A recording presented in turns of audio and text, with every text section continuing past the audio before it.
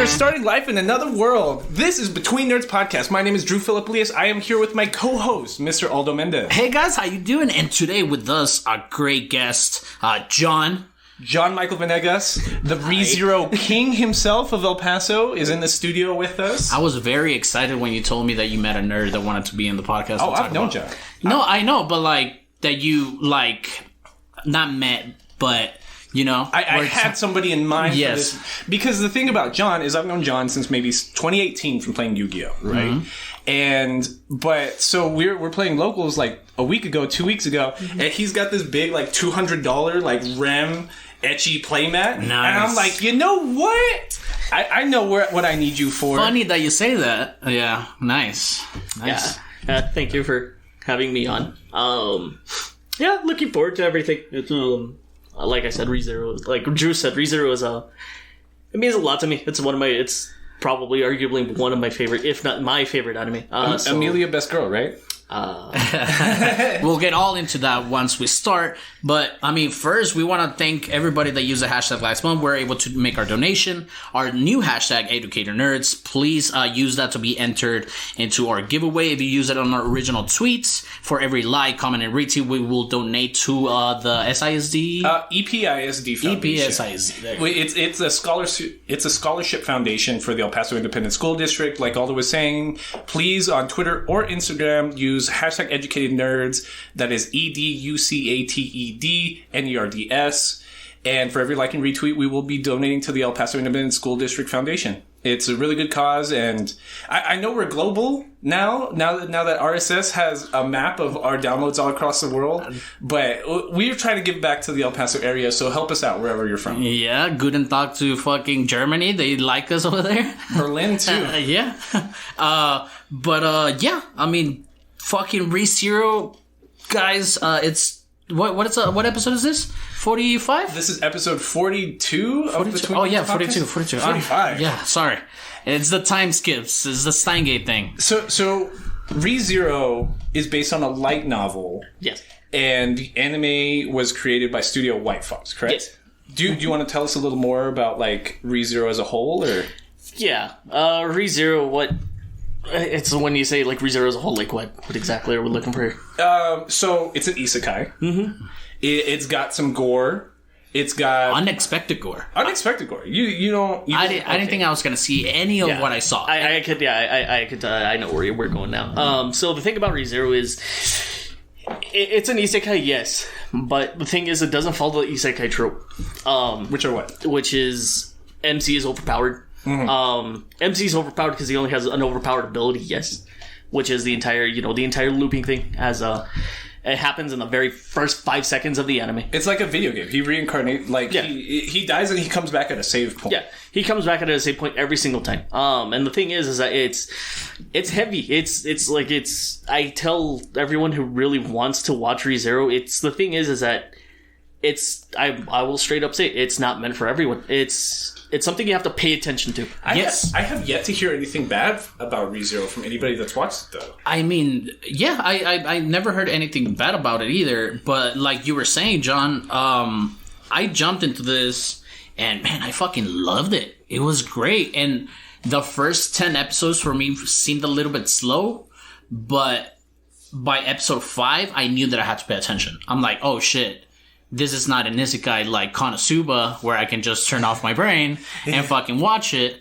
You have to pay attention because you're not going to fucking know what the fuck's going on. Oh, yeah. You definitely do. It's one of those things where... And especially, like, I know you guys just watched season 1, but going into, like, season 2 and, like, where I am in the web novel itself where it's, like, arc 5, going into the one after arc 6... There's stuff that is there from season 1. You have to pay attention. How many published light novel volumes are there so far? If I remember, there's now 26. Jesus. That's pretty long. 26, but it's going... Basically, it caught up to the web novel, because the author, Tape Nakatsuki. Yeah, Nakatsuki. He took a long break, to say the least. Long break. Hiatus. Do you think it was stress from the industry? Because we've discussed that before. Because when we did Hunter x Hunter, he is like chronically ill from the stress and the anxieties he took on while publishing as part of the manga industry. I would say that, but the thing is he likes tweeting about his FGO roles. I don't know what that is. Fate Grand Order. Oh! He loves tweeting his FGO roles.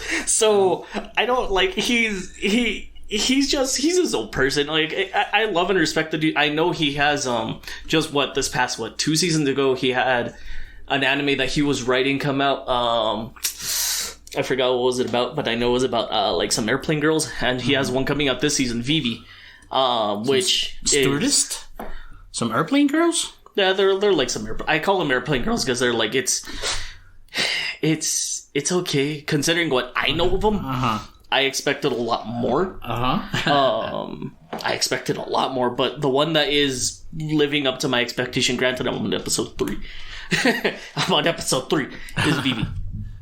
Vivi Fluorite Ice Song? Yeah, that's the one that's coming out currently right now. Like, I think it comes out every Saturday? I'm not 100% sure. Well, I do want to speak in like general terms about how I felt about season 1 and its writing style, because to me, you're right. It's an isekai, it's a fantasy, but it doesn't feel like a typical isekai. The MC is incredibly annoying, but as far as like what seems to drive the story for me is it's a narrative written through its waifus. Like, his main motivations half the time are like, here's this cool waifu, this cool, like, female character I drew. I'm gonna draw a whole arc around her, a whole narrative around her. And it reminded me a lot, even though it's a completely different genre, it reminded me of Rent-A-Girlfriend, which Rent-A-Girlfriend season 1 is split up into, like, 4 or 5 episode pieces based entirely around arcs of these girls.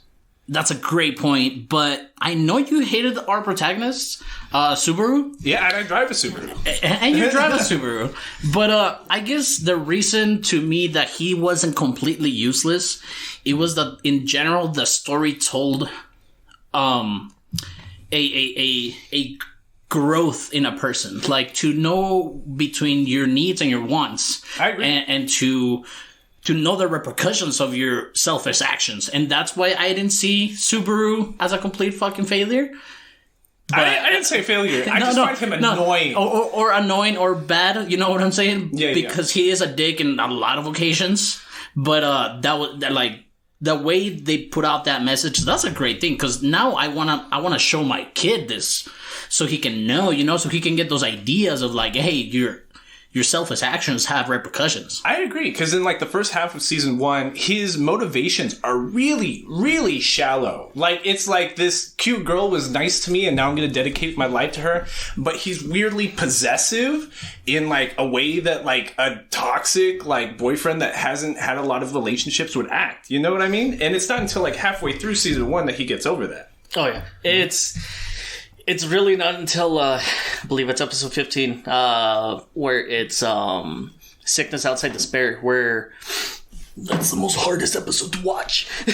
Episode 14. Which one? 15 or 14. It's the one where he gets his ass beat by Julius. Okay, but for, I'm sorry, but for our first time viewers or listeners that haven't, should we go through the plot or what we get introduced to? How does it start? Episode 1. Episode 1. He dies. Like episode 1, first 5 seconds, he has an dies. Aneurysm. And he wakes up in another world. Yeah, he wakes up back in modern day Tokyo. And he's just in a convenience store. No, I think it's a 7-Eleven. He's just in a convenience store buying some ramen. He's buying ramen. He buys, I think, a drink. And he walks out, and then he just straight up gets teleported to another world.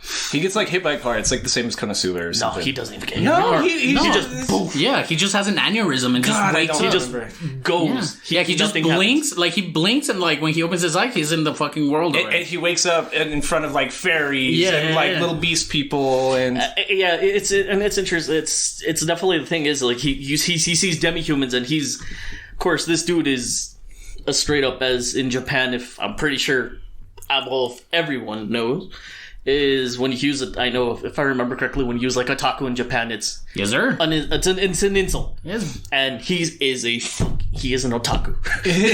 He is 100%. He is a shut-in neat, and he wakes up and he's like, I've read these. I get to go ahead and do whatever I want. He treats it like a game at first. He's like, it's like how in Konosuba, Kazuma will talk about like red flags and not triggering events and stuff. But Subaru, when he gets transported this world, he does like the opposite. Like he's like trying to press like the video game aspect and trying to like get the narrative started. Yeah. He himself believes, he's like, I was teleported to the world for a reason. I have superpowers, and that's essentially what he does in like the first 15 minutes where the power of will. He's like, where that girl's about to get run over, and he's like, it's my time to shine. Whew. And nothing happens. Yeah, he puts his hand out like he's trying to do magic or something, and nothing happens. And he's like, okay, well, maybe I have to like activate my power or something. So he continues on doing his normal thing, and he almost gets jumped in like an alley. It's like when tourists get lost in like Manhattan or something. Like they almost get like pressed or stabbed to give all their money in like a crappy alley. Yeah, and he bumps into these three thugs in the alley, which we see throughout the fucking season, or throughout at least the first half. Yeah, and. Yeah, he's like, I know I can get out of this because I'm a protagonist in this goddamn world. Yeah. And he tries to he does get 2 good punches in. Yeah, he knocks 2 guys out and then he gets like stabbed. Yeah, then he gets stabbed. Is that the first time he dies? No, that's not right? the first loop. What happens is the girl, the bum girl saves him, right? It's if I remember correctly, this is exactly what happens, is that this yellow-haired girl runs by him immediately, and then, as you find out later, Amelia runs by him and is like, I'm gonna go chase her and I'm gonna help him. Amelia's our white-haired half-elf girl? Yes, she is our silver-haired, I'm sorry. Silver-haired half-elf. Yes. Yeah, Drew. Yes. My bad, everybody. I'm like, silver. Don't you have your notes? Come on, guys. And like, again, I hate his motivation in like these first few episodes because it's like, cute girl was vaguely nice to me. Like, I'm just gonna follow her around and be nice to her. And I love that what he's seen, at least at the beginning for me, what this anime presents you to is like almost this kid having a chance to run away from his normal life or his responsibilities. But I mean, by the end of that season, we see that he learned a lot.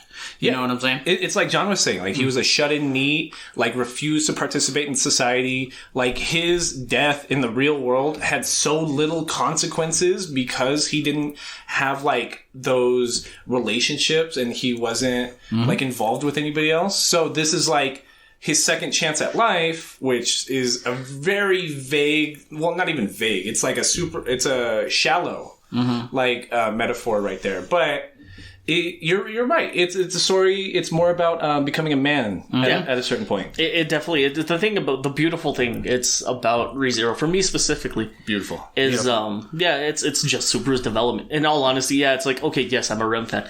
Everyone's like, oh no, Rem best girl, She is 1,000,000%. By the end of season 1, I'm like Rem best girl, like times 1,000,000. She is, and she is. But the thing is that it's, to me, she's just a part of it. It's really Subaru and his narrative that drives the entire story. Because I will tell you this much: if you're like straight up, like just in it for waifus, like probably bail out just because. Do they all die? No. Well, even all these waifus die like 10 times a piece. Well, I mean, yes, they do, but they don't. But they don't at the same time. So you can say yes and no, and you're still right. But the thing is that when Subaru drives, Subaru's story is just driving the entire plot, as you said, is it's just he develops into an actual person that's actually okay. And I completely agree with you, because throughout the week, fucking Drew over here, he was like, Ram best girl, fuck Subaru, this and that, something. I'm like, honestly, he's surrounded by great people. Yeah. By great people, but he doesn't see it because of his selfish fucking ways. And he doesn't learn it. He learns it the hard fucking way. You know what I'm saying? So it's fucking ridiculous. And like to the point that, for the waifu. You can't watch it for the waifu because they're all great people. Yeah, and you even mentioned that you like Felix. You know what I mean? Felix is dope. Like, hold on. Before we're talking about all these characters that we haven't even introduced as part of the plot. Hold on. It's because all these characters are amazing, and like I appreciate everyone's character development so fucking much. That's and the thing is that's just the beauty of the writing, is that it's Subaru. And he's backed by very strong supporting characters who have very interesting backstories. I keep telling myself I'm not going to get distracted, but like that reminds me of like, bro, I almost cried about like an old man's backstory that happens in the span of 2 episodes. Yeah. I was like, Jesus Christ, I'm going to cry. I know exactly what episode. Hold on. Okay, so he meets Amelia. He's getting jumped by these dudes. There's this yellow-haired little bandit girl that's like totally jacked some shit, and she's like jumping between buildings. And Subaru Natsuki meets Amelia, and she's like, hey, my seal's been stolen. Did you see this little blonde bitch coming through? He's like, I did see that little blonde bitch. Let's go get her, cute woman. And so he follows her around, and he meets like her little spirit cat who shoots ice out of his fur or something. I don't fucking know. It's magic. It's magic. It's literal magic. Everyone has ice magic, which like the RPG fan in me at a certain point was like, I'm tired of seeing ice magic. I need to see one fire user or like a lightning user, anything. And but okay, so they're going to get the seal. They figure out that this little blonde chick is going to sell the seal to this shitty pub bar like in the slums of town. So they go. It's almost trading place or trading spot thing, right? It's just rundown bar. Yeah, something like that. It's like, it's hard, like going into it, like you just don't know what it is. It's just this rundown place. And this is where I got I was like, I'm gonna pay a little more attention, because the first 15 minutes of the episode, they're really light. Yeah. It's really light. And at the first half of the second episode, it starts like dimming down some more. Because he meets like the owner of the bar, who's Old Man Rum, yeah. Old Man Rum, and he's not a human, is he? He's demi-human in his own way, if I remember correctly. He's almost like an ogre or something. He reminds me of those rock people from Zelda. Yeah. He reminds me of the Gorons. Gorons, there you go. What's her name, actually? She says it. She says it when... Well, we'll get there.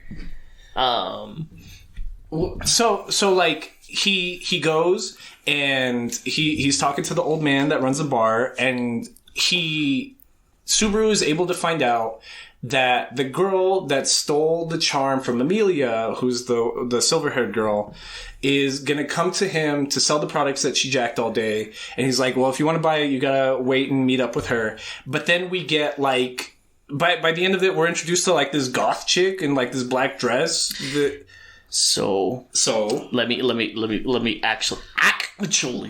Okay. So what happens is Subaru dies. Subaru dies before everything you just mentioned. They repeat. They do that all over again. How did he die the first time? I don't even remember. You don't see it. It's just like, yeah, and then he's like, "What the fuck, my stomach?" And he just fucking passes out. And he's holding this Amelia's hand. Amelia's hand.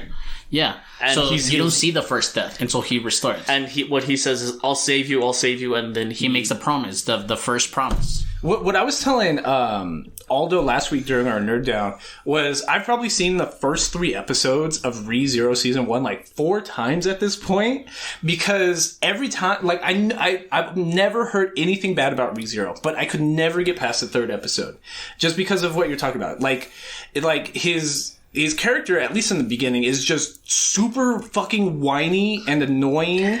And so you're right. We get this loop. He dies the first time. He retraces his exact fucking steps. Proceeds to die again. Yeah, and proceeds to die again. So he's just like, I know where I need to be. I'm going to go straight there. And then, so does he actually meet the chick this time that murders him? Yes. So eventually, if I remember correctly, it's a 3rd loop. At this point in time, he's convinced that Amelia, she does not reveal her name. She reveals her name is Satella. Right. That name is very important later on. Because it's the witch. Yes. Doesn't he call her that, like, in the middle of town? Yes, and it's like the N-word for, like, yeah, it is the equivalent of, yes. It is like the equivalent of, yes, and it's bad. Yeah. Like, he fucks. Everybody's like, you should leave. Yeah, because he came back to life. So in this timeline, she had never introduced herself to him as Satella. And he's like, yo, Satella. She's like, the fuck did did you just call me, bro? Yeah. Like, I was like, whoa, because I was like, that seemed very weird. So I looked it up and I was like, oh, he just called her the N-word. Yeah. It's essentially, it's the equivalent of, and then it's past that loop where he dies again. And it's on that third loop where he goes ahead and he actually sits down with, he meets up with that yellow-haired girl. He finds out her name is Felt. right. Felt is from the slums, to say the least. The wiki's calling it a loot house. It's kind of like a loot house. It's a loot house bar. It's a loot house. You want to buy some shady shit and get a beer at the same time? Yeah. Well, we got you. Yeah, I mean, it's essentially what they do. They offer milk. So I've been to many loot houses. And so that's the thing is like you go and he eventually puts himself in a very very interesting situation because what they call it is a media. Oh. A media is essentially the equivalent of like the snail phone from One Piece. Yeah, it's the conch phone from SpongeBob. That's what they call his regular flip phone. Keep in mind this is 2016. So I guess that's the hot thing in 2016. I vaguely remember 2016, man. It's a while back. And so they call it the media. And so he goes ahead and he actually says, I have a media because that's the manga started in 2012, so that makes sense that he had or the light novel, excuse me. I keep calling it a manga. But yeah, the manga started being published in 2012, so he has a flip phone. Yeah. And I watched almost entirely the dub, but I was switching between the dub and the sub. And in the sub translation, you were right, they're calling it a media, but in the dub they called it they pronounce it as metia. I mean, I don't know. I could be wrong. Keep in mind that it's 100%. I'm not gonna lie. It's like sub superiority. Don't get me wrong. It's as I said, the dub VA, especially for Subaru, he does a very fantastic job. He did his best with what he had. He actually does. In his defense, he does a decent job. It took him 3 times to. It took him 3 deaths to kind of figure it out at this point. Yeah, and that's the thing too. Is back to the VA. He's great in the story. Mm-hmm. Going into it, VA voice actor. Yeah, VA voice actor. Now back to Subaru. Subaru goes and sits down. He knows he has a media. He's like, hey, I have a media. This exactly. I know what this is worth. This is definitely worth that seal. That is whatever you stole. And Felt thinks about it. She almost agrees, but the thing is that she has to go ahead and meet with the original buyer. Yeah, with the original buyer. Which oh my god! Please help me remind me. Her name is Elsa. Elsa, yeah, Elsa. Oh. So, but her character model is funny because this is the only character we've seen in all black. A lot of especially the female characters and the male characters too, they're defined by a specific color. We meet a purple haired dude, green haired girl. We got the one yellow haired girl. We got the one white haired girl. Her character design almost reminds me of the female version of Overhaul from My Hero Academia. Oh yeah, exactly. Did you watch season 3 of My Hero? That's actually right. She's she's got a feathers. Crow. Yeah, she's got feathers, purple hair, very dark, aura and stuff like that. It reminds me Overhaul. I was I think you're right, and I hadn't even thought about that. I have not thought about that either. My brain works in mysterious ways. Yeah, I can see that. And the thing about Elsa is, as you find out, she loves guts. Mm-hmm. Yeah. She just loves the quality of somebody's guts. She'll cut open your stomach just to be oh yeah, your intestines are the right plumpness and the perfect color. She even I think in the second loop, what she says is oh, that's a beautiful color. And the thing is he's from another world, so of course it's gonna be that peachy nice red. Yeah, and that's the thing is she's so twisted, but. Yeah. She's a sociopath. She gets off. She's on a murderer. She's not a sociopath. She kills. She'll make lampshades out of it if she had the chance. Yeah. She's gonna wear them like a hat. Yeah. And that's the thing is that they go ahead and they meet Elsa. They go ahead and Elsa's well, I have all this gold. Well, but this is a media. Okay, I have extra gold. And so the thing is that they're well, it's also media, which I could sell for, I think they said it's the equivalent of 1 platinum gold? I don't remember, which is essentially their one-way ticket out of here. As you can tell, Felt and Ram, they want to get out. They want to get out of the slums, which, fun fact, if you notice, there's a lot more demi-humans inside the slums. Now that you're mentioning it, I'm like, yeah, like they've like pushed all the sub races to like the poor part of town. Yes, and that's the thing. This is me again praising the author's world design, but the thing is that his design of the world is humans are above. Keep in mind, Subaru got thrown in. We'll fucking get there. And so he goes through that entire media exchange. He goes ahead and he exchanges it. They say, okay, well, you know, there's a knock. There's a knock on the door. They think it's Elsa again. No, it's Amelia. Amelia comes in. They start talking. They start going on. And then Elsa finds out. Elsa's still in the room. She turns around saying, well, you're working with the enemy. And so she just goes on a bloodthirsty rampage trying to kill all of them. Long story short, she does not. Earlier, Subaru meets this dude in very literal knight in every way. Yes, he's the best way to put it. And his name is Reinhardt. Yeah. Reinhardt is red hair. That's what I'm saying. Everyone has a very specific color type that we're supposed to like notice off of them. And he's very much a husbando. You think so? Yeah, dude. He's. I know what's going forward, and I mean he's a decent dude. He's really good. He's a decent dude. He's very like he's pure-hearted. Yeah, he's the knight in shining armor. Like, he selflessly will like put himself in harm's way to protect lesser people. Well, not lesser people, weaker people.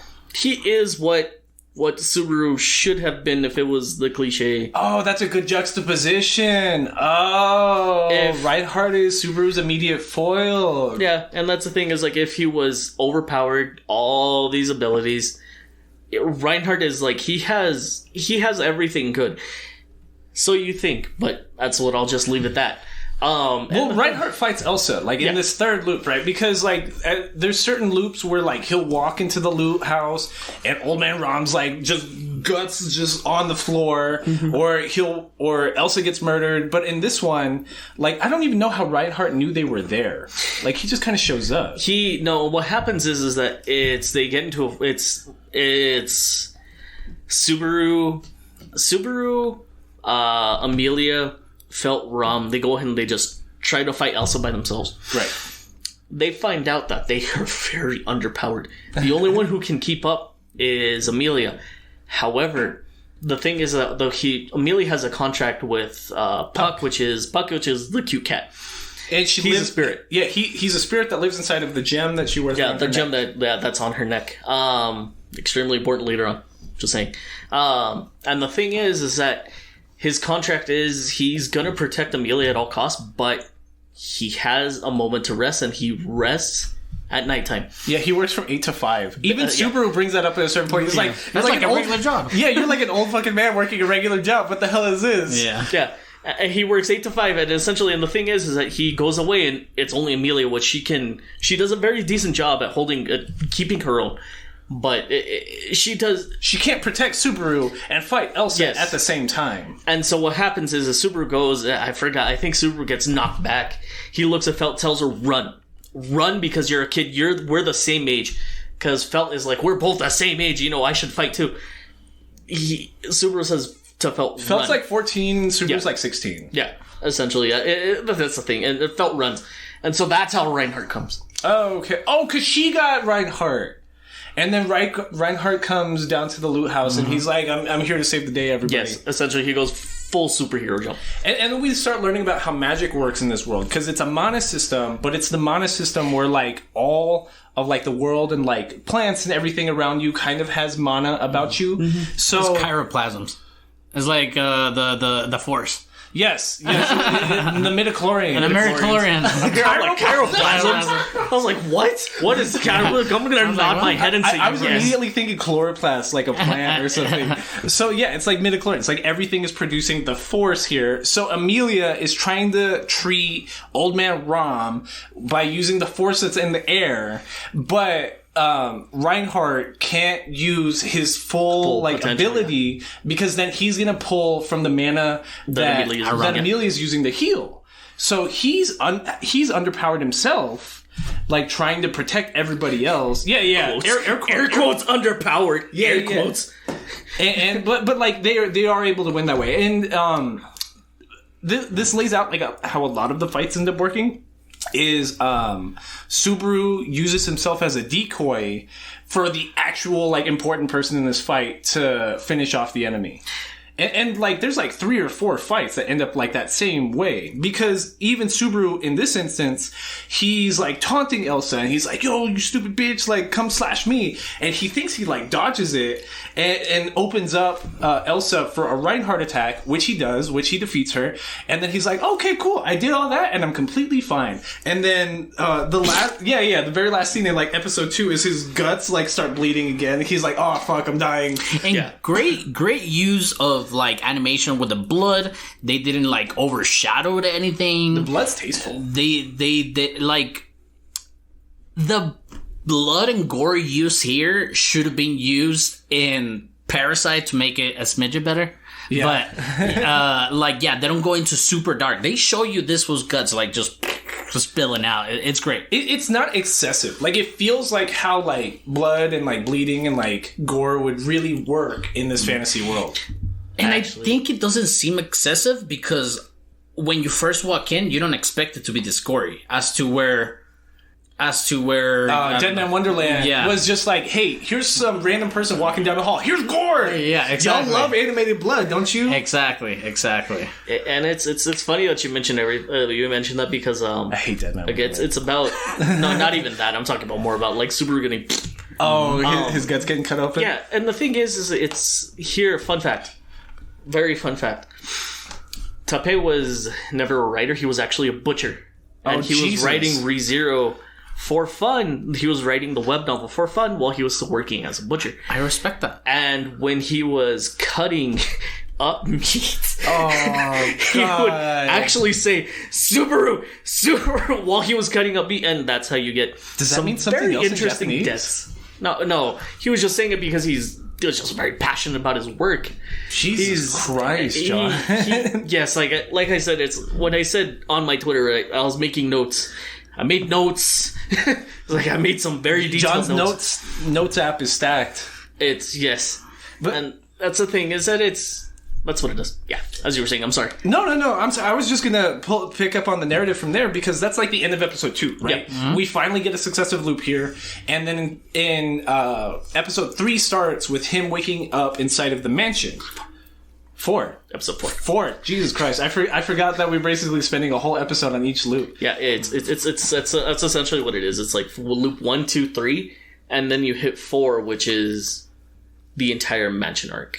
Yeah. Was it considered an arc? Because he wakes up. Yeah, it's a mansion arc. He meets the maids. He meets the pink-haired maid, Ram. How are we pronouncing it? You could say Ram. I know which one. If it's to your viewers, when I say Ram and they say Ram, it's the same person. I just watched it subbed. How does the sub pronounce it? We'll go off what the Ram. Sub. Ram. Okay. Ram. And which is funny, which we were talking about before we turned on the mic. The dub. Like, the Subaru voice actor will switch the pronunciation on both Ram and Rem, like, 4 times each. Like, he calls Ram, both Ram, Rom, and Reem. Yeah. Yeah, and then he'll call Rem, Reem, Rim. And it's just like, I don't know how Funimation Studios was like, this all sounds correct to me. It's Funimation. At that point in time, they didn't care just because it's Funimation. It was going to be a hit no matter what. They didn't give a fuck. They were just trying to get this out. 2016, when it was already airing, it was already a hit. Because I keep it now. I'm just going off what I know because I watched it in 2017. Right. In 2016, when it was going off, it was the talk of the town. Right. In 2016. And so that's the thing is like like I could definitely say another fun fact. It is the only DVD that has a recall. Really? Yes. What? It was Killing Kids? It's the only DVD that has a recall, and I believe it was again because of pronunciation, because it was localization. They messed up. Funimation. If you go ahead and like straight up, I'm not lying. Go ahead, Google it. And you told us this. We didn't know there was a director's cut. Yeah, I watched the first thing that was listed on Crunchyroll, like the English. Okay, dope. I'm gonna watch this. Yeah, usually Crunchyroll just separates the seasons by either English or sub or dubs, you know? And you told us that we watched the recalled Blu-ray fucking version. No, you guys watched the actual Blu-ray that was okay. So they released a third time. So it's like the original, the recall, which we watch, and then there's a director's cut. Yeah, the director's cut, which the director's cut, as we get on to like the very end of the season, it's...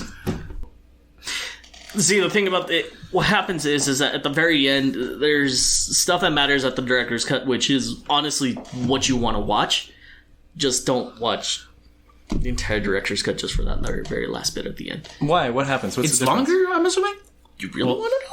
Yeah. Because I'm not sure I'm going to go back to season 1. Okay, hold on. So, at the very... It's time to bust out the notes. Should we get there when we get there? Let's get there when we get there. At the end of the anime. It's the end of the season. Oh, I thought you were saying at the end of this episode. No. No, it's the end of the entire season. Oh, okay. So, he Subaru wakes up, he meets meets Rem and Ram, yeah. Rem and Ram, this pink and blue haired maids who are also part demon ogre, or I forget. They're demons, yeah. They're demons. Okay, excuse me. And then he meets like this little blonde girl inside of a library. Entity of the mansion, almost. Beatrice. She's Betty. Yeah, Bieko. Bitches. She's Bitchatrice. She's so great. But she's dope too, because she ends up being like one of the most important characters in this arc specifically. Like, she solves this loop by herself almost.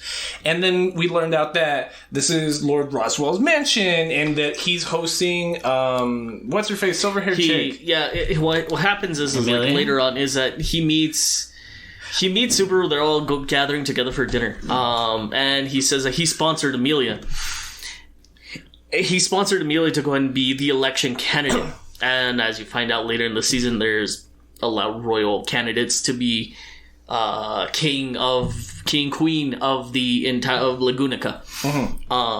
Which you'll find out later on. But as right now, he goes and he's like, yeah, I own this place. That's essentially what he's like, I own this joint.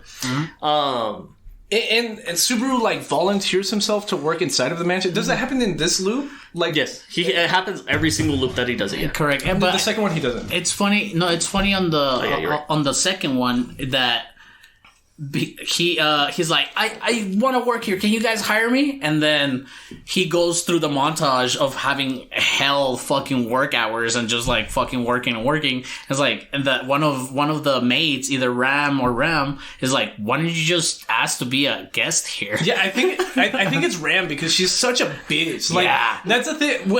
I almost think it's funny how, like, in this arc, I guess this would be considered the second arc of the anime. I don't know if the light novels are like this, but so this is the Roswell Mansion arc, air quotes, and all of the female characters that are introduced in this arc talk super robotic, both in like the sub and the dub a little bit, except for like, so Ram and Rem will both talk like proper and like use really short, precise language, and like they sound like robots a little bit, except like Ram will throw like passive aggressive jabs like at the end of everything. But they don't do that to the Lord. They don't do that to Lord Roswell. Yeah. And Betty's like that too. But so like and this took away from it for a little bit for me in the beginning of this arc, before you get like real character development. Because I'm like, Jesus Christ, like this guy can't write a fucking female character, and every character being introduced is a woman.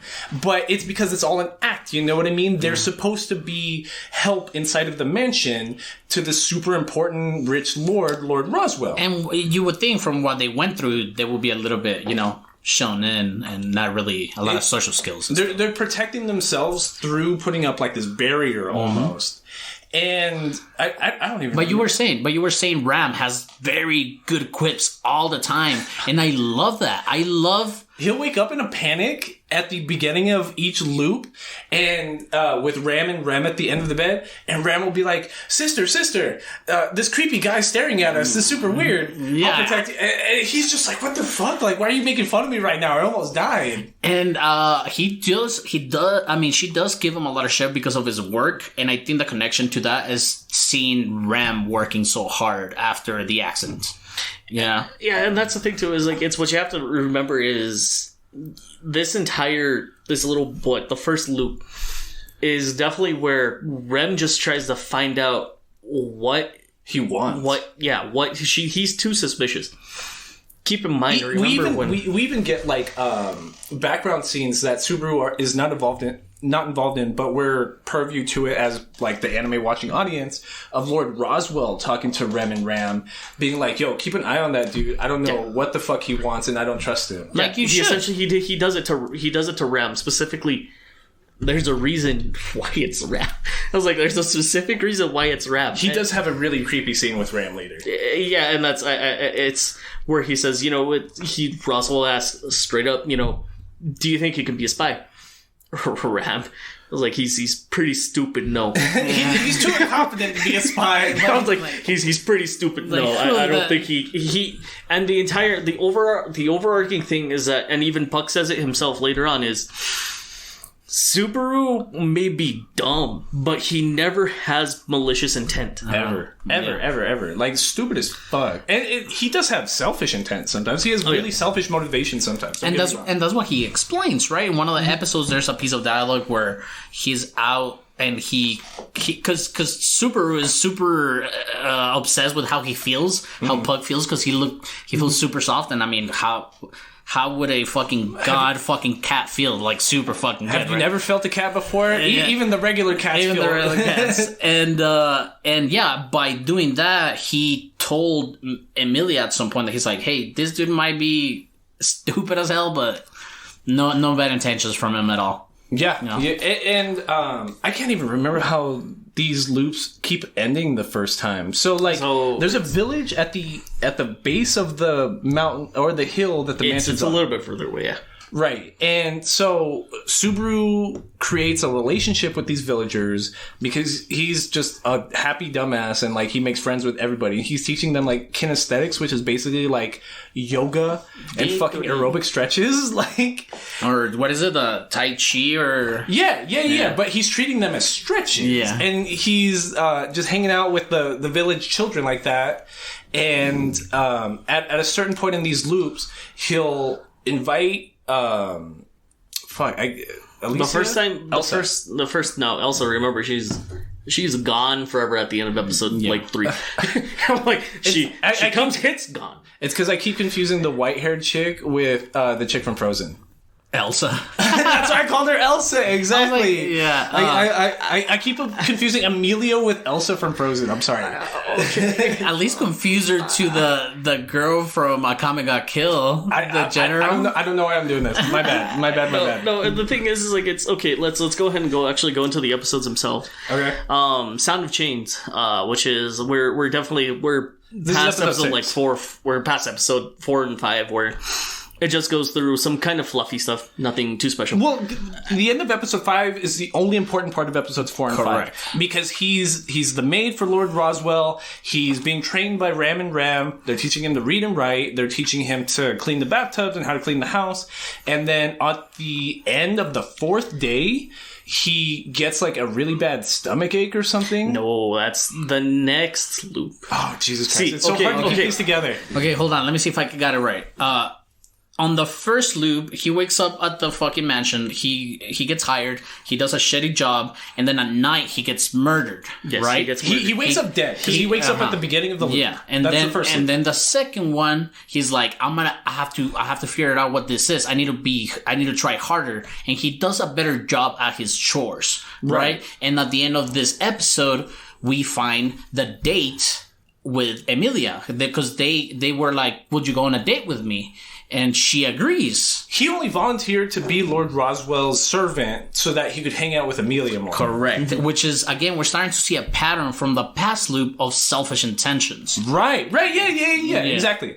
And so the end of the fourth night here, he feels fucked up, but like instead of like actually going to sleep and waking up dead, he like goes and walks around the house, and he gets like murdered by like some faceless assassin or something. Yes, and the thing is like he hears a very, very distinct sound of like chains. Chains, yes. He hears chains, and then the thing is that you see something just come at him, and he just he's just dead. No, not even that. Well, it's in the director's. No, he gets hit. Fuck, he goes flying away. I think he's missing his arm. Oh, that happens in the original too. Yeah, he's missing his arm, but in the director's cut, I think his hand is like, you see his hand hanging off a light chain. No, yeah, it's off of it's off of a chandelier, because like he gets hit by whatever the fuck the chain is, and then like he's flying through the air, and when he's tumbling down, he lands on his back, and he's all fucked up and in shock, and he looks up at the chandelier, and his arm's just hanging off of the chandelier. His arm's just hanging off, like 10 feet above him, and he's like, "Oh fuck, that sounds bad." Like, yeah, he's like, "Oh well, I guess I'm dying." Then he looks forward, and then he just sees a ball with a spike, and then that ends that loop. Mm-hmm. And then, ironically enough, the next episode going into episode 6, which is the sound of chains. The third loop. This one will be the second loop. No, this is the third loop. This is the third loop. That's the second loop. The first one, yes. The first one he dies in his sleep. The second one, he doesn't die. He dies in his sleep on the third one. Oh, Jesus Christ! Okay. I'm like, no, dude, trust me. It's so hard to keep this track. Okay, right. Yeah. So episode 6, The Sound of Chains. Yeah, Sound of Chains. What essentially happens is he goes ahead. He wakes up in the room. Ram and Rem are there. Ram throws her Catchman Winslow. He goes through the entire loop again, and as you said earlier, he asks Amelia on a date, and he gets that date. The thing is that him and Ram go ahead and go into the village, as you were mentioning earlier. They go into the village, and they go ahead and they need to get a list of groceries. Ram. He comes back. No, this one's Ram. Is it? Oh, fuck. Okay. I'm like, no, trust me. Like you have to like have everything. It's okay. It's a lot. And then that's the thing is that he goes with Ram, and they come back, and Ram is actually being somewhat nice, which is weird. And the thing is that at the very end of the episode, it's at the end of the fourth night again, and he knows an assassin's gonna come because he died the previous loop. Right. So what he does, he's like, okay, I'm going to go ahead and take off. Thank you for everything. And he goes like on this mountain with a perch looking over the mansion. Right. He's like, okay, I'm going to go ahead and see who this assassin is. Mm. And then he hears the sound of chains again. He hears the sound of chains again. Then he finds out he's walking towards him. And the assassin's walking towards him, and it's a blue-haired maid. Yeah. It's a blue-haired maid. As you find out, it's Rem. Rem goes ahead and, murderfies him. She takes off his leg. He goes flying. He's there's just sitting there crying. He's like, why? I thought I was getting close to you both. I thought I was doing everything right. Why are you doing this? He's just sitting there bawling, crying in pain, saying why. And then he goes ahead and he looks up, and then he gets up and he's about to say something to Rem. And then just a dash of wind goes through his neck. And the thing is that when the wind goes through his neck, remember this, is Rem looks down and says, my sister is too kind. Now, you have to pay attention. You have to very much pay attention at that point, because Rem does not use wind magic. Yeah. Ram is the one who uses wind magic. Okay. And that's what you find out earlier, and Ram is the one that killed him. Now, again, it starts all over, and he's like, I don't know what I did wrong. This is the one where, like, as Drew said earlier, is he just sits there, and he's like, I'm gonna chill and be a guest. He's like, if I remember correctly, he's the one that's like, I'm gonna chill, and I'm gonna be a guest. And he's just trying to figure out what's going on. What did he do wrong? I feel like it's because he doesn't develop a relationship with these girls, because he treats it like in the selfish way, like Aldo was trying to say. Like, he's doing it strictly to like get this date and get closer to this chick he met on the very first date. Correct. Yeah. His entire motivation in this mansion arc is to get back to the date asking time, which is the second one, which ends up being like the least important part of this whole narrative. Mm-hmm. And when that date happened, it was a very nice day and stuff, and you know what I'm saying? It was effortless. Yeah. And then now his selfish motivations trying to drive through this and getting back to that point is what keeps fucking him up. And that's like, as I said earlier, it's the beauty of it. He tries to do things. He's like, okay, well, you know, I'm going to go ahead and go on this date. Dope, dies. Tries to do something. He wants it, dies. He finds out the world is very unforgiving. Mm-hmm. It takes him a while. Which is cool, like, comparing Re:Zero to, like, every other anime ever, because it feels like even FMA Brotherhood, which I love to death, don't get me wrong. Like, I had a great week watching all 45 episodes of that. But at a certain point, it's like the Elric brothers say something and they get it. You know what I mean? Like, it might be a struggle. People might get fucking hurt. People might get killed, but they get it at the end of the day. The Re:Zero narrative is like, the world does not give a fuck what you want, bro. The world will keep spinning and do whatever it's gonna do. Mm-hmm. And, like, no one gives a fuck about your needs or your wants or your desires. Yeah, sometimes you're gonna do everything right, but the fucking boat still gonna flip, and that's okay. Yeah. You know what I'm saying? That's definitely it, because it's like, because you can't just revive, like, Subaru here. Yeah. So. Yeah, no, and that's the thing, too, is, like, especially going on to with the next loop, where this is the one where he goes to the village. He's just as a regular person, a regular dude. The maids are very cold to him, because they have absolutely no purpose. Ram, this is where he shares the ogre story with Ram. Right, so he goes to the village with Ram. He goes back to his room. He's hanging out with her because not only is she teaching him to read and write, but she's teaching him how to be a maid and a guest or whatever.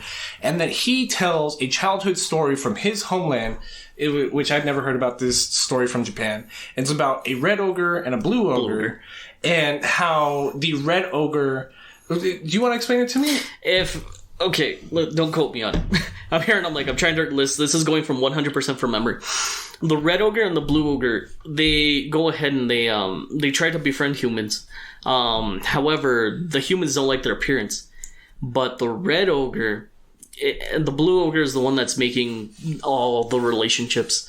The blue ogre is the one that the humans like, but they don't like the red ogre. So the red ogre goes ahead and says, you know, blame everything on me. And essentially what happens is, at the very end, and I'm paraphrasing it extremely hard, I don't remember word for word, but what happens at the very end is that the red ogre leaves, and the blue ogre is the one that's with the humans, but the blue ogre is the one that has all the new friends. Mm-hmm. But in the end, lost their dearest friend.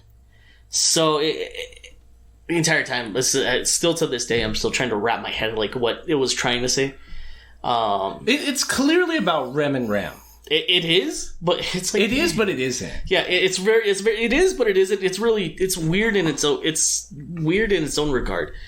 But what happens is later on, he comes back, he gets, he gets bit by the puppy. Yeah. So at the village, the kids have this stupid dog that looks like he has a stitched, like, lobotomized head. Yes. And Subaru's like, oh, what's up with this ugly fucking dog? And sticks his hand out and the dog bites him. Mm-hmm. And I don't even remember which loop it is. I think we're already discussing the fourth or the fifth loop. The third loop. Yeah. So by the beginning of the fourth loop, he tries, like, looking back on everything he's done. Yeah. Everything he's done. He's like, what the fuck is causing me to die at the end of the fourth day? And he goes to Betty. Yes, and there's a piece of dialogue where Betty can sense, like... Curses. Yeah. She can sense curses because she's she's sitting in what they call it's like the Forbidden Library or something. That's what it's called, the Forbidden Library. Oh yeah. She's sitting in the Forbidden Library. And Subaru's like, well, can you detect curses? You know, I can't detect curses if they haven't been activated. Like at the beginning of every loop, the very first thing he does, no matter what his goal is for this loop, is he goes and harasses Betty. Mm-hmm. And Betty just like cannot stand him and is just like, get the fuck out of my library, bro. And the beginning of this one, he goes and he's harassing her, but this time he's actually probing. He's actually probing questions. He's like, you seem smart, you seem knowledgeable, so I'm going to start asking you a bunch of questions. And so what he does is he does everything the exact same way, gets bit by, I mean, fast forward everything like entire, 10 whole minutes, gets bit by the puppy, goes back to Betty and says, Beatrice, and is like, well, you know, check me now. And then she goes up and she's like, oh, you can't be possibly, you have a curse. Yeah. And then he recognizes that the puppy is the one that has a curse. It activated its curse. She went ahead and she oh wait, there's the third. I forgot the third loop. Okay, What happened? there's the one immediately right before it. Well, actually, no, we're getting to it. The curse. What happens is he it's activated, and they go ahead and they take it out. Not this one. It's the fourth loop. This third loop. He gets the curse. Okay. And from the curse, he goes ahead and he tries to figure it out. Dude dies. He does everything all over again. He does everything all over again. I'm sorry, I'm trying to remember everything from memory. It doesn't have to be exact. It's okay, because we're stuck on like episode 7. We got 25 episodes to discuss. Yeah, no, and that's the thing too, is that what you have to remember is there's one episode where it's the episode where he's a guest. He doesn't go. Keep in mind that... To the village? Yes, he doesn't go to the village at all. Rem is the one that gets bit by the puppy. Oh. And I forgot about this entire... This is a very major point, which I'll go ahead and I'll talk about later. It's a major point in the anime because Rem is the one that gets bit. Roswell, Rem is just crying. Her cries are echoing throughout the entire mansion. Wakes up Subaru, everyone goes, and then, but what happens earlier is Beatrice and Subaru form a contract where Beatrice was going to protect Subaru until daylight, because in that loop, he was like, I'm going to die in the 4th night. He makes it to the 5th day. That's what happens on the 5th day. Everyone gets into a fight. He runs out, and he just keeps running. He keeps running, and he gets into a cliff. And from that cliff, he goes and looks down, and it's just jagged spikes. At the bottom of the cliff. At the very bottom of the cliff, yeah. And so what happens is he stands there, and Ram is walking towards him. And Ram says, "You killed my sister." Accusing him of saying, and he says the exact same thing with Rem, but this is a little before he figures everything out. And he's like, "This is what I did wrong."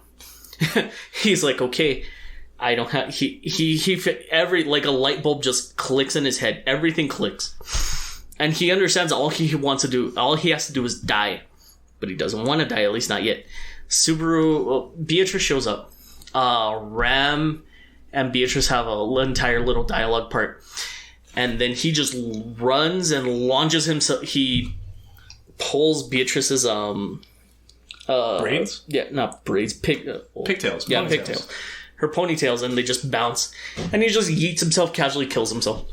So at this point in time, he figured out everything. To forcefully reset the loop. Yeah, to forcefully reset the loops, because now he understands everything.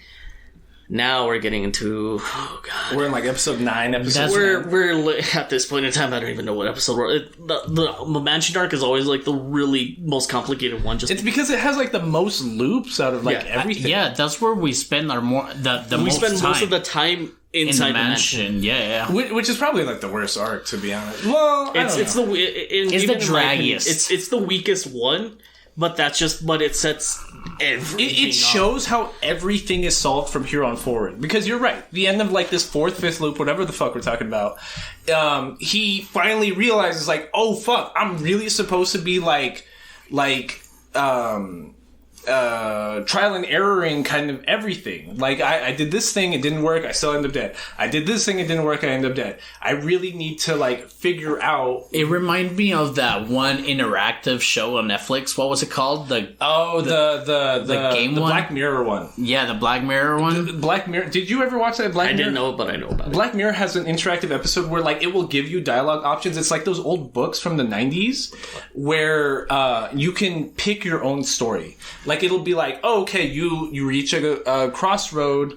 Do you go left or you go right? Turn to page 90 or turn to page 120. Like, that's how the book would be, but in the show, like, it would just do it for you. But that's how ReZero, the anime... It's kind of told. Yeah, because it's kind of like, you went left this way, you end up dead. So I guess your next run through, you gotta run right. You have to go right. Yeah. And so... You're right. So by the loop that he's finally figuring out everything, he figures out the dog is fucking cursed. Beatrice takes out, jumping fast forwarding everything. Beatrice takes out the curse, and he goes ahead and he's like, okay, there's something that's wherever this assassin. There's something in the town. Yeah, it's in the village. So he goes ahead and he alerts everyone. Roswell mysteriously says he has to go work. And this is the only storyline that he's done this. And Subaru, like, we have access to his inner dialogue as the anime watchers, and we hear Subaru say, like, this freaking out. Yeah, this is the first time Roswell's ever This done is the first time he's done this. Yeah. And so it's... And, like, especially going into next season, remember these things. Really remember these things. Because it Okay. And so he goes and Ram says, okay, we'll take Rem. Okay, and that's... he approaches both Ram, and he's like, yo, one of you got to come with me to the town, one of you got to stay and protect... Amelia. Yeah. Amelia. I almost said Alicia again. yeah, one of you have to stay and protect Amelia, and that's what happens is Rem and Rem and Subaru go ahead and go to the village. And then by the time they hit the village, all of a sudden the children, all of them are just missing. And Rem is still highly skeptical of Subaru. Yes. At this point in time, yes. Mr. Subaru, I don't trust you and what you're doing here. I am here to look after you because I don't trust what you're doing to Miss Amelia. And Subaru freaks out. He's like, oh shit, we gotta go look for this fucking puppy. We gotta go look for this fucking thing. And keep in mind, the thing is what she's... I don't remember if this is the part where she says, he reeks of the witch's scent. Mm-hmm. Yeah. And that's... super important. It's super important, but the thing is ReZero has a lot of side novels, and this is where the side novels start coming into play, because though they explain why she says that's so important in the side novels. Which is what? Like, can you tell me without spoiling, like, the anime? It doesn't even spoil the anime. Okay, tell me. So what happens in the side novels is, as we get to that episode, you find out that Roswell comes and saves Ram and Rem from their village. And they were trained to hunt witch cultists. Okay, so that's what my assumptions were, because I know that they had... she's the one that has the nose, and Ram is the one that has the brains and everything, but Rem is more the muscle. So she has the nose saying, this is a witch cultist. Mm-hmm. They have the scent of the witch. It's like, almost like the life before John Wick... was John Wick. Like, so Rem and Ram, I'm assuming they were... Because I did read the Lord... what's his name? Roswell saved them from the village once they got fucked up. And I know that they had well, yeah, a fucking Russian mob kind of thing. In a couple episodes from here, we get like their entire backstory. Mm-hmm. We have like a whole episode that's just Ram and Rem's backstory, and that's like the first humanizing portion of them. Because even in this point, we're at like episode 8, episode 9, the latter half of the mansion arc. And they're still acting like robots. Like they still have zero personality besides Ram just passively talking shit. Mm-hmm. And it's not until that we start seeing motivations from Subaru that are not selfish. Like, we start seeing selfless Subaru, and, like, he's grown a relationship and like, a liking to these kids. And he's like, yo, what the fuck? I'm gonna go rescue these kids. And Rem is just, like, following him around. And she's like, but you're a little weakling. You're a little bitch. Uh-huh. Like, I gotta follow you. You smell like the witch. You smell like the witch, and you're a little pussy, though. So I'm gonna go follow you around because I need to protect you. And the part where she trusts him is when Subaru finds the kids, and she's like, holy fuck, you're right. She's like... Okay, well, maybe you're trustworthy after all. They find 9 out of the 10 kids. All laid out. Yeah, they're all laid out except one. Except one, yeah. And it's Subaru being like, okay, you're here. And one of the little kids is like, yo, but this other little kid is still out there in the forest. Please go rescue him, Mr. Subaru. And he's just like, all right, I'm on my way. And Rem's like, and we really get like a full second of Rem just like turning off the robotic that she said, and was like, oh wow, well, he's actually right for once, so what the fuck? I'm gonna just heal them, and he's gonna go find the other. What I do think is interesting, not just in this arc, but like in almost every arc, is that they remind us that although Subaru has dealt with this shit for like, in his head, almost a month, like, as far as the other characters are concerned, they've known him for like 48 hours. Yeah, they've known him for like 5 days. For him, he's known them for like, almost 15? And again, it takes me to Steingates, but instead of the protagonist dying, it's like the girl, what was her name? Melissa or whatever he called her, zombie. And Karisu, yeah, there you go. Karen, or whatever her name was. Karisu? And again, it reminds me of like Brotherhood, where like all these supporting characters get a lot of fucking volume in there. Yeah, a lot of depth into them, and I don't know, it's just fucking ridiculous how everything is developing. And at this point, I'm like, holy shit, I'm really liking this fucking anime. Like, I'm having a lot of fun watching it. Like, you now have developed emotional, like, connection or investment into this narrative. So you're like, I need to know what happens to these characters. Because, like you said, we get these instances of Subaru just, like, fucking dying in anxiety and annoyance that he can't get past through it. It's like, fuck. It's like, you guys don't know how fucked up it's been.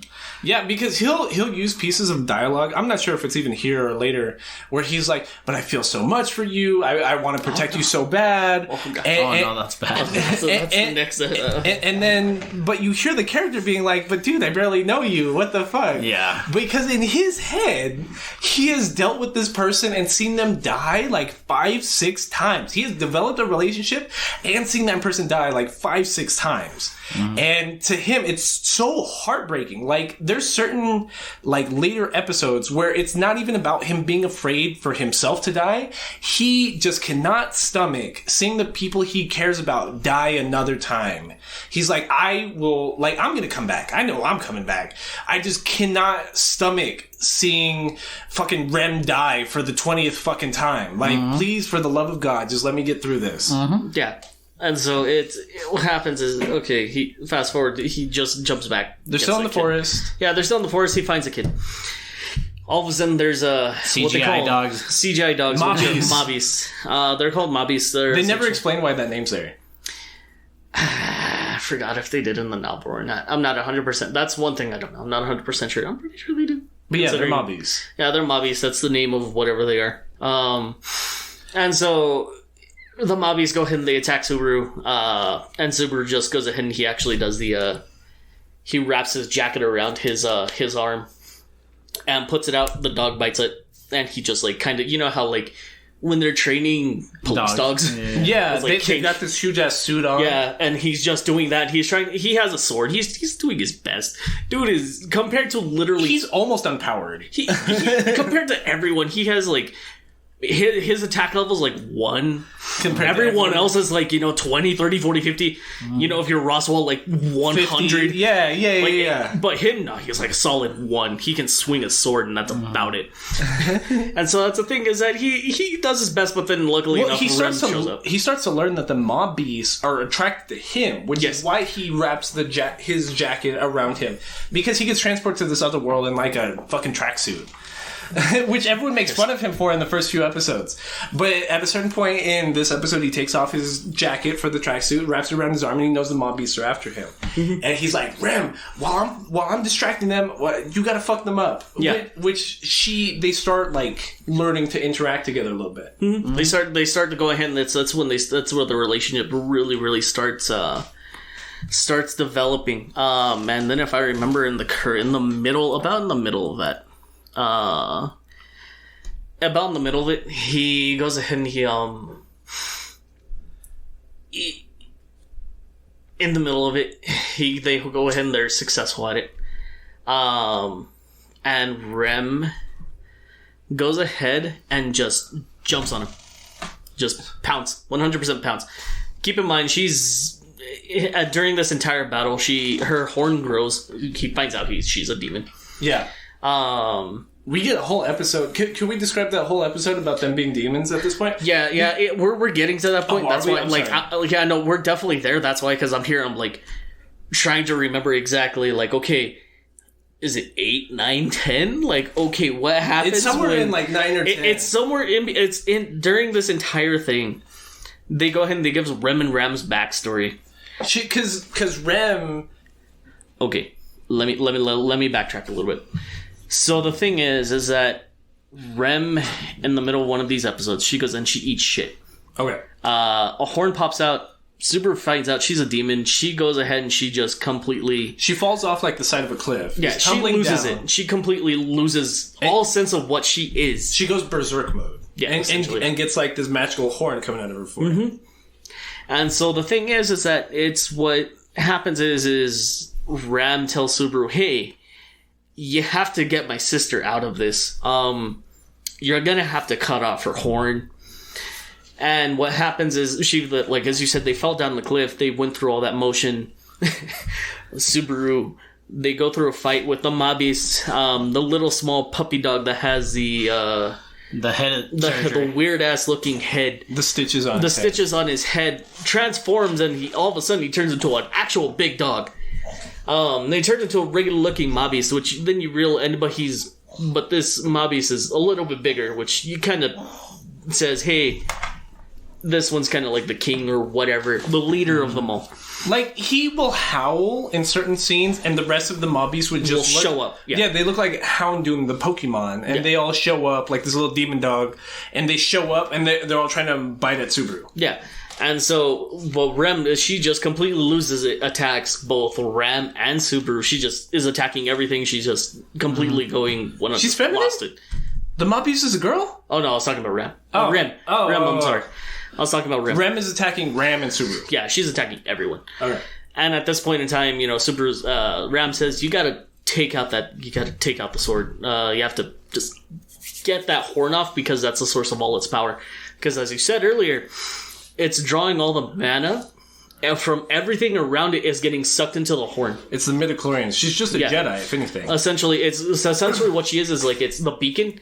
Oh, not even the beacon. She's no, you're right. It's the vacuum, and it just pulls everything in, and she's using it to her own energy. Right. And she can't even control it to a certain point, because that's why she's going full berserk mode. So, like, the end of that episode explaining that, we get, like, a whole episode explaining Ram and Rem's backstory, which, like, they describe them as demons, but there's a demon village, and they're treated more like...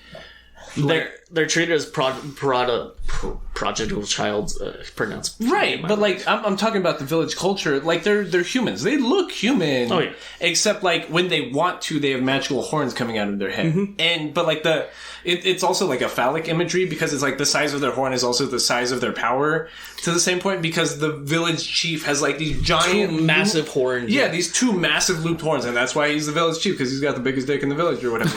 Yeah, essentially. And the thing is that it's when they're born as twins, but they were born as twins with one horn each. And that's why twins are bad luck in demon society. Yes. And so that's the thing, is that and what happens is when they're born as twins, they have to be sacrificed, period.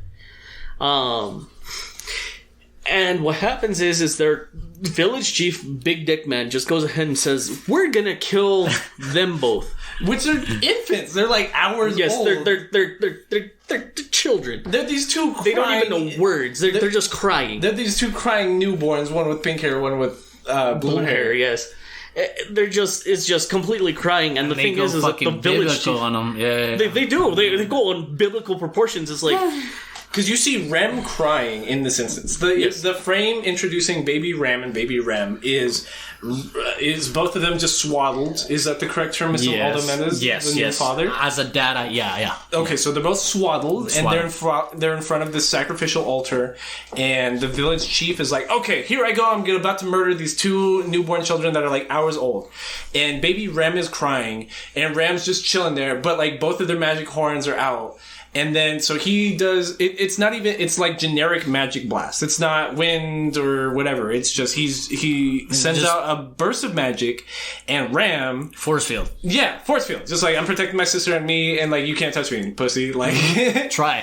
Yeah, try to fuck with us. Yeah. And so from there on forward, that's where we get the narrative that it's like the opposite of how we're being introduced to these characters currently. Mm-hmm. Because Ram, she was a prodigy. She only had one horn as one half of this twin, like, siblings, but she had these super powerful magic powers. She could manipulate water. She could make things rain. She could help the village by promoting crop growth through her magic and her manipulation of water. Air mana, as you mentioned before. She's gifted in wind. Yeah. So the training that she did is they went to a waterfall. She goes and she spins. She gets her wind magic, spins it super high, and just waters the crops, and they don't have to worry about replicate. Yeah, rain. Replicate rain. They never have to worry about rain ever again. Correct. Because she's so powerful in wind magic. Mm-hmm. And not only in this arcing story that these girls are seen to be an omen to the village.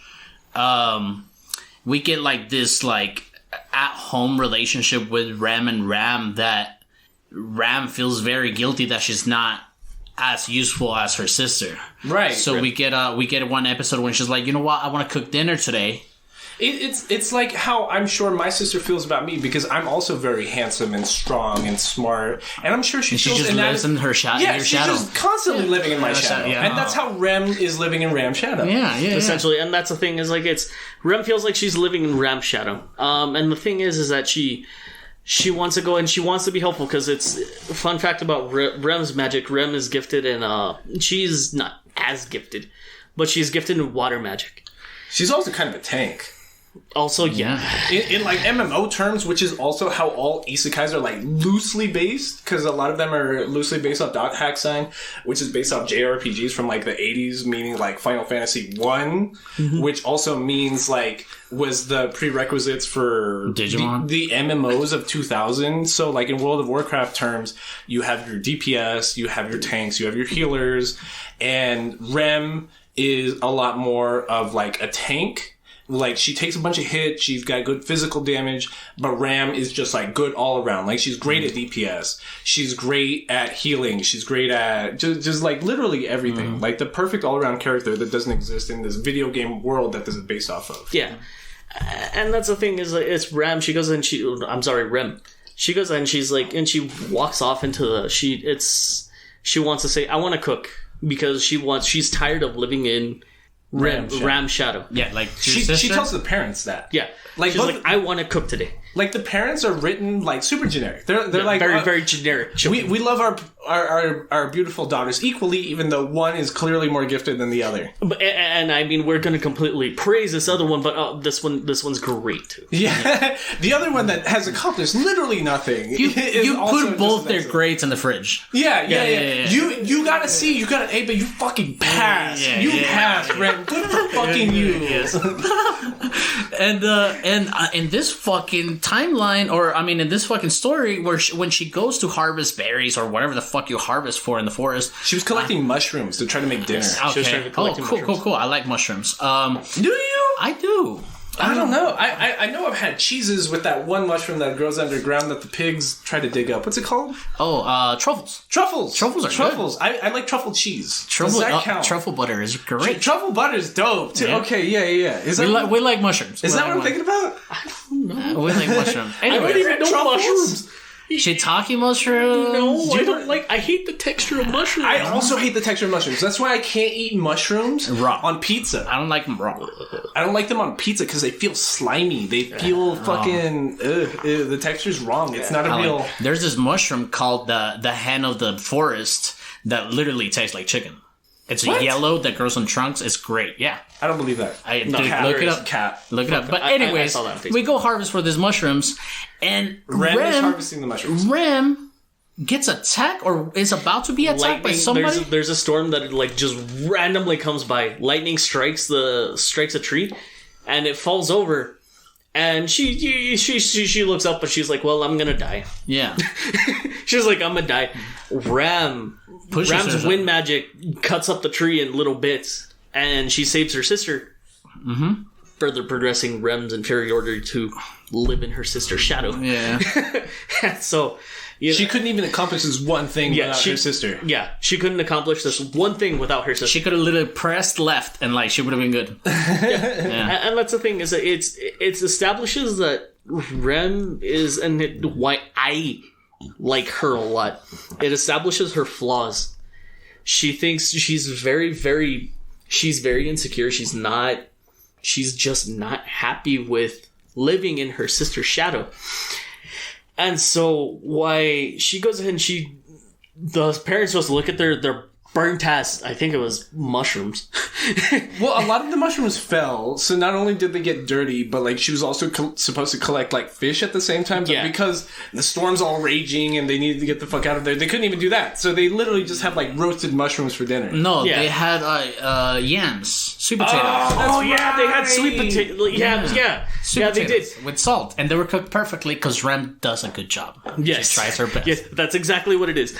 And they're like, well, These are some nice ass sweet potatoes. But at first, like the dialogue, baked sweet potatoes are good. The dialogue's like, Ram, you saved your little sister when she wasn't supposed to be going so far from the house, and blah blah blah. Oh, thank you so much. Oh, and yeah, the potatoes were good. Yeah, thanks, Ram. Yeah, that's essentially what it is. It's like this backhanded insult, and you're just there, and you're she like, even instructs Ram. She's like, maybe you shouldn't leave the house without your sister. Yeah. You don't seem to be able to like handle things on your own, so maybe you should just take the capable daughter. Just take the sister. And it's not even the parents that bring out the fucking yams. It's fucking Ram. Like, hey, aren't these jams that Ram cooked pretty good?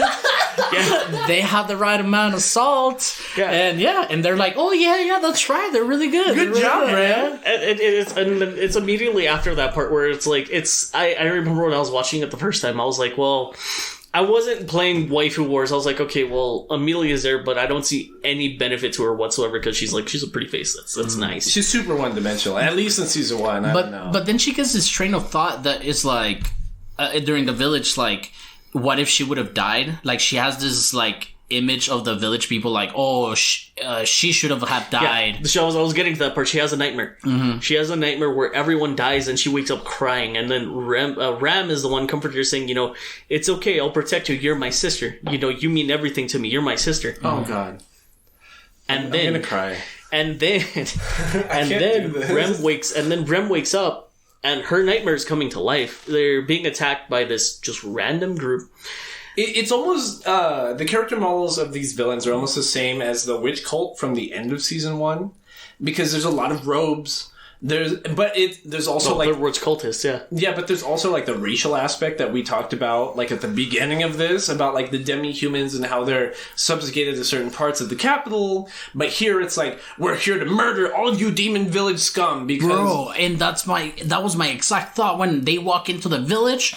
And now I'm like, oh shit, they just walked into the fucking clan rally. Yeah, bro, they all look like it's the clan they rally. Look like the clan, yeah. Yeah, it's like a full clan rally, bro. Like, Leonard Skinner on the background, crosses burning, bro. Crazy. That's the thing, too, is, oh god. I'm so sad.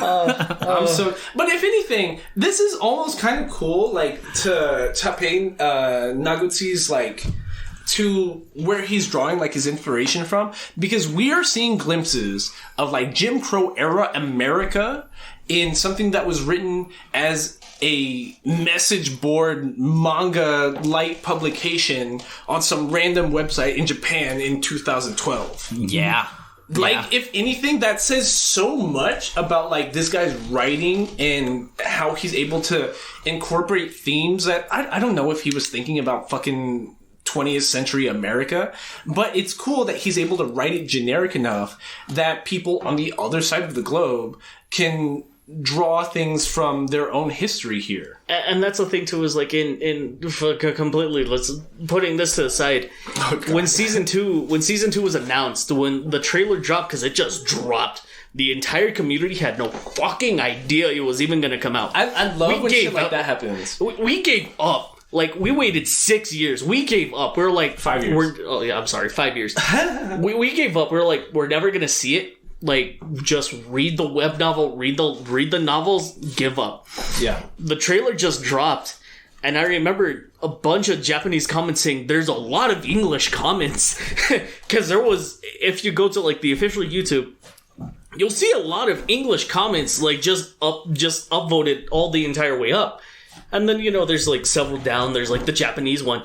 And they're all wondering, saying, hey, the Western people really do like this. And that's I believe that's part of the reason why, is just because it's like, oh, hey, well, he wrote in a way that's definitely, like, you could tie it to Jim Crow era stuff, which is, like, total clan fire going on in the background. Keep in mind the gore. So people are burning. Yeah. There's people burning, getting decapitated. You see the skulls. You see them eyeballs completely burnt out. Like, it's pretty gory. That's why I sat there, and that's when I was like, damn, this is gory. Not to sound like a fucking creep, but like, I like physics and anatomy accurate gore, if that makes sense. Because like, if a body is being burned, the eyeballs in the socket are gonna burst from that pressure, which is exactly what happens here. And like, the blood splatter in certain scenes, including like episode like 2, episode 3, it goes with like his heartbeat, which like if you're bleeding out, every time your heart bumps outward, like that's when you're bleeding out. Yeah. So like I don't know. I've got a brother in medical school. I was pre-med as an undergrad. I appreciate things that are scientifically accurate, even if this is in a fantasy world. And even, that's what I was talking earlier when I said he was a butcher. I think that's where it ties to. Mm-hmm. Everyone should be a butcher writing gore, if anything. Yeah. From now on, like you require a 1-year certification as a butcher to write gore in manga form. Absolutely. At least to animate it. Shit. And that's the thing is like it's these eyeballs are burnt out. It's everything's gone. You just see the skull and that's like as you said. As I vividly, there's some things in ReZero you can clearly remember. I vividly remember the red because it's the skin completely is all burnt out, and you just see like you see their teeth. Yeah, and you're just there, and you're like, huh. I remember watching my first time. I was like, oh damn. I was like, oh, I was not. I knew I was tying into something dark, but oh, this is a little gory. That's the one I was like, okay, it took me this long to realize it was a little gory. It didn't bother me. And the gore, it's because you're not going into this like I said before, you're not going into this watching like I'm not gonna watch Berserk. I'm not jumping into watching Dead Man Wonderland, which you shouldn't. You're watching Konosuba, but less funny. Yeah, and you see this great place gore, and like you said. The physics of the blood gushing out of your fucking body with each beat of your heart, it looks great.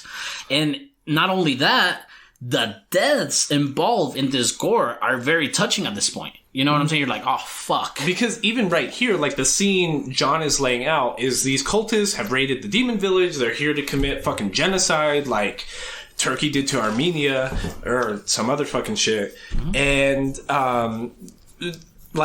that's the flashback. That's the flashback. So the parents are already dead. So what John's talking about the lips being burned off and the eyes being burst, those are the fucking parents of Ram and Rem that have these character models with the burst eyes and the burnt off lips. Yeah, and they're very much dead. And the thing is that you just hear wind magic going on in the background, and that's Ren. You just see tiny ass Ram Well, I'm sorry, Ram. You see tiny ass Ram just jumping, doing like entire kicks. She's actually holding her own. She's marking some of these like cultists. Yeah, and she's doing her job. She's doing very well. And Rem's like they're just dumbfounded, and they're both like 6-7 years old. Yeah, they're children. Yeah, they're children, not young adults, not preteens. They're kids. They're children. And so you see Rem just being distraught, like her parents are dead, her sister's trying her fucking best, and she's just staring at her sister fighting these cultists, and she doesn't even realize that like a cultist is coming after her, and this cultist is gonna come murk her. And you see the knife scene, and you see like the lunging, and then we get a quick cut. And we get the anime horn just flying off. The anime scene of pushing yourself in front of somebody. Like we get that a lot when it comes to like even Yu Yu Hakusho, where like he pushes himself in front of a car and that's how he kills himself. Here it's Ram pushing herself in front of Rem to get in the way of the knife to protect her sister, which cuts off her horn, which is the source of her demon magic. All her demon magic. Mm-hmm. And so there's a siphon. That's like how she's channeling the mana in the air. And then if I remember correctly, I think it's at this point in time, Rem's inner dialogue says, at that point, no, it's not even inner dialogue. You just see her, like, have a happy face. She's not living in her sister's shadow anymore. She's clearly the superior sister. Yeah. Because she still has her horn. Yeah. And so that's the thing, and that's where it ties into, for me personally, where the flaws of Rem, why I think she's best girl, is because of that. Do you do either? I don't think I've ever asked you all though. You don't follow A Song of Ice and Fire at all? Do you? Game of Thrones? No. So I've read the entirety of the A Song of Ice and Fire, like main novels and all of the side novels and all of the world building novels. Correct. And like the thing about George R.R. Martin, even though he like steals wholly from two sources, like if you were to blend J.R.R. Tolkien and what's his name? The guy that created Cthulhu? Lovecraft. So like, if anything, the A Song of Ice and Fire Expanded World is just a mix of Lovecraft and Tolkien, but it's got a lot more gore and more fucked up shit. And the thing about it is there's a lot of the really, really fucked up shit that happens in both Game of Thrones and A Song of Ice and Fire have to do with castration. and it also reminds me of the end of Django Unchained.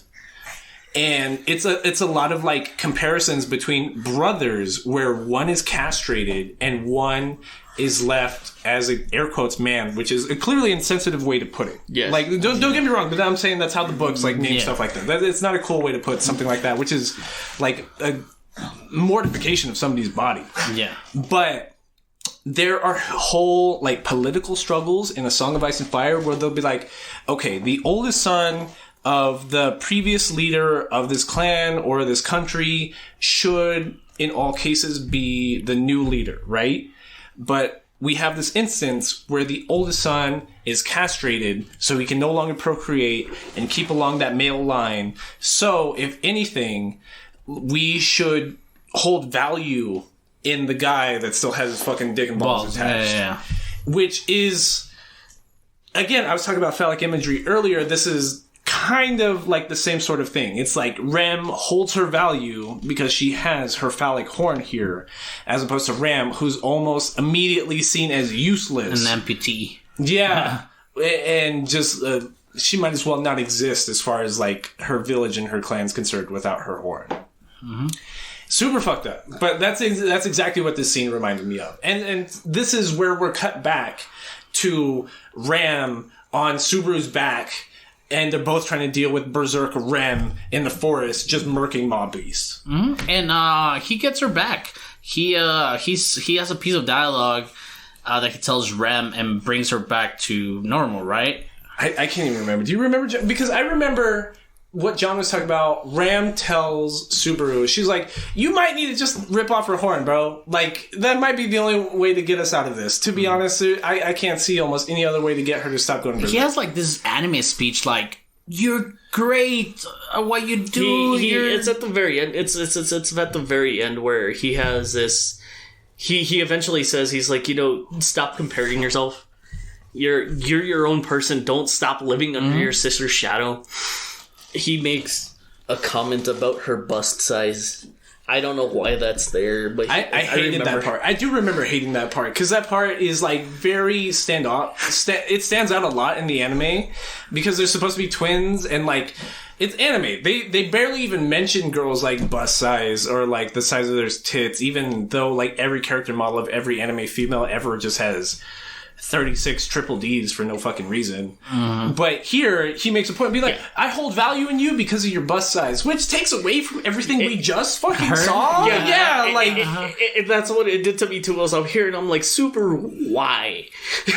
But I mean, I guess the point he was trying to get, really, really in a nice way of saying it, which you could have said, physically you look different because she's pink, you're blue.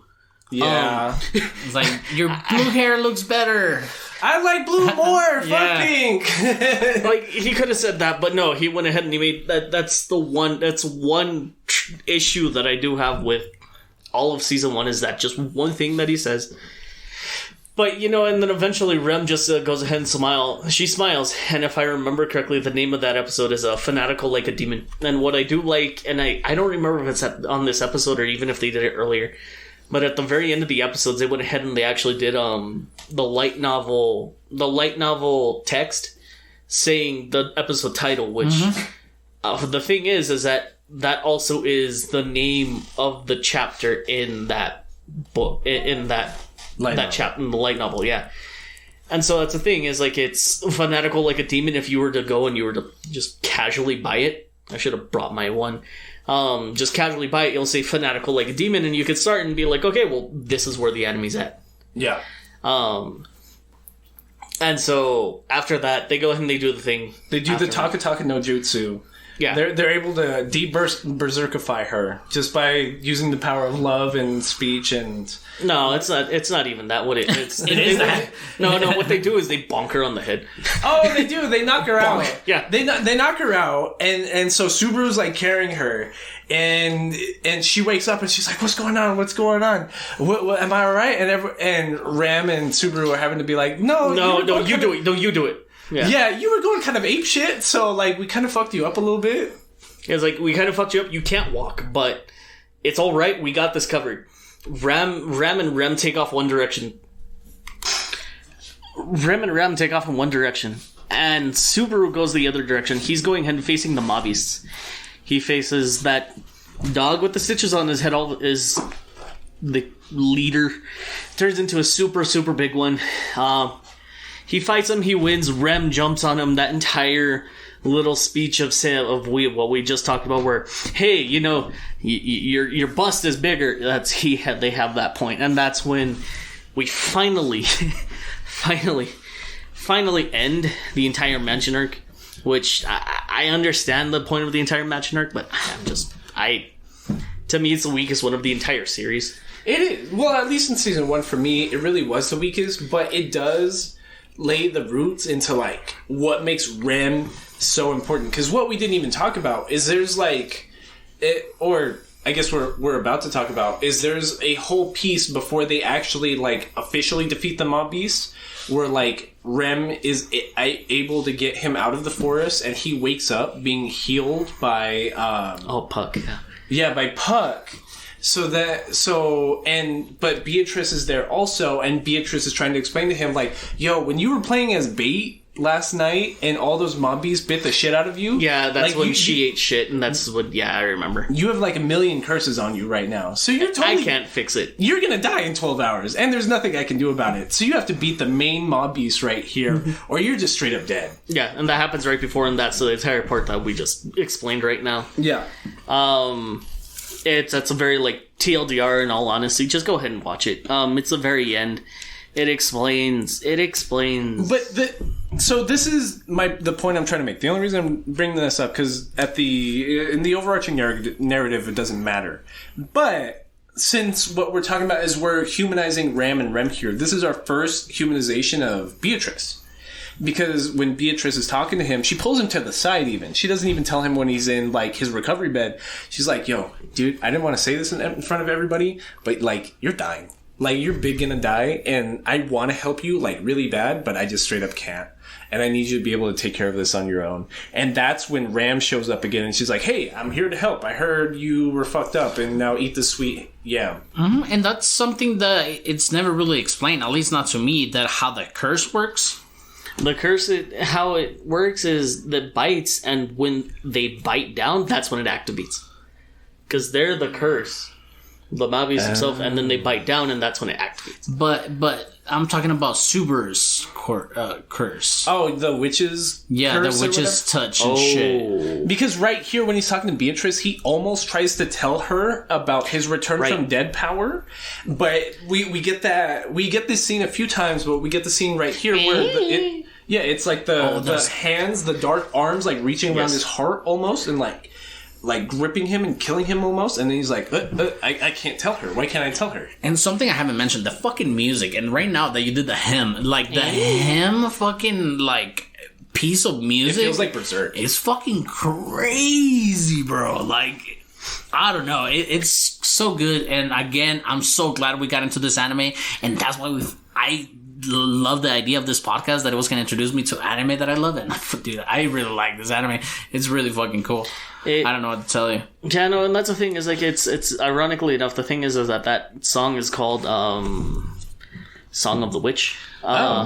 It's like, you YouTube it, just type in, and you'll hear, it'll be like, you know exactly what it is. Like, right off the bat, because that's what it starts off as. We watched something else recently where, like, they will, like, artificially set the scene strictly based off the music. I can't even remember what it was. I think we watched a couple. Beastars really sets you in with the music. Oh, I think it was Beastar. I think I am thinking Beastar. It cues you with the music. Like, between pieces of dialogue, it will switch the music to tell you, like, this is the tonal change strictly based off of the music. And that's exactly what ReZero does, which, like, it feels cheap because I guess if you're a strict literature hoe, you would try to be like, no, the dialogue should set up the change in tone completely, it's poor writing on behalf of the author if he can't set up through dialogue a change in tone. But, like, if you've seen any Quentin Tarantino film, which, like, ends up being, like, a bunch of my favorite movies, he will straight up tell you through pieces of dialogue the change in tone based on the music. Like I've been thinking a lot about the Hateful Eight recently. The Hateful Eight will straight up tell you based on the music, except it's mixed a lot lower. But if you're really paying attention to the music, they'll tell you when like someone's being manipulated or when somebody's lying, strictly based off the music. And see, that's the thing is like, realistically speaking, there's no easy way to just go ahead. You have to suddenly stop. Because the thing is that he tries to weaponize it. He says, okay, well, I can return by stop. Yeah, he's like, I have returned by death, but instead of before the by death part, he the witch's Satella's hand comes out, and depending on which one he says, sometimes it grabs his heart, squeezes it, and just says, hey, I basically own you.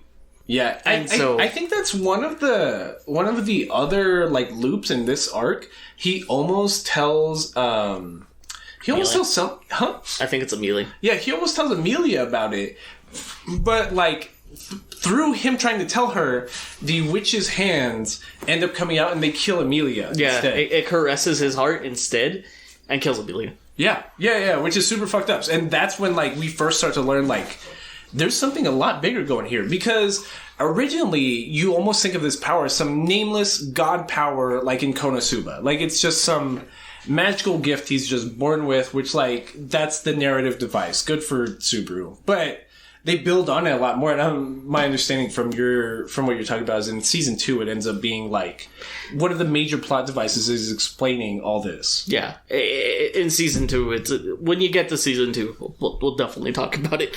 That's why it's like a lot happens in season 2. Like it's so they meet the mobbies. They defeat the mobbies. End of the arc. Amelia's still alive. Rem and Rom are still alive. He passes out again, and he wakes up inside of the mansion. And his first thought is like, "Fuck, I died. Yeah, I died. I'm back at my save point again." Mm-hmm. But no. He's there. Everyone's happy. Rem was holding his hand while he was asleep, and that's how he knows that like. Things changed. Yeah, that it changed. And it's not like a reset point to the last save point, because it's Rem just like feeling wholly bad that this dude almost died because his bitch went berserk and like holding his hand. Mm-hmm. Yeah, we've gained the trust of the maids, you know? We've given the trust. Oh, yeah. And that's where, we get to have like a little bit more of a deep introduction into like Amelia. She feels bad for what he went through. Right? Yeah, because when she healed him after that first night, before the Beatrice tells him that he's basically cursed times a million because of all the dogs that bit him, she stayed up all night trying to heal him and trying to put up the barrier for the mob beasts around the village. And honestly, my main gripe about season 1 of the anime and like his motivations with Amelia is that they don't bring it up enough. Like if you're going strictly on screen time, Rem should be the main female character here times like 20. Like she gets like 20 times as much screen time as Amelia does. Yeah, it is a. If the writing would have gone to like, I'm gonna pick Rem at the end, I wouldn't have been mad. But yeah. And I don't know if the light novel's actually like that. Does Amelia get more like backdrop or more character building at this point? That's what season 2 is for. Oh, that's what season 2. Oh, okay. I'm like, here's the thing is like, when I first watched it, at the very end of season 1, I could not understand what the point of Amelia was. Yeah. That's exactly. I just sat there and I'm like, you're a pretty face. Nice, but what else? Give me more. Who cares? Give me. I need more. Give me a reason to say why this chick is best girl. Because my girl did a confession. Fuck all of you. Like, we're almost at confession. Hold on. We're getting there. We're almost there. We're almost at confession. But on this next arcing story, okay, so we know that he might have found a checkpoint now. Yeah. He's at the new save point. He's past the mob beast. The village is alive. At this point in time, we are definitely at episode 12, which is Return to the Capital. And I know right now that you guys say that Amelia is useless, but right now, what happens in this next arc and this next loop, quote unquote, she is pretty much telling Subaru what to do and trying to like, keep it real, but then fucking Subaru keeps being selfish. Yeah, it's again, and that's the thing is like it's the thing is we start at episode 12. It's called Return to the Capital. TLDR, they go ahead and they go back to the capital. That's essentially it. Go into... Well, before even that, we get introduced to Best Boy Felix. Yeah, we do get introduced to Best Boy Felix. Because Felix and his butler... Well, we think he's a butler when he's first introduced. What's his name? The old man? The guy with the swords? Wilhelm. So we're introduced to Wilhelm and Felix. The Crush camp. Yeah, they're there to talk to Amelia, and they're there to, like... This is where we're introduced to, like, the political struggle, which, again, reminds me of Game of Thrones, which is entirely a medieval political struggle. And what ends up happening is... Well, nothing happens. But we're introduced to these characters, and they try going a little progressive and a little gender-bendy, because there's this hyper-feminized character being Felix... who he's got cat ears. Yeah. Like he's wearing a spaghetti strap, or he's wearing a spaghetti strap, and he's wearing like this white and light blue skirt. He's got cat ears, and he speaks in Nyan, which we've seen before in anime, but it's like usually with women. And it's from there on. Like I sat there and I remember my friend was like, "What do you think it is?" I was like, "Oh, it's a chick." Yeah. No, dude. It's a dude. Yeah, exactly. Guess what? He's a dude. Because Subaru, now, like, coming out of this loop, he's like, okay, I need to set up, like, character connections. So with Wilhelm, he gives him tea, and he's like, yo, like, elbow nudge, why are you guys here? What's up? Like, what's your business with Amelia? And Wilhelm's like, well, we're part of the Crush camp, and I'm here to protect Felix, even though he's a capable knight. Yeah. And Subaru almost gets, like, uncomfortable when Felix first tries to flirt with him, and he's like, "Oh, that's weird. That girl cat just tried to flirt with me," and everyone's around him just like, "No, that was a dude. That was a dude. That was a knight of the kingdom. He's actually like really important. He's like, the best healer we have in the entire kingdom. Yeah, best healer in the whole kingdom. Like nobody can replace that guy." And he's just like, "What the fuck?" Like. It's funny because essentially it starts introducing the other candidates, which is. You get introduced to Crush right away. Right. Crush is the first one, and then you get introduced to Priscilla. Priscilla is the blonde chick. She's definitely, I would say, more redhead though. No, yeah, kind of orangey. Yeah, orangey. She's more redhead, but her color's red. That's definitely how I recognize all the candidates by their colors. No, yeah. Felt's yellow. She's red.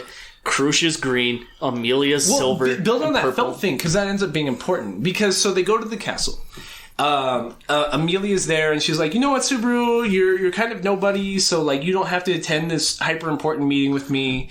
And Subaru Please don't fuck up. Subaru right away gets jealous because there's this purple haired knight that's hanging out with Amelia. Julius, and he's acting really comfortable, and this is where we start getting like the really ugly, like, jealous side of Subaru that's like nobody wants to see. You know what I mean? Like right away, me watching it, I'm just like, shut the fuck up, Subaru. Like, she's hanging out with some dude that's helping out with her job. Like, shut the fuck up. And like, again, like, the show being around this otaku, you know?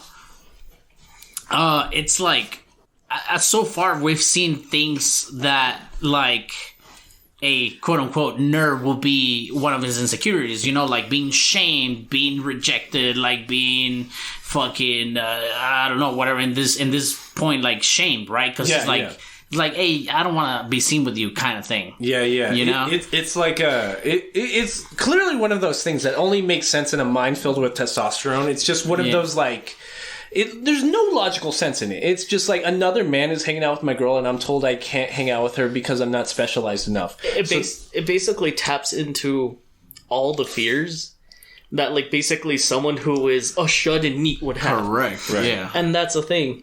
And that's why I love the series so much, is because main character is not overpowered whatsoever. His ability is, as we said earlier, he just dies and he has a save point. That's it. He has the same insecurities that like any random guy has. Yeah, as just as someone as if you were just some random dude just probably has. Like, it's, I know at that point in time when I was first watching it, I had issues. I had problems.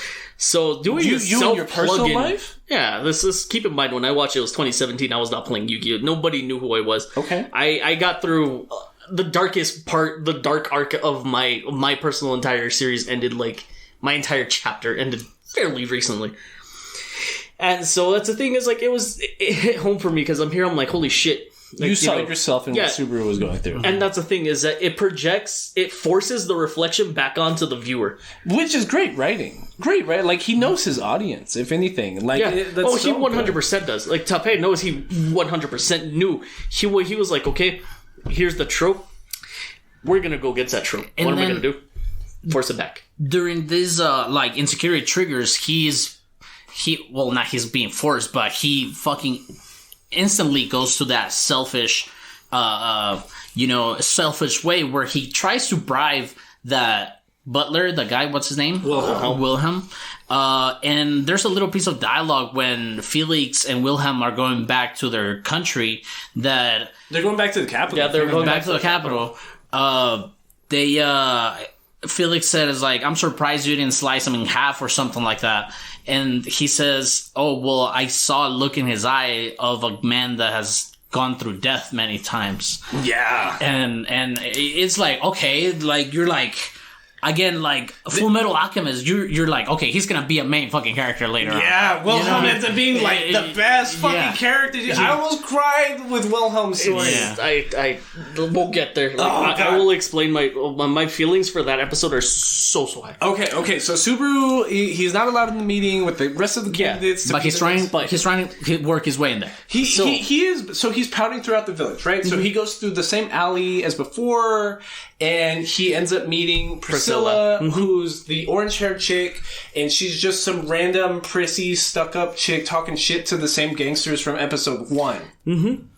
And so he's talking shit to her, and he ends up protecting her because he knows how these gangsters react, because he's been introduced to them like 4 or 5 times, even though this might be their second interaction with him in this timeline. And eventually she invites him to the ceremony that he was not allowed into as part of Amelia's entourage. So this is something very important. While that happens, because this is something that the anime does not go over. This is something that's not in the anime; it's in the light novel. While she goes and Subaru basically catches a ride with Priscilla and Al. Again, against Amelia's wishes. Against her entire wishes. Yeah, that he was to stay home, and he promised to stay home. Yes, and then he basically bribed Rem, because Rem at this point is just head over heels. Mm. What happens in the light novel is that they have a brief conversation, but you also find out Al is not from this world either. What? Yes. Who? The knight that is with Priscilla is not from the world. The shirtless dude with the helmet. And I always wonder, because his character design is different. It's different. It's completely different. He's not from the world. He looks like Boarhead from fucking Demon Slayer. Yeah. But with a knight helmet instead. Yeah. He's just some shirtless weirdo with a helmet. Yeah. He is not from the world. Huh. And you were mentioning that Konosuba is cross universing with this fucking anime. Yeah, too, back in 26, I guess back when everything was like super peak for both. I don't know, when did Konosuba come 2016, 2017. Yeah, it's I guess when they both peaked, they're like, we're gonna have a crossover. So another fun fact is there's a ReZero Konosuba crossover. Oh, cool. Is it canon though? In either story? Heck no. Okay. No, you read it for the lulz, because you just read it. I mean, okay, here's the thing. Like, when they introduce Ram and Rem, it's Ramgumin and Remgumin. It's so stupid. It's so cheesy, but the thing is, like, it's the thing. It's just a crossover. That's it. Yeah, it doesn't matter. It's like when Timmy Turner met Jimmy Neutron. Yeah. It's just them saying hi. We recognize each other. Power Rangers and Ninja Turtles. Yes. Yeah. So anyway, he ends up going to the meeting with all the candidates to be the next queen of what's the country called? Lagunica. Of Lagunica, and there's like 7 fucking candidates there, And that's when Priscilla is playing like political mind games and being like, yo, Amelia, I showed up with your boy. Like, aren't you jealous? Like, kind of thing. Essentially, yeah, that's what she does. She's like, and then I'll never forget, there's one part where she just like, where Amelia and Subaru lock eye contact, and what Priscilla does is immediately grabs Subaru and puts him right around her arm. And is like, oh yeah, you know, this is basically my boy toy. I'm here, like, seeing that, like, Priscilla is... Scum. Scum. And then again... go ahead. The thing is like, Priscilla... I won't say scum, because the thing is that... At this point in time, in the light novel, going, again, back to the light novel, they go ahead and mention everyone's intentions quite clearly. In the anime, they do a fairly decent job at, like, you kind of pick up what it is. No, there they lay it out. Mm-hmm. So there you find out that Krush and Priscilla are from royalty. That's why they have their demeanor the way it is. That's why Priscilla is like, oh, well, you know, the world's meant to benefit me. And that's how Priscilla acts. Yes, that's definitely Priscilla. We get that exact line from her several times. It's like, I'm the main character of this story. Everyone here is to please me and make sure I succeed. Yeah. And then Krush is extreme. She's very nationalist. She believes in having a strong army to go ahead and she's a Nazi. She's very strong army, you know, very nationalist ideologies. Nazi.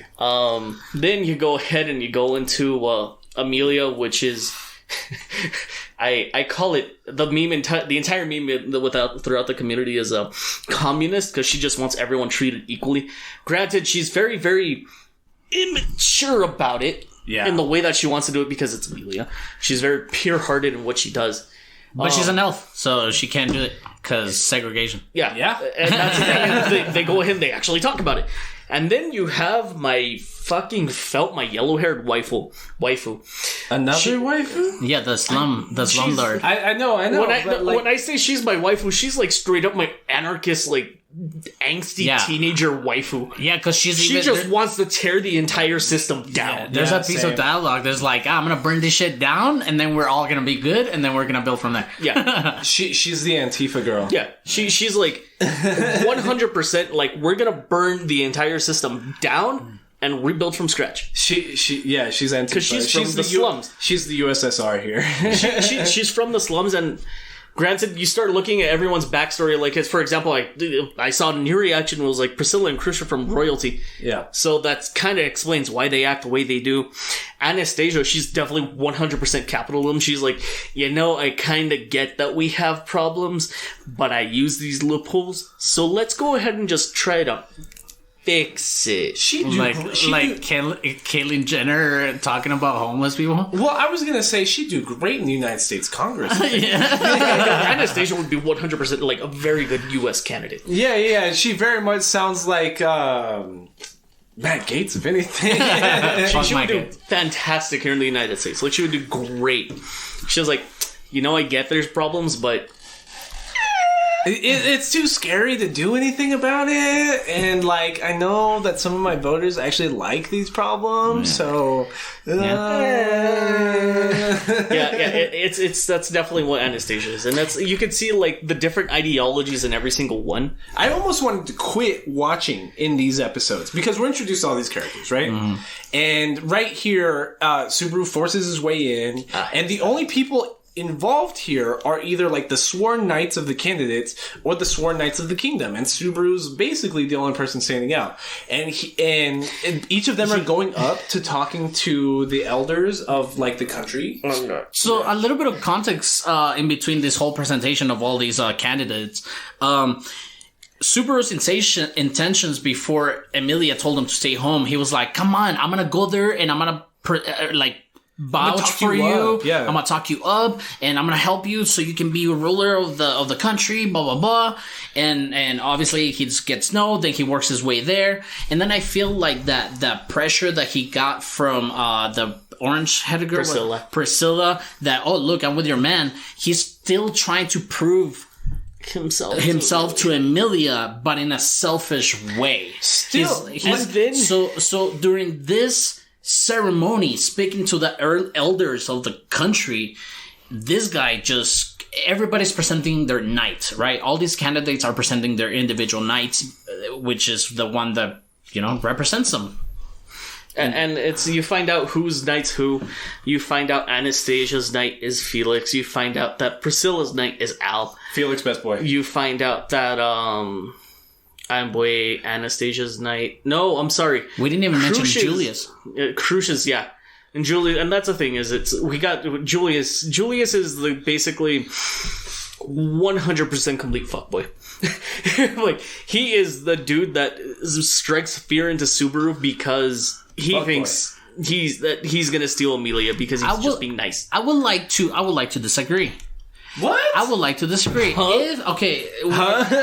I didn't mention we didn't mention Julius, but the first time we meet Julius is that Amelia is taking Subaru to the capital, but not to the palace, right? Right. Yeah. So because he's there to get treatment from Felix. Yes. And then they meet. Julius sees Amelia and Subaru outside the capital, and if you notice, the scene and the dialogue from Subaru is making you think that Julius is an asshole. But if you see it big picture, Julius introduced himself to the princess. He shook his hand. He acknowledged Subaru. He was being very polite. He acknowledged her status as royal candidate. But he's not portrayed as a dick like that one night in Konosuba that's a prick and he's just like meh, meh, meh, meh, the one with the big magical sword. Yeah, but he's just a regular person. But it's selfish Subaru that sees him as a rival. It's like I was telling you that like there's certain scenes that only make sense here logically if you've ever lived inside of a brain just filled with adolescent testosterone, which is like how it feels to be like a teenage dude sometimes. That guy was so nice. What a dick. Why is he bigger and smarter than me and so classy? Fuck that guy. Which is like what it feels like to be an insecure teenage boy sometimes. You know what I mean? And that's why I disagree.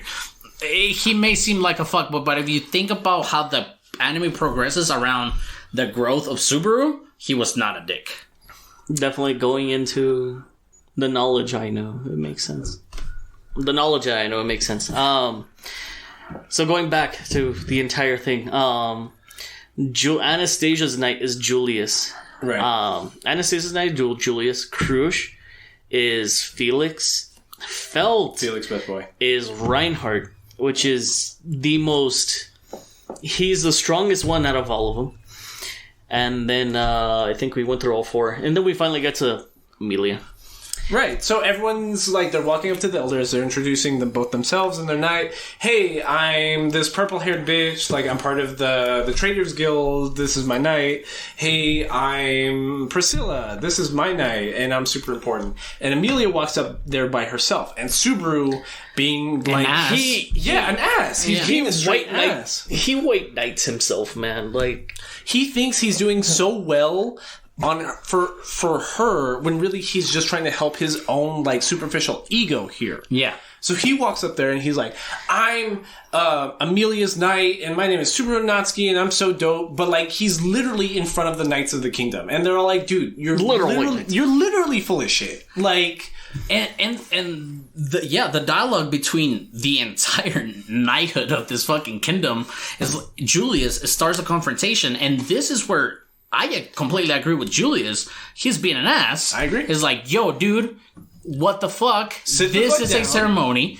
You just talk shit to the entire knighthood of this fucking kingdom, and you can see them all like prop up at the same time.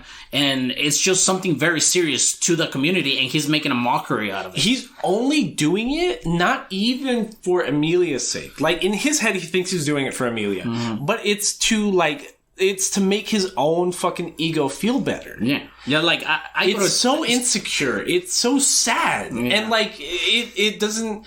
It's written in a way that it's really easy to understand that it's sad for the entire argument or confrontation or this display that Subaru fucking made, it ends with Amelia shamelessly getting his hand, tell him to shut up, and walk him out the door. Yep. Oh, yeah. It's at the very end because it's like everything TLDR happened. What happens? Everything in between. Subaru gets his ass kicked in the most hardest episode that I just... Oh, man. But, like, it wasn't even that hard for me to watch because I was like, this is exactly what he deserves. So Julius is like, you just made a mockery of, like, all these knights that have been training their whole lives to maintain this position, and, like, you're just making an ass out of yourself. So I'm going to go test you, and I'm going to go fuck you up. A legit one-on-one. Yeah, a legit 101.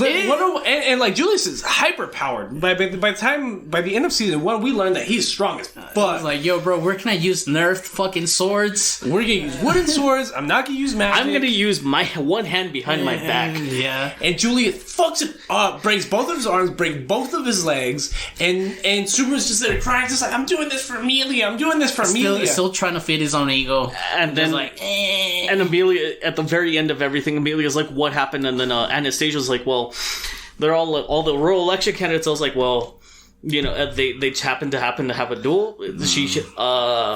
Julius challenged Subaru to a duel, and Amelia's like, well, we have to stop it because she knows how fucking pathetic he is. Yeah. I was like, he won't be able to hold his own against a knight of the kingdom, and like Anastasia. Some dude comes in. I'm sorry. Some dude comes in running. He's like, it's because the fight is very one-sided. It's like, well, and then everybody's all nonchalant. It's like, well, you should tell us when somebody dies. Like, please go back or something like that. It's Anastasia. Anastasia's like, well, who issued the duel? And I was like, okay, Julius, did Subaru accept? Yes. And she's like, well, I don't see any problem whatsoever. Which, like, ethically, that's true. You know what I mean? It's still like, that's Subaru's fault for being a fucking idiot. Like, we just saw him being a dick. It's if anything, he deserves this shit. Because, so he gets fucked up. He gets absolutely demolished. And the animation of how fucked up he gets is fucking awesome. Like, his face is full of fucking balls and swollenness and stuff. Is great because he ends up waking up inside of the Cruise Camp's manor, the household, right? Mm-hmm. But Amelia's there, and he's trying to mansplain himself to Amelia, and he's like, you know what I was doing for you? I was trying to protect your dignity. This has nothing to do with me. I'm completely selfless here. And she's like, dude, shut the fuck up. Like, you're a complete pussy. You felt insecure, and you tried talking shit to somebody that could completely overpower you, and now you got fucked up, and honestly, you embarrass me. I don't want anything to do with you right now. And that's like a huge narrative turning point. This is the second most brutal beatdown fucking Subaru gets, bro. He gets emotionally stomped. But like, he deserves in a curve, it. Dog. Oh yeah, absolutely. He deserves it. He doesn't. The thing is why I say it's so rough to watch is just because it's like witnessing a train wreck, but it's witnessing the train crash into the other train. It's like the other train, but it's not even a train. It's the train crashing into the wall willingly, not even stopping. One train was acting justly. The other one was just acting like a stupid dumbass. The other one was like, I'm a no. Like, that's why I say it's so rough to watch, for me at least, because it reminds me as a bartender when you see like a guy go hit on a group of girls or something, and then he just comes back sad. Which is what he deserved, you know. Absolutely. What I mean? So he gets put in his place, and like Amelia's like, you know what? We came here for you to heal your gate after the magical fight you had with the mob beasts in the forest in the village outside of Lord What's His Face's house. Yeah, so you're gonna stay here. I'm going back to the manor because you fucking shamed the shit out of me, and I'm fucking embarrassed. They break up. Yeah, I need some time. Yeah, they break up. It's like, well, I need some time away from you. They go on a break, air quotes. You know what I mean? So she's like, I need a break, air quotes. Mm-hmm. So please get the fuck away from me. And he's an insecure, childish guy. And it takes him getting his ass kicked in front of everybody to learn to maybe be a man. Because it's not even the ass kicking that, like, matures him. It's him being shamed in front of the woman that he swore he was doing it for. It's her being thoroughly embarrassed and telling him to his face, like, yo, you're acting like a fucking bitch right now, and I can't even show my face in front of the rest of the candidates. Yeah. Yeah, and that's the thing, is like, basically Amelia straight up is like, no, we're done. Here's my cloak. She air quotes break up with him. Yeah, air quotes break up, end quote, air quotes. And goes ahead and says, here's my coat. My coat, remember, we didn't talk about it, but it's a very, very small thing. Earlier, she says that her coat helps her hide from everyone because, well, it helps hide her ears, but it helps hide her her magical power as well. And so she says that is like bye, and that's when you know it's going to the second arc because, well, first off, the entire second ED changes. But it's you have to pick up on all the minor things, but that's the thing is like with that it's just so hard. Oh god. Yeah, because this is really where. So, fine, okay. I'm trying not to read the wiki, which is right in front of me. But if I can understand this arc, the original loop is something like, "Hey, Rem, I know you were told to hang out around me by Amelia because I'm acting like a fucking lunatic, and I'm told not to go back to the Roswell mansion, but I'm gonna do it anyways." But he gets back to the mansion. But on his way there, he recruits a dragon rider, a transporter, a merchant, and he's attacked by the white whale, which makes Rem.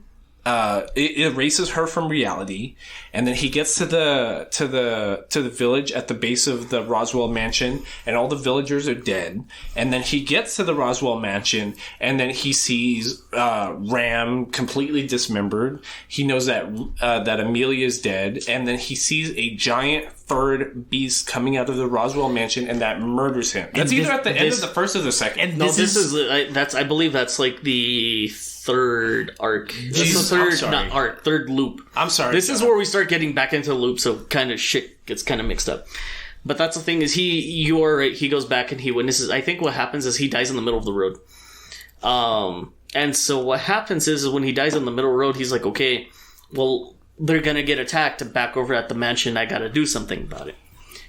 So what does he go and do? He gets attacked in the middle of the road by the cult members. Yeah, by the witch cult. Right. And so what happens is he goes and says, okay, well, I'm going to go ahead and I'm going to go ahead and try to get everyone who is a rival member of Amelia to help me.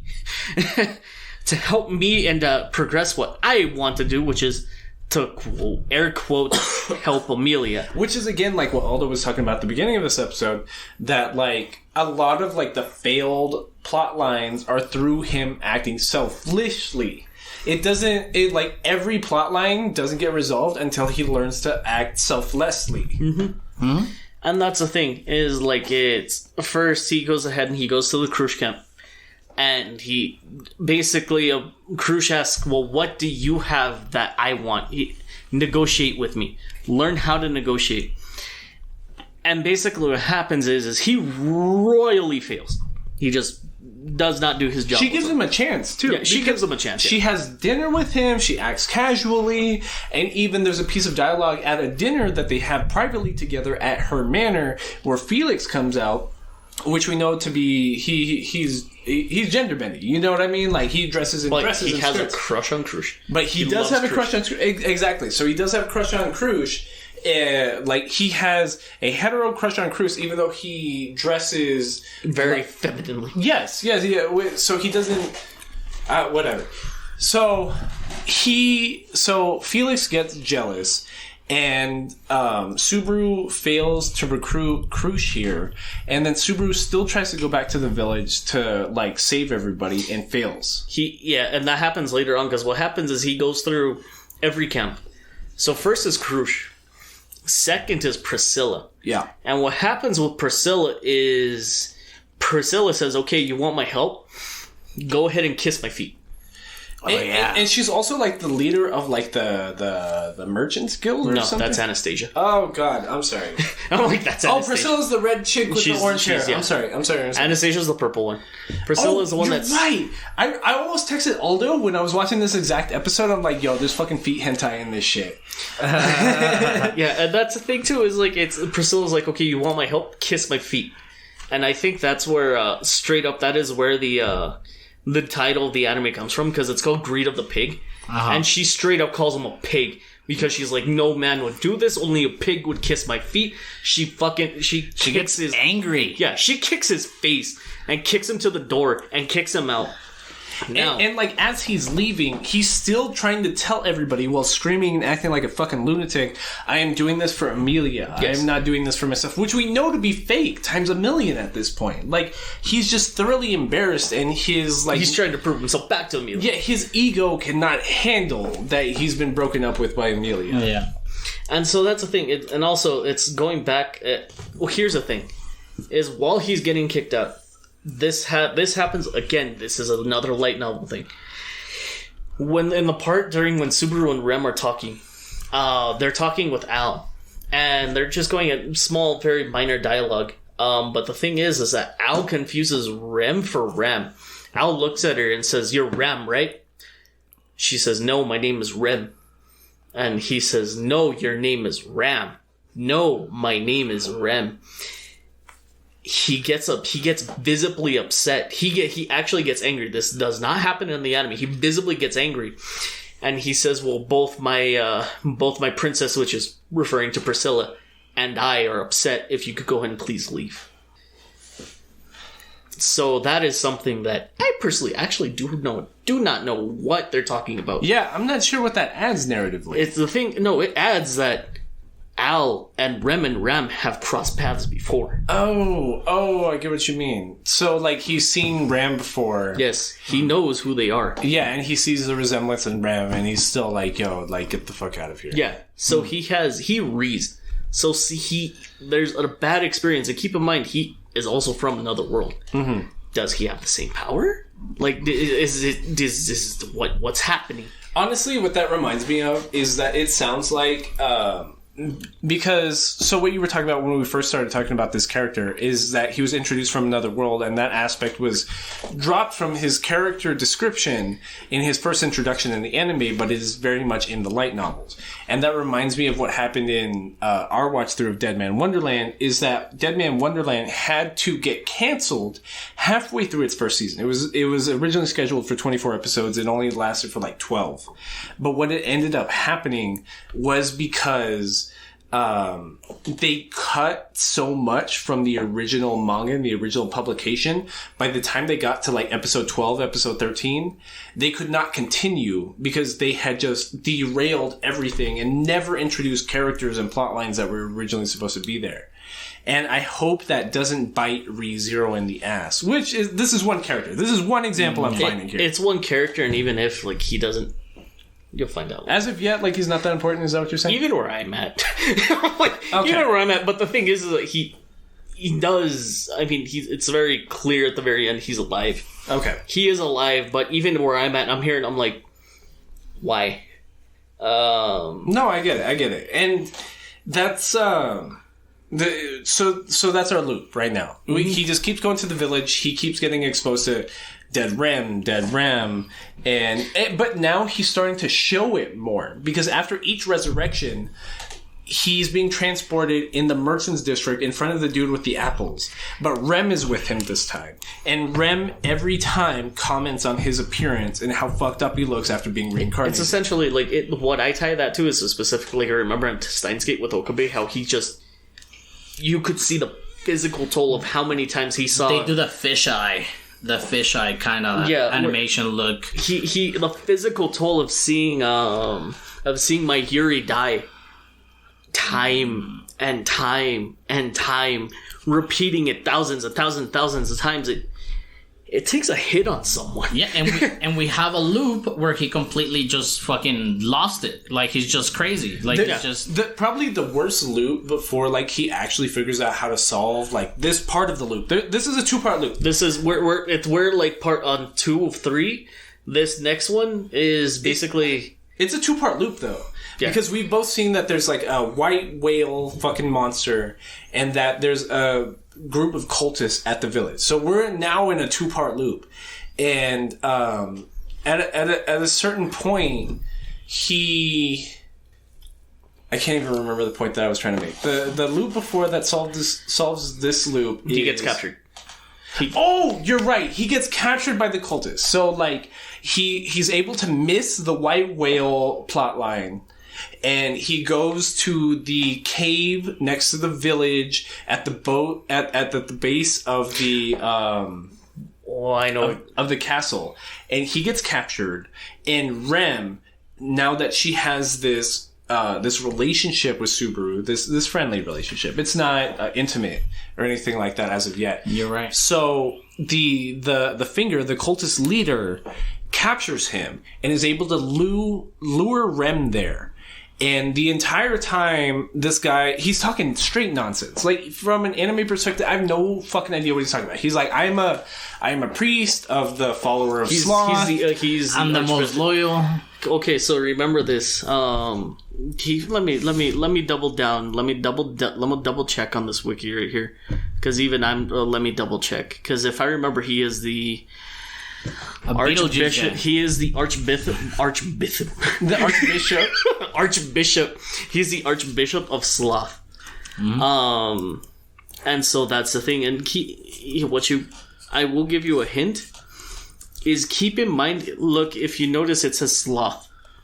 Yeah, he's the Archbishop. Yeah, confirming he's the Archbishop. In one of the plot lines, he does talk about that there's like all of the sins there, which we just finished watching Full Metal Alchemist Brotherhood. Like, we've seen, even though that's taken from fucking like Dante's Inferno, which is like an Italian fictionalization of Roman Catholic biblical teachings that like the Japanese have picked up on stuff like that, right? Because like half of the FMA Brotherhood villain list is just... It's sloth, gluttony, lust. It's all the 7 deadly sins. Right. It's just the 7 deadly sins. And this is where we start getting introduced to this, because this character, I don't even know how to pronounce his name. His name's like Romani or something like that, which like reminds me of the word Roman. Petugus Romani Contenti. Which is the most European name we've been introduced to so far. Yeah. Which is like terrifying in and of itself. It sounds like a foreign fucking thing. It sounds like some cultist leader. And so he captures Subaru, and he's preaching things about like, I'm the most loyal follower of Sloth, and you are the follower of love, and I have to murder you because of it, and I'm reading from my own gospel. And then Rem comes in there to beat some ass. And we get a fucking crazy fight scene. And let me tell you, as a first-time watcher, when you first get introduced to Rem, you're like, oh, okay, we got some fucking maid girls. But the fucking fighting scenes with Rem working her, what is it, her... it's like a ball and chain. Morning Star? The name of her weapon is called the Morning Star. Yeah, Morning Star. And it just looks badass. It almost reminds me like of Kill Bill with that one girl with a fucking chain shit. Mm-hmm. It is fucking ridiculous. And from the story that it's been developing and the character development, she gets to the cave to try to save Subaru because she cares for him now, and she just ends up getting fucking murked and hanged on top of fucked up Subaru. Alright, so let me go ahead and explain a couple of things. So what happens is he, at this point in time, if I remember one correctly, is that the physical toll of Subaru is already there, and he's just 100%, he's just not responding. Felix tries to heal him. He says he's physically he's okay, but mentally he is fucked. Mm-hmm. Like he's done.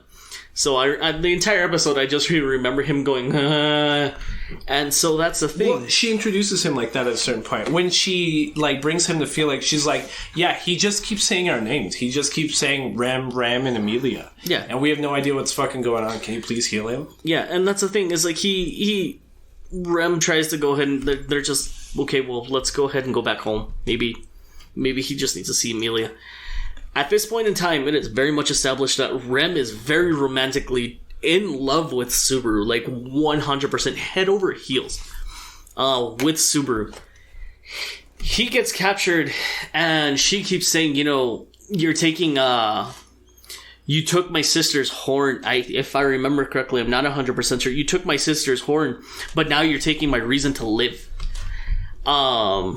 And so that's the thing, is that she goes ahead and she goes in 100%, as you said, goes charging in, and this is where this fight scene happens, where it's Betelgeuse and it's Subaru. What you have to remember is he also Betelgeuse makes a comment saying, "Are you Pride?" Yeah. You're Pride, aren't you? He's like, I'm are the you follower of Pride? Sloth, you're Pride, aren't you? And he flips through his gospel, which keep in mind this gospel, it's only something that he can read. Yeah. It's only something he can read. And his gospel, he flips through his gospel, he licks. I remember getting shivers the first time I watched it when he licked his eyeball. Yeah. I was he licked Subaru's eyeball because Subaru's chained up inside of this cave, and Poltergeist, whatever the fuck his name is, Poltergeist. He ends up licking like his whole face, like chin to forehead, and that includes like his bare eyeball. And that's when Rem comes walking in, and there's this invisible force coming off of this guy, off of this demon cult dude, and it just hangs Rem in the air and just snaps her neck. It snaps her. Not only does it snaps her neck, the meme throughout the community at that point in time. Keep in mind, because there was very much Amelia and Rem fans. They were solidified at that point in time. Was the meme was playing Twister. Because at that point in time, her arm was twisted. Everything was twisted. Everything gets twisted. Her neck gets twisted. Her arms get twisted. She's fucked. Like, it's done. And these invisible forces go ahead and actually just snap her. And Subaru's just there. And he's finally barely starting to snap out of it. Because, again, he's almost dead. Witnessing Rem die again. This reminds me of Berserk when he loses his eye and he's caught in the fucking demon and he's just seeing fucking Casca. Yeah. It's essentially that moment. Yeah. I'm like, it's essentially that moment. The eclipse, bro. It's the eclipse all over again. Yeah. I have Vietnam flashbacks. I love the eclipse. That's what and then he's talking shit to fucking Poltergeist, and then he finally snaps out and does it. Yeah. Yeah. So he snaps out of his whole like depressive, just repeating the names of these women and just like calling himself useless, and he just makes Poltergeist kill him, so that he like there's a certain piece in his head that's like, I want to start over because I understand at a certain point what's happening now. What happens is that he goes in and he goes ahead and he loses his shit. Poltergeist goes and runs in, and he by that time he's already in the mansion. Rem and her completely not able to do it state, but can do it because she's a demon. Like moves. I'll never forget it. I think she's moving her shoulder, like half her arm, and is just crawling up to Subaru. Breaks off the chain that's on his neck and that's on his wrists. I think she says, "Go and live," if I remember correctly. And I remember at this point in time when I was first watching, I was emotionally high. I was here and I was like, "Oh God!" Like this chick who clearly loves him is dead because of him. No, you're right. That's exactly what happens. And he starts finally like realizing that like mutual affection and like how he feels about her just based on what he's seeing about how she feels about him. And he carries her dead body in the snow all the way back to the mansion. The mansion, and that's where the big furry thing, And here comes my favorite closing, dude. As I'm watching this, it's just a frame from the back of Subaru carrying Rem into town while this fucking big monster, two-eyed monster, is destroying the entire country. Yeah. And you see him fall down, and you just see his head. Yeah, his head falls off. And like old school samurai silhouette looking, The end credits are still going this whole time, just across like his fucking lifeless body. And the snow falling. Keeps building. Like you see, if you notice, the snow around his body just keeps growing, building. And the complete outro is just the snow building up on this fucking. And kudos to because it's one part. One part definitely has to go to the animators at that point in time. Absolutely. But the score, at that point in time, what was it? Like it's just very sad. It's very tragic. It's I remember what you mean, and this is like where we finally start getting our last loop. This is where like Subaru's done almost, because he's finally realized like, you know what, like I need to protect Rem. Like at this point, like I'm so far like deeply in love with her, like I need to protect her at all costs. But that's not even we're about to start the second to the next loop, because he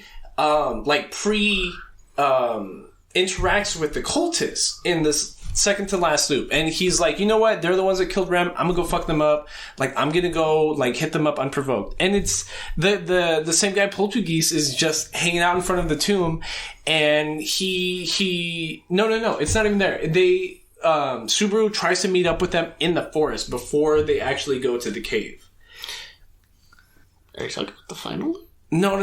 Because, I'm trying to point exactly where. Because the thing is, because you're missing the confession. No. Before the confession. That's the last one. Because in this one, like somehow he gets a hold of Amelia and he's trying to like help her escape from the manor, and that's where they meet up with. Freezes her hand. Yeah. He freezes his hand and he just. Yeah, that's where they meet up with the cultists in the forest, leaving the manor. And Amelia dies. So Puck comes out, and that's where we finally realize that giant monster that cut off his head at the end of the last episode was Puck. Was Puck the entire time. Because, like, when Amelia dies, he goes berserk mode, and he turns into a 100-tall fucking monster and creates these snows and this ice, and is what cut off Subaru's head. And the thing is what you realize at that point in time is that, like I said, Amelia and Puck have a contract. Yeah. And so you find out the terms of that contract. He tells him right then. He tells him right there. It tells him right then, if Amelia dies, my contract is I come out and I destroy the world. Yeah, like full apocalypse. Full 100% apocalypse. And he tries to, like you said, he tries to evacuate the people, even the people, out of the country because he thinks that this big animal is gonna destroy the thing. Yeah, right? And he still doesn't know it's Puck at this point. No, wait, it was the cultist raid, right? Didn't they raid the town or something like that? Mm-hmm. And every single time he tries to evacuate Amelia and the villagers, they keep dying. So he figures out that they have to go after the whale, right? Yeah, and so every time he's coming back, the smell of the witch is stronger on him, and his eyes are more sunken, and he's got, like, bigger bags under his eyes. And in this last fucking loop, he wakes up in front of the stand, in front of the apple salesman, and Rem is still there again. And the first thing she says is like, yo, dude, you look like fucking shit. Like, are you alright? And that's when he, like, pulls her over, like, a ledge, like, an upper raised area that looks a lot like where Amelia first introduced herself to him. Yeah, like where she introduced herself as Satella. Yeah, but that's exactly. The thing is that it's what they do is they go ahead and they run off to over there. And that's where they have a very private conversation. And thus begins the entire reason as to why it's this specific episode. This episode being, I believe it is episode 18. Yeah, episode 18, From Zero, where it is what I call the greatest episode of the entire season. I've never thought I would find an anime where I find two characters just talking. Something so minuscule, like, is why I think it's the best. Because they're just talking. But the thing is that Subaru, as the entire time, he's finally confessing. He tells Rem at the very beginning, let's run away. Yeah. Let's go ahead and let's run away. You and me. You love me. I know you love me. Let's run away. Rem says, he's like, let's get one of these carriages and just get the fuck out of here. Get out of here. He's like, let's go west or north or something like that. He said, let's go west to, I believe the kingdom is called the K, so I'm not 100% sure. Yeah, but like what he says in the anime is like, let's go west or let's go north. Those are the only places I know that don't have ties to this country as well. But if we go north, I know it'll be cold, so let's just go west. And so what happens is Rem says no. And Subaru basically is like, well, why no? And what happens is that Rem basically says, we could go there. It's, a very capital, very trade-like, eccentric city where we can go ahead and have, where you don't know how to read yet. So we would have to basically base all my income against me, for me, because you would have to be working mindless manual labor where you couldn't read where you don't have to read or write. Sorry, go ahead. Oh no! Go ahead and go continue because it's like this entire thing is I know this thing like the back of my hand. Pretty much what Ram's trying to tell him is like, why should we go? Is like that seems like you're running away from your problems, which is kind of what Isekai is kind of trying to make you do. Mm-hmm. To like go into this reality fucking thing. and it's just like it defeats the purpose of how hard we've worked so far. Exactly. Like, it takes away from all the building points, because it's throwing away, because what we've seen so far is that the loops that succeed are when he establishes, like, an actual selfless relationship with people other than himself. And right now, he's just throwing that all away from the other loops. He's like at a certain point, he's trying to protect Rem because he's tired of seeing her die. But also at a certain point, he's trying to protect himself from seeing her die again. Who can blame him? I get it, but, like, that's not what's going to, like, progress you from here on forward. And Rem, well, I'm sure you'll, like, build on what I'm saying, John. But, like, for me, this whole episode is just this, like, 15-20 minute confession of love where she's basically saying, like, I understand that you're useless and can't read, and, like, you clearly have some big secret that you can't tell me about, but I know that you're never completely lying to me, and that, like, at a certain point, like, you are trying to protect me, and that you do feel really strongly about Amelia, and you are trying to protect her selflessly at a certain point, but that you are trying to put on airs, and that you are trying to present yourself somewhere bigger than yourself in front of other people and in front of other men, in front of the kingdom, and you want to hold value on yourself in a way that only benefits you selfishly. But I can see past that, and I can see the real you, and I can see how funny you are, and how smart you are, and how capable you are, and I see your potential. Even when you can't see all those aspects about yourself, I can see it. And he tries retorting back to you. He's like, no, you're full of shit. You're lying. I'm putting on an act. And she's like, no, I know you're putting on an act. I'm telling you that I can see you that's beyond that act. And she try, like, I don't know if the light novel is written like this, because this is the only issue I had with this piece of dialogue, because I think everything else in this portion is excellent. Like, A1, this is the best, like, anime romantic writing I've probably ever seen as part of this podcast. I was almost as a joke about to say, like, Rent a Girlfriend and Domestic Girlfriend, but it's so far beyond that, because those are memes, those are jokes. This is the only substantive piece that I could see two people, like, wholly in love with themselves, like, talking to each other about.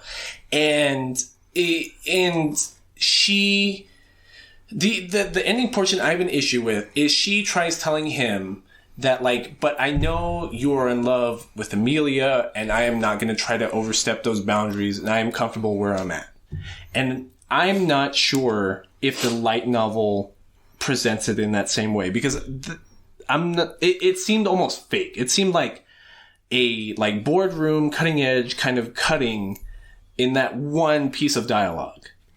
She makes, the thing is that with, Subaru makes his entire, I'm a coward, I'm useless. He does his entire self-reflection of saying, I'm a bitch. Yeah. He does his entire self-reflection saying, I'm a bitch. I'm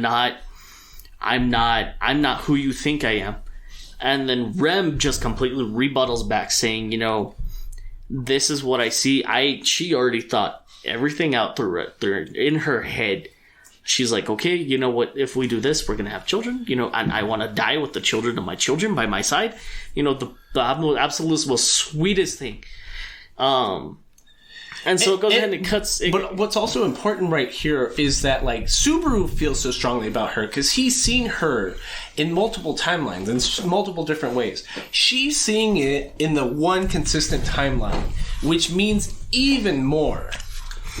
And it does. The thing is like, it's funny because I think in the light novel, because we're getting to those episodes because they actually expand upon it a little bit later. Mm-hmm. Just like maybe it's actually the literal next episode later, where they go ahead and they actually speak a little bit more, which I'll go ahead and talk about when we get there. But she goes ahead and she makes her entire confession as to why I believe Rem is best girl is the entire reason there. But that's the thing is that it goes back and forth between their dialogue. It's something that I never thought it would actually. I thought I would be like, Demon Slayer is the best anime because of what that one fight scene with, was it episode 12 or episode 20? The really beautiful one with all the CGI. The one with the spider dude. Yes, like that one. Spider Family. Yeah. Where he cuts off the guy by using the fire dance that his dad uses. Yeah, and Nezuko does the thing. Like, it's absolutely beautiful. The entire time me watching anime, I'm like, I thought that would be my GOAT episode. No, it's this one. It's definitely something like this where it's two characters just talking. I feel that. I completely feel that. Like, this episode I watched a dub. I think the episode before I'd been watching as a sub, but because it was the repeating episodes, I was like, no, I'm going back to dub. I'll be alright right here. But, like, maybe, like, that was the wrong episode to do that, because now I have this whole episode that's just two characters talking, and she turns him into a man. Like, right here, basically. Like, we've been talking about in these earlier episodes, he's super annoying because he's super childish, and he's a fucking boy, and he doesn't know how to interact with people. But right here, it really feels like that she's telling you, like, all that fake shit you're trying to do to act masculine and try to act like a big shot, that shit don't matter to me. Because what I see value in your character, are all the other things that you're trying to throw away. And this is where we turn into the easier half of this anime, because the loops are now, like you said, being tackled in a more mature way. Yeah. You know, because now we go into the white whale hunting, right? Yeah, we go on. Basically, what happens after this is Rem makes her a confession. She gets, "I love Amelia." The entire meme happens. The entire "I love Amelia" meme happens, regardless of where. If you're in an anime community, period, you know "I love Amelia" memes. He friend zones her for no fucking reason. It's like, from even at this point, this is like episode 1920.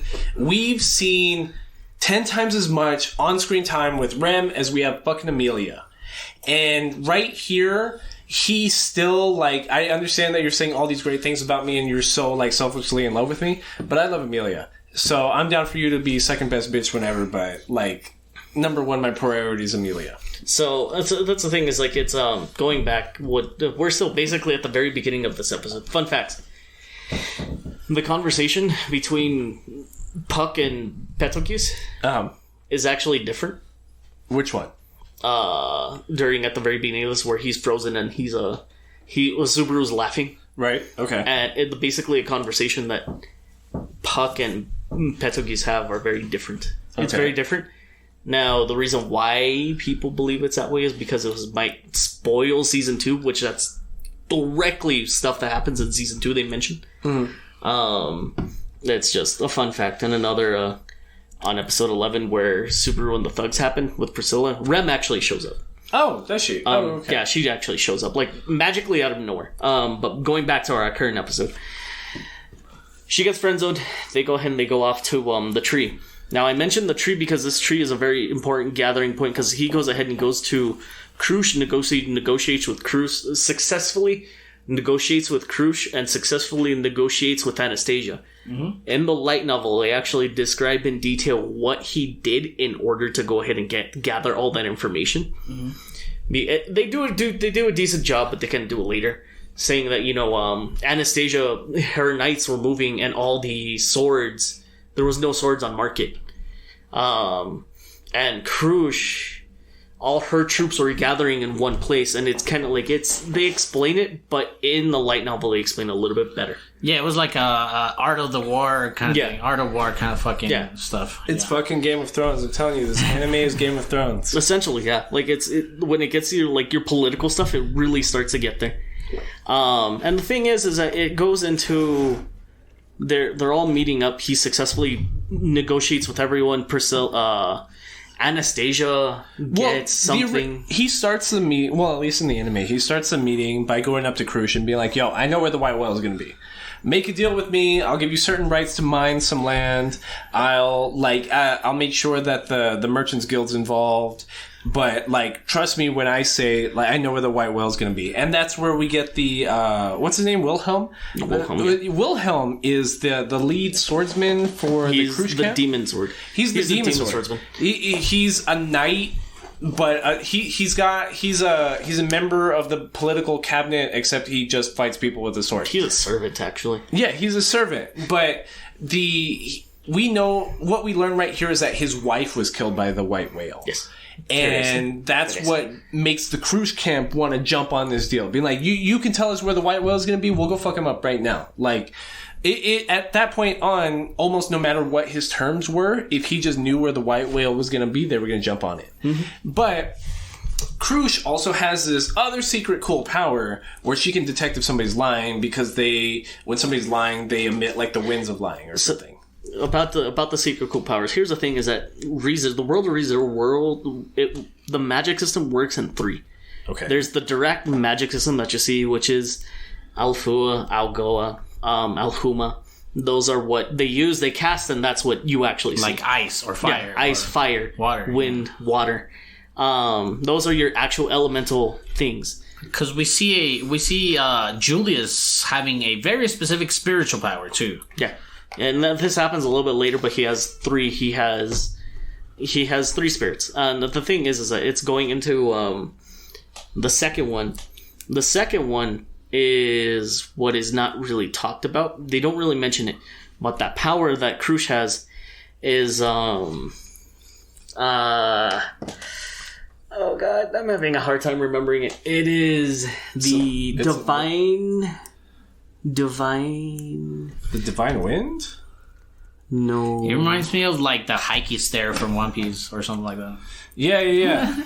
I'm not even there, but I know what it is now. Yeah, because Haki is like your physical soul presence over somebody, and that's almost how this feels. It's like certain people built with certain soul pressures, certain like magical Nen almost. Yeah, Nens can do like a certain power amongst themselves. Yeah. What they're called is, after looking it up really quick, it's called divine protections. Yes. Like Krush's is divine protection. She can detect when someone's lying, and they go ahead and during the negotiations, she sits there, listens to Subaru. She's like, my divine protection will let me know if he's lying. He's not lying whatsoever. And that's the thing is you start learning that people have divine protections.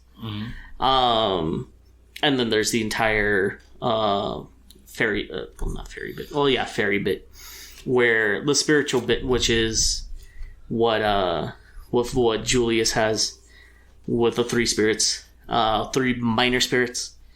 But those are what I would definitely say consider the 3. And what we start seeing now with the development of Subaru is that now he's like leading a fucking army almost. Like he Luke Skywalker himself into like the Death Star. Yeah. That's exactly what I was thinking about as I was watching it. It reminded me so much of Luke Skywalker. Like he's developed himself into this magical creature, but like he's really good at practical skills, like flying. I used to shoot animals back home, and they were not bigger than 2 meters wide. I shot the wombats or whatever the fuck it was, and that's how it feels. You know what I mean? Like all of a sudden, Subaru is Luke Skywalker, and there's an entire army building around him. Yeah. And so they, with all their trust and all their faith, Krush goes and they go ahead and the entire camp, all her army with Anastasia's Iron Fang mercenaries. They are preparing to fight the White Whale. Yes. They all go ahead and they band up together and they go ahead and say, we're going to take down the White Whale.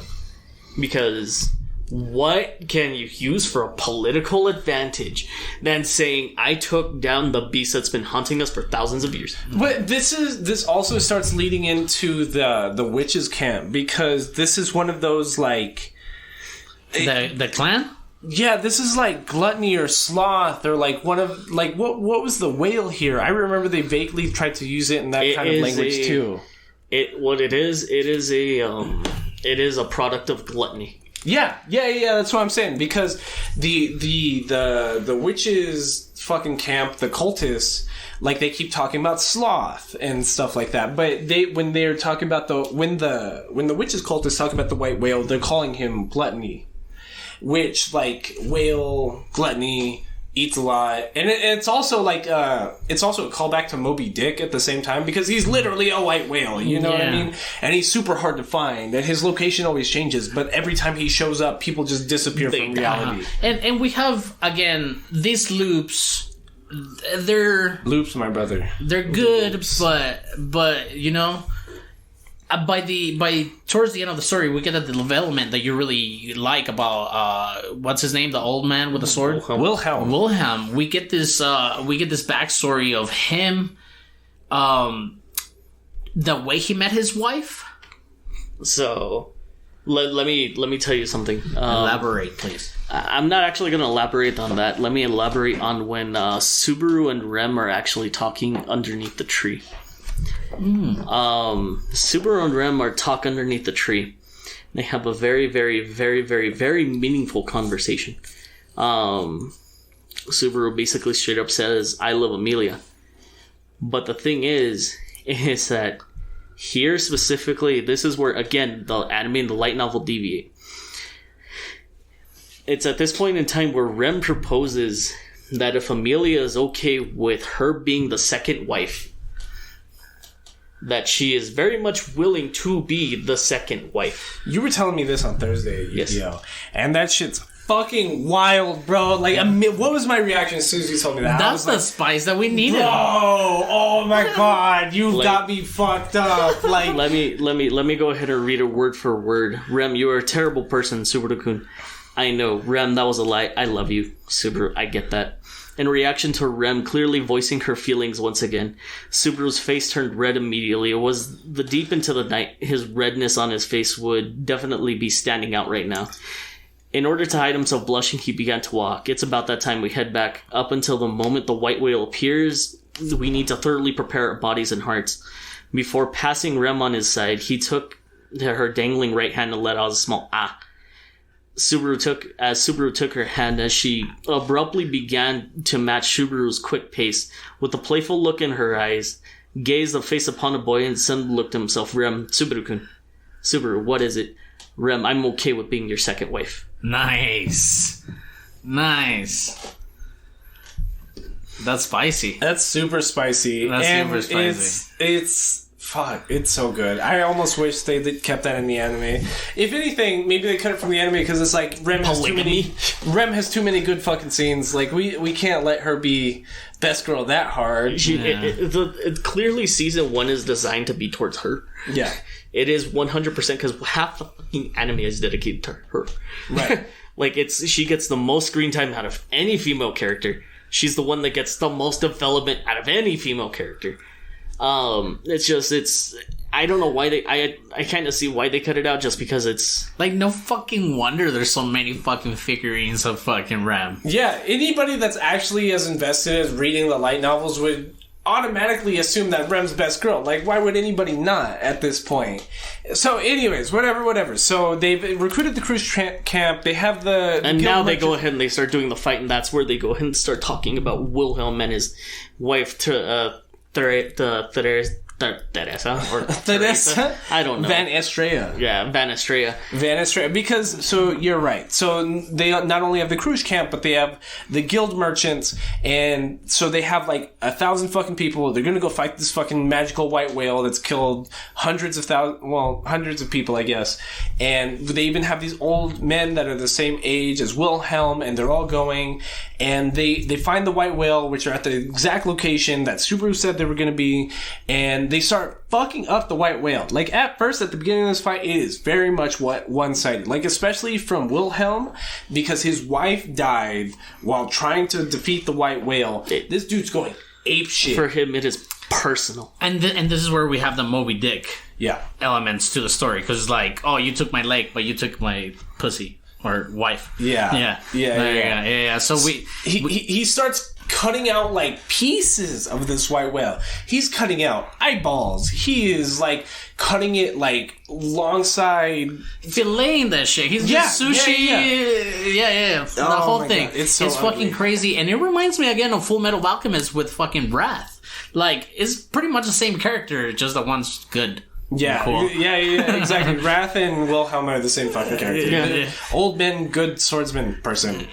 Yeah, and it like the whole fight is fucking berserk, and then we have like that fucking tree that you mentioned, and it just turns to Avatar to me, because it's like, oh, that great fucking tree or whatever, but they end up using the fucking tree, and before even this happens, it's a lot of exposition of how like Subaru it's being a man. Yeah, he's using himself as bait. He's actually he instead of acting selfishly, he's acting selflessly.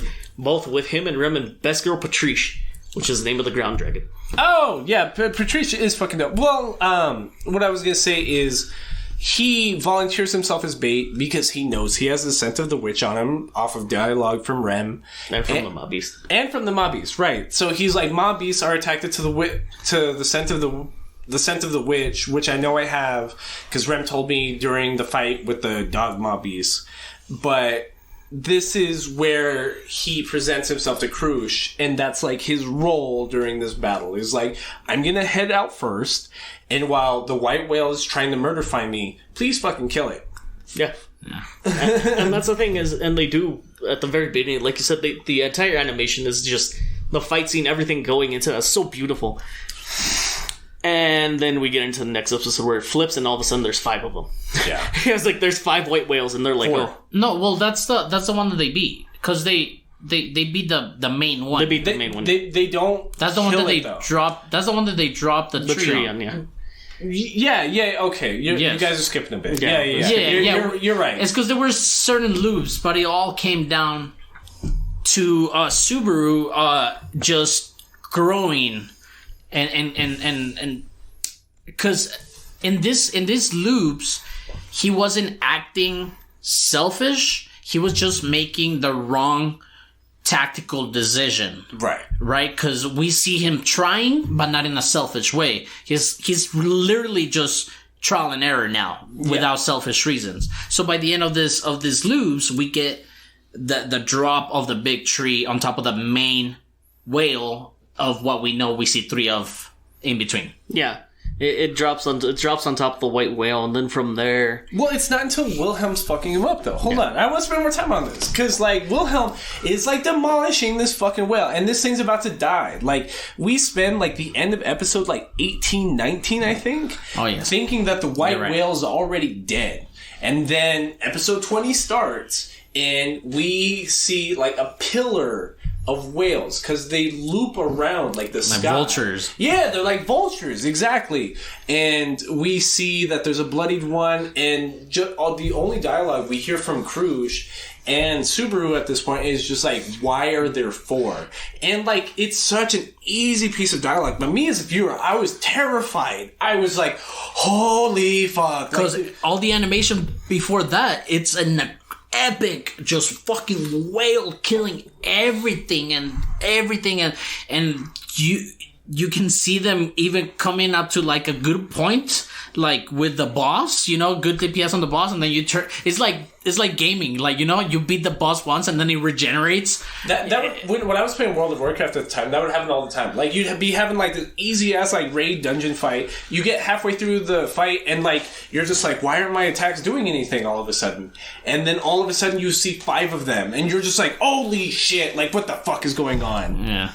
It's fucking epic. And yeah, the fight and then he gets eaten, right? Wilhelm gets eaten. Yeah. So we're seeing pieces cutting back to when Wilhelm was like a teenager almost. He was like 18, 19 years old. And he would always be training with a sword in ruins in front of this red-haired girl. And she would always ask the same question, like, do you like flowers? Yes or no? And he was just a pissed off teenager, you know what I mean? He would always say shit like, no, I don't fucking like flowers. No, those shits are useless.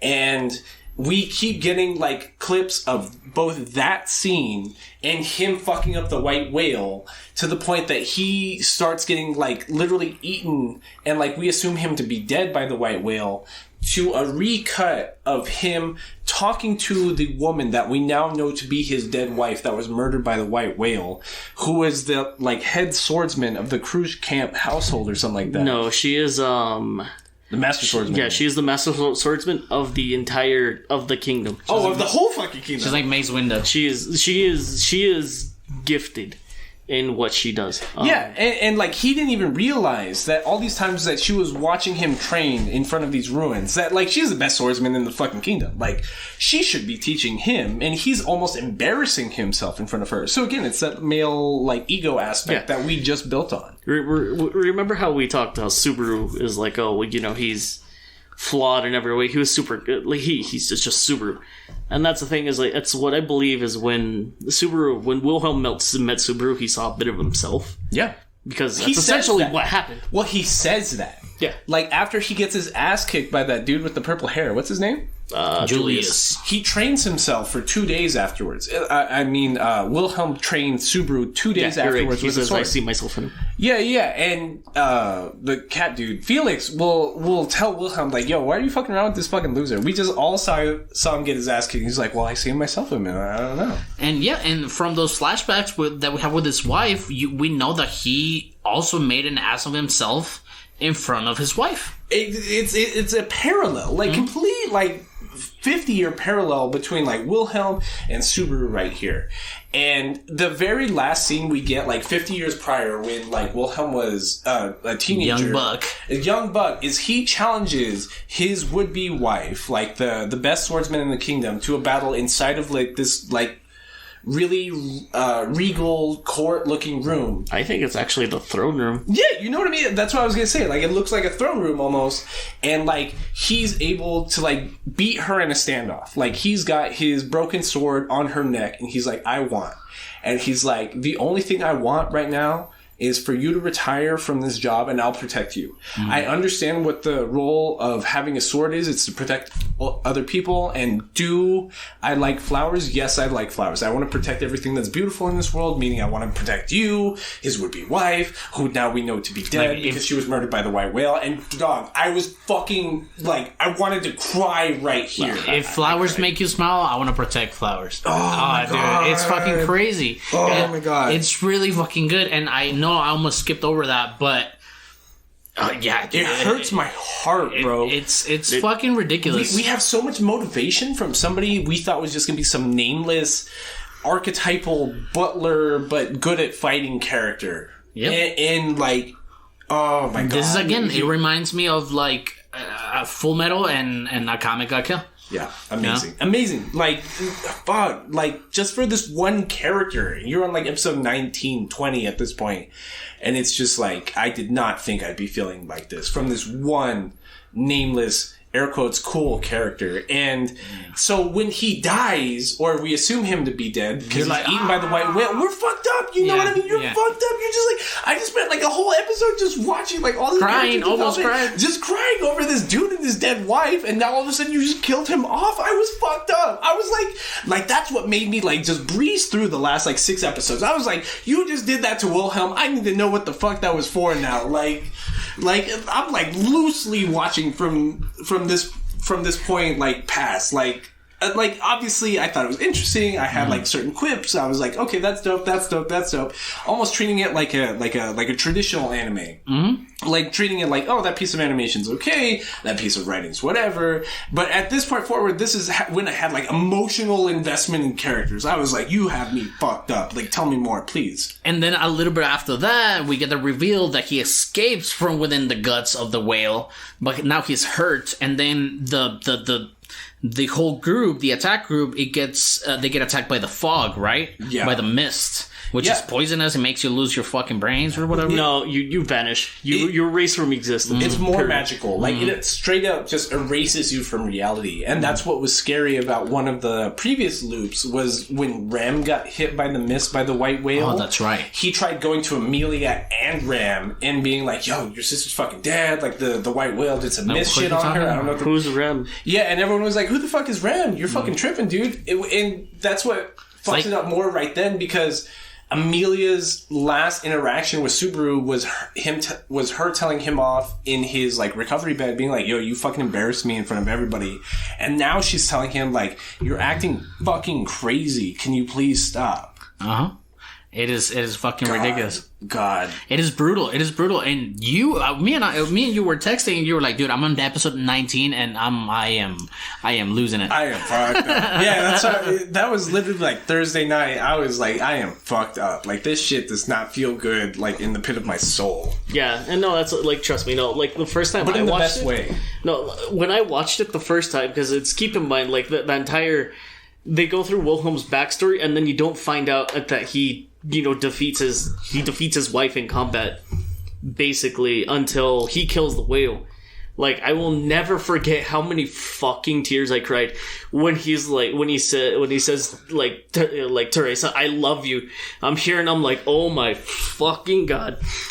I'm here and I'm like, it hit. I'm here, I'm like, I'm completely single, like, but ow. Like that hit me on a personal level. No, I get it, dude. I like it. So that's when we get like the 4 whales at the beginning of like episode 21, because after Wilhelm gets eaten, the original whale trying to protect itself is sitting at like the top of like the airscape, like while these 3 lesser whales try to fight everybody else. And it's up to Subaru to realize that these are basically clones of the original whale, and because Subaru like. At a certain point in his head, he's like, I could just die right now and I can try to refight this fucking whale. Like, it's fine, whatever. But at another certain point, he's like, dude, like, I can't re-go through all this. Like, this shit is way too heavy on my heart. Everyone has put so much in this timeline, which is cool. You know what I mean? Like, he's humanizing the people that are replaceable to him because he still sees their effort in what they're going through. It almost feels like when you're, like, playing a video game, RPG or something, when it's late and you're deep into a fight, and you're like, fuck, if I lose right now, I don't know if I have the strength to, like, start another round, another raid round, and that's how it feels. Yeah. It gives me anxiety. Yeah. Because he's just like, you know what, fuck this, I need to come up with something. That's when he comes out with a baiting fucking... With Cruciate. Plan. Yeah. So, like, he's been writing this little female dragon thing with Rem this whole time. What's her name? Patrice. Remember her name. I'm sorry. Patrice is really important. Like, ground dragon. She's like his most loyal fucking woman, if anything. So it's Rem and Subaru on top of Patrice, and Subaru is like, you know what? I'm gonna try to distract all these other lesser whales. At that same time, I need you to bring that top one down so that we can fuck it up. Because that's when he realizes that all these other ones are just like clones that don't even matter of the main one that's already fucked up because of Wilhelm. Because he like ripped out its eye and it's like bleeding to death of anything. So it's a satisfying ending to like this mini arc. Like, it's not as long as like the mansion arc. It's not gonna be as long as like the 5-6 episode arc we're gonna get with the cultist group. Yeah. But it's a satisfying ending because with Rem's ice power, she's able to launch him into the air, and then his goal here is he knows that mob bees, like the white whale, are attracted to his scent of the witch. So he gets the white whale's attention and then jumps off and then is screaming out loud the secret that he has this reincarnation power, which causes the scent of the white witch to like increase because she's closer to him. Right, and we get the animation of the witch's arms like wrapping around his heart, which causes the white whale to immediately lunge after him. Yeah. Which is when Rem throws a giant icicle into its fucking like neck.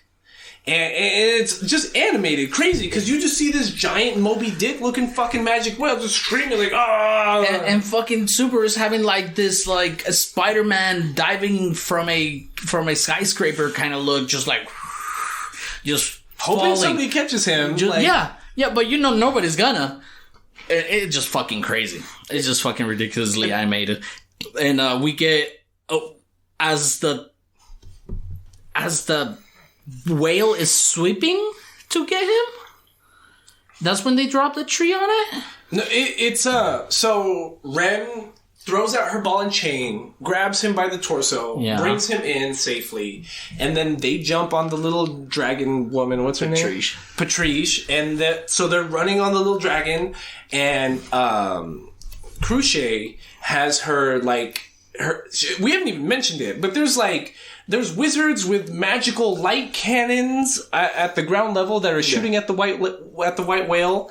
So in a previous scene, which we weren't told the exact plan, Cruciate is instructed to shoot those light cannons at this giant, like, I was gonna say 1,000-foot tree, but it's bigger. It's like fucking. It's a big ass tree. It's 100-foot tall fucking tree, like the one from the end of Hunter x Hunter, like this worldly large tree that's as big as the whole fucking world. And they shoot the laser cannons at it, cut it at the base level, and they're gonna like timber on top of the fucking white whale, and that's how they're gonna kill it. They're just gonna crush it. Just some straight gruesome, flat out just crushing of this magical beast. Yeah. And it's so fucked up because they're using real whale sounds, so we hear it in pain. And it's still not dead. It's crushed by this 1,000,000 fucking pound tree, and it still takes Wilhelm jumping on it and just screaming his fucking lungs out and being like, you killed my fucking wife. And he just slices it at like the base of its neck, and that's what finally kills the white fucking whale.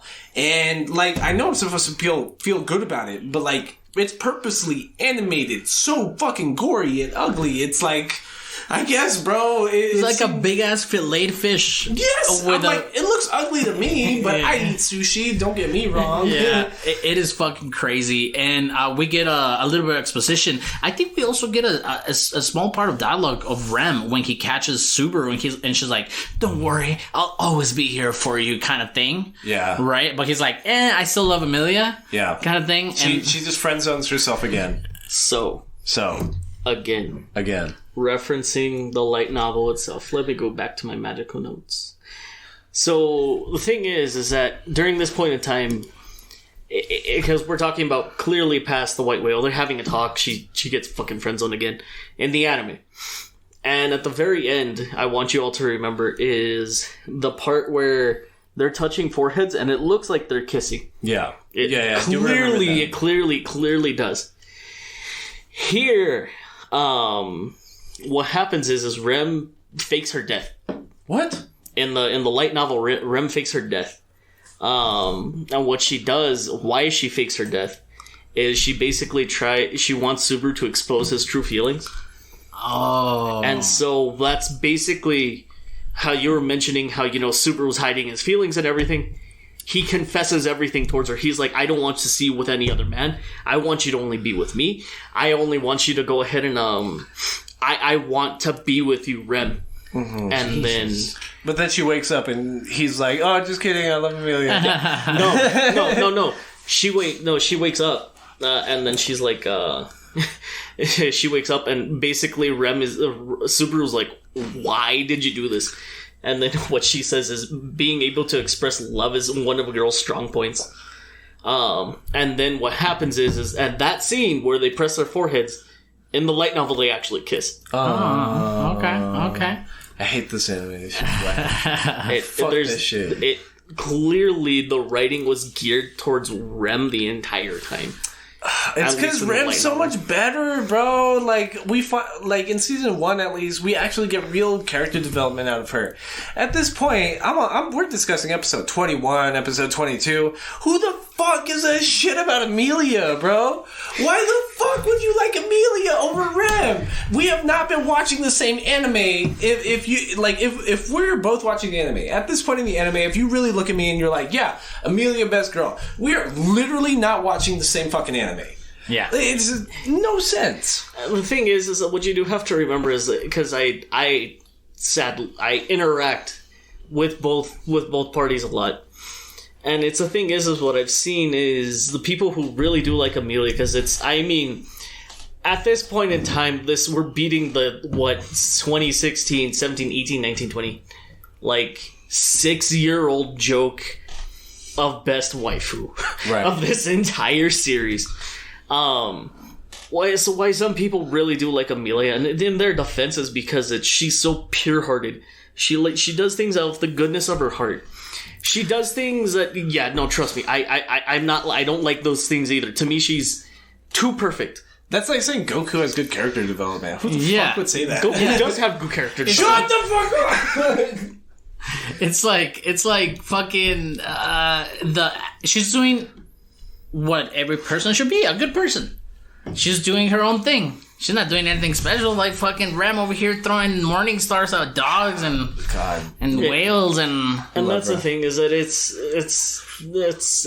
season 1 was clearly directed towards Rem. The light novel is really... The light novel clearly goes her way, at least during... I think this is during arcs 1, 2, and 3. And so that's the thing, is that Amelia's great in her own right. No. I always have this conversation. People are like, well, why did you pick Rem? I'm here, and I'm like...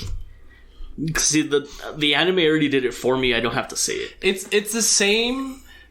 reason that people don't like what's-her-face from the Star Wars sequels. Right? Yeah, because she's a Mary Sue. Like, she's a nameless perfect person that happens to be like stronger than most people.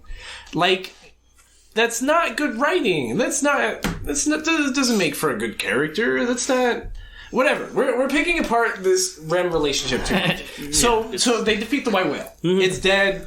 Krush is like, okay, we're gonna rip off its fucking head and we're gonna take it back to the capital so that we can prove to everybody that we killed it. And she's having a heart-to-heart with Subaru, and she's like, yo, you're actually pretty fucking dope, you're amazing. And then I don't like this piece of dialogue because like he barely realizes that he helped a camp other than Amelia's, which is like, duh. I thought we recognized this at this point, but by anime standpoints, we had it. And he's like, "Oh no, I just hurt Amelia's chances of being the next queen." And she's like, "Duh, you fucking weirdo." But like, if we end up being enemies, I promise, like, I'm not going to kill you. Because we kind of know her to be powerful now because she has a magic sword that can shoot wind out of it. And she's got this lying magic to protect her. I don't know. Yeah, and we also have a heart-to-heart with the swordman, Wilhelm, that he's like, because of your ambitions, I was able to fulfill my dream. And to avenge my wife. He never visited her tombstone. Yeah. Like, there's a piece of dialogue after he finally, like, snaps the neck of the White Whale where he's like, oh, I can finally visit my wife's grave now. Yay. And it's just like, dude, like, she's been dead for, like, forever. Like, I at a certain point, I wish you'd just gotten over this whale thing and just, like, gone to pay your respects. So then the Patrice, is it? The ground dragon? No, I'm sorry, not Patrice. The girl, the commander, the Krush is like, you want a buck? And he's like, nah, I like Amelia better. No, it wasn't like that. It was vague, being like, "Yo, I think you're a great person. You should be my knight, or you should be my knight or something." And he was like, "Nah, to be honest, I'm still really about Amelia." And that's when she's like, "Yeah, well, I was kind of really secretly trying to buck, but like, if you're not trying to buck, I respect that." She's like, "I knew you were gonna say that. I just had to ask," or some shit like that. Yeah. And I think there's like a pact between them that now the swordman protects Subaru, or it's almost in a honorable debt with him. Yeah, he gets on his knee and bows his head, which we know to be super shameful in Japanese culture. Mm-hmm. And he's like, "You helped me do my only life goal, which was just to avenge my fucking dead wife, which was killed by this dead whale. And if you need anything, like, I'll just follow you around until forever." And now he's picking up allies because also Felix like joins him, and he's like, "Yo, I'm." Well, Felix was part of the deal that he made with Krush. Oh, that's right. Because part of the deal with Krush was like, "Yo, I know where the White Whale is, but after we dedicate all these resources to do that, you have to help me go protect Lord what's his face's town, Roswell's town, and like help protect Amelia." Which at the time to her didn't make any sense. Correct. But now this is when he starts calling in that favor. He's like, "All right, we're like, I know we just spent all night fighting this White Whale, but let's go protect that village." But now I'm calling in my favor. Yeah, now I'm calling in my favor. And she's like, "Okay, I fucking guess." And we haven't even talked about him, but there's a wolf commander. Ricardo. Yeah, there's this dude Ricardo. Who's fucking Chimera. He's a wolf dude. He is the leader of the mercenaries. He's what's his name from the leader of the Anger. He's Legoshi from Legoshi. Dude, and honestly, when I started watching this and when he first got teleported to this world, like, and you see all the chimeras or animal people walking around, demi-humans, you think there's gonna be a lot of that, but there really isn't. Yeah, it's not until right here, too, that they explain that, like, the demi-humans, because they're stronger than regular people, kind of have... Their only advantage in this society is that they can work for, like, the Merchants Guild to help, like, accomplish stuff like this. Mm-hmm. Which is, again, like, fucking racism in the real world. Like, good writing. Good for you. And, fuck, I don't even know. They go try to fight the cultists. Yeah, they go and start trying to fight the cultists. They go ahead and they start by... Oh, but what's his name? The purple-haired dude's reintroduced. Yeah, Julius is reintroduced. Yeah, because there was a company of people at the road, like, down from where they were going to fight the White Whale, that were strictly there just to stop regular people from trying to get in the way of the battle. and Julius is there, and so is the younger brother of the leader of the army of the demi-humans, who's like this little fox girl. Yes, you're talking about oh my gosh, I don't The two fox? No, the two. No, There's like two. 3 of them. Yeah. Because there's like a twin brother and sister, which like the sister's the leader of the army of the Company of the Merchants Guild. Right. And then there's like her younger brother, and then there's their younger brother, Mimi and TV. yeah, Mimi and TV. Mimi and TV. Those are the twins. I can't find the name of the youngest brother right now. Whatever. So we're gonna go fight the cultists again. We're reintroduced to the crazy fucking Beetlejuice guy. yeah, to the crazy fucking Archbishop of the Sloths. What's his name? Poltergeist. Yeah. Poltergeist. Petelgeuse. Petelgeist. I've heard him like think Beetlejuice. Tom Cruise. Yeah, basically. And Subaru right away knows where he's going to be, which is at this cave outside of the town. And Poltergeist, what the fuck? Peltegeist is there, and he's like, "What? The warrior of love? How'd you know I'd be here?" Like, and he's just acting super crazy, and we see that. We didn't even mention this before, but his character modeling's crazy because he doesn't have like skin around his fingers, because he's so like anxiety ridden that he's just literally ripping the skin off his fingers, and he's just leaving these raw, not even like post healed like fingers. They're just always raw and bleeding, and it's just flesh and. It's off-putting. It's fucking ugly. And that's what was uglier about it, like, in the previous incarnation when Rem died, because it's just, like, this crazy fucking dude just manipulating this whole situation, and he's mad, you know what I mean? Like, how did he plan this? And then, I mean, he's this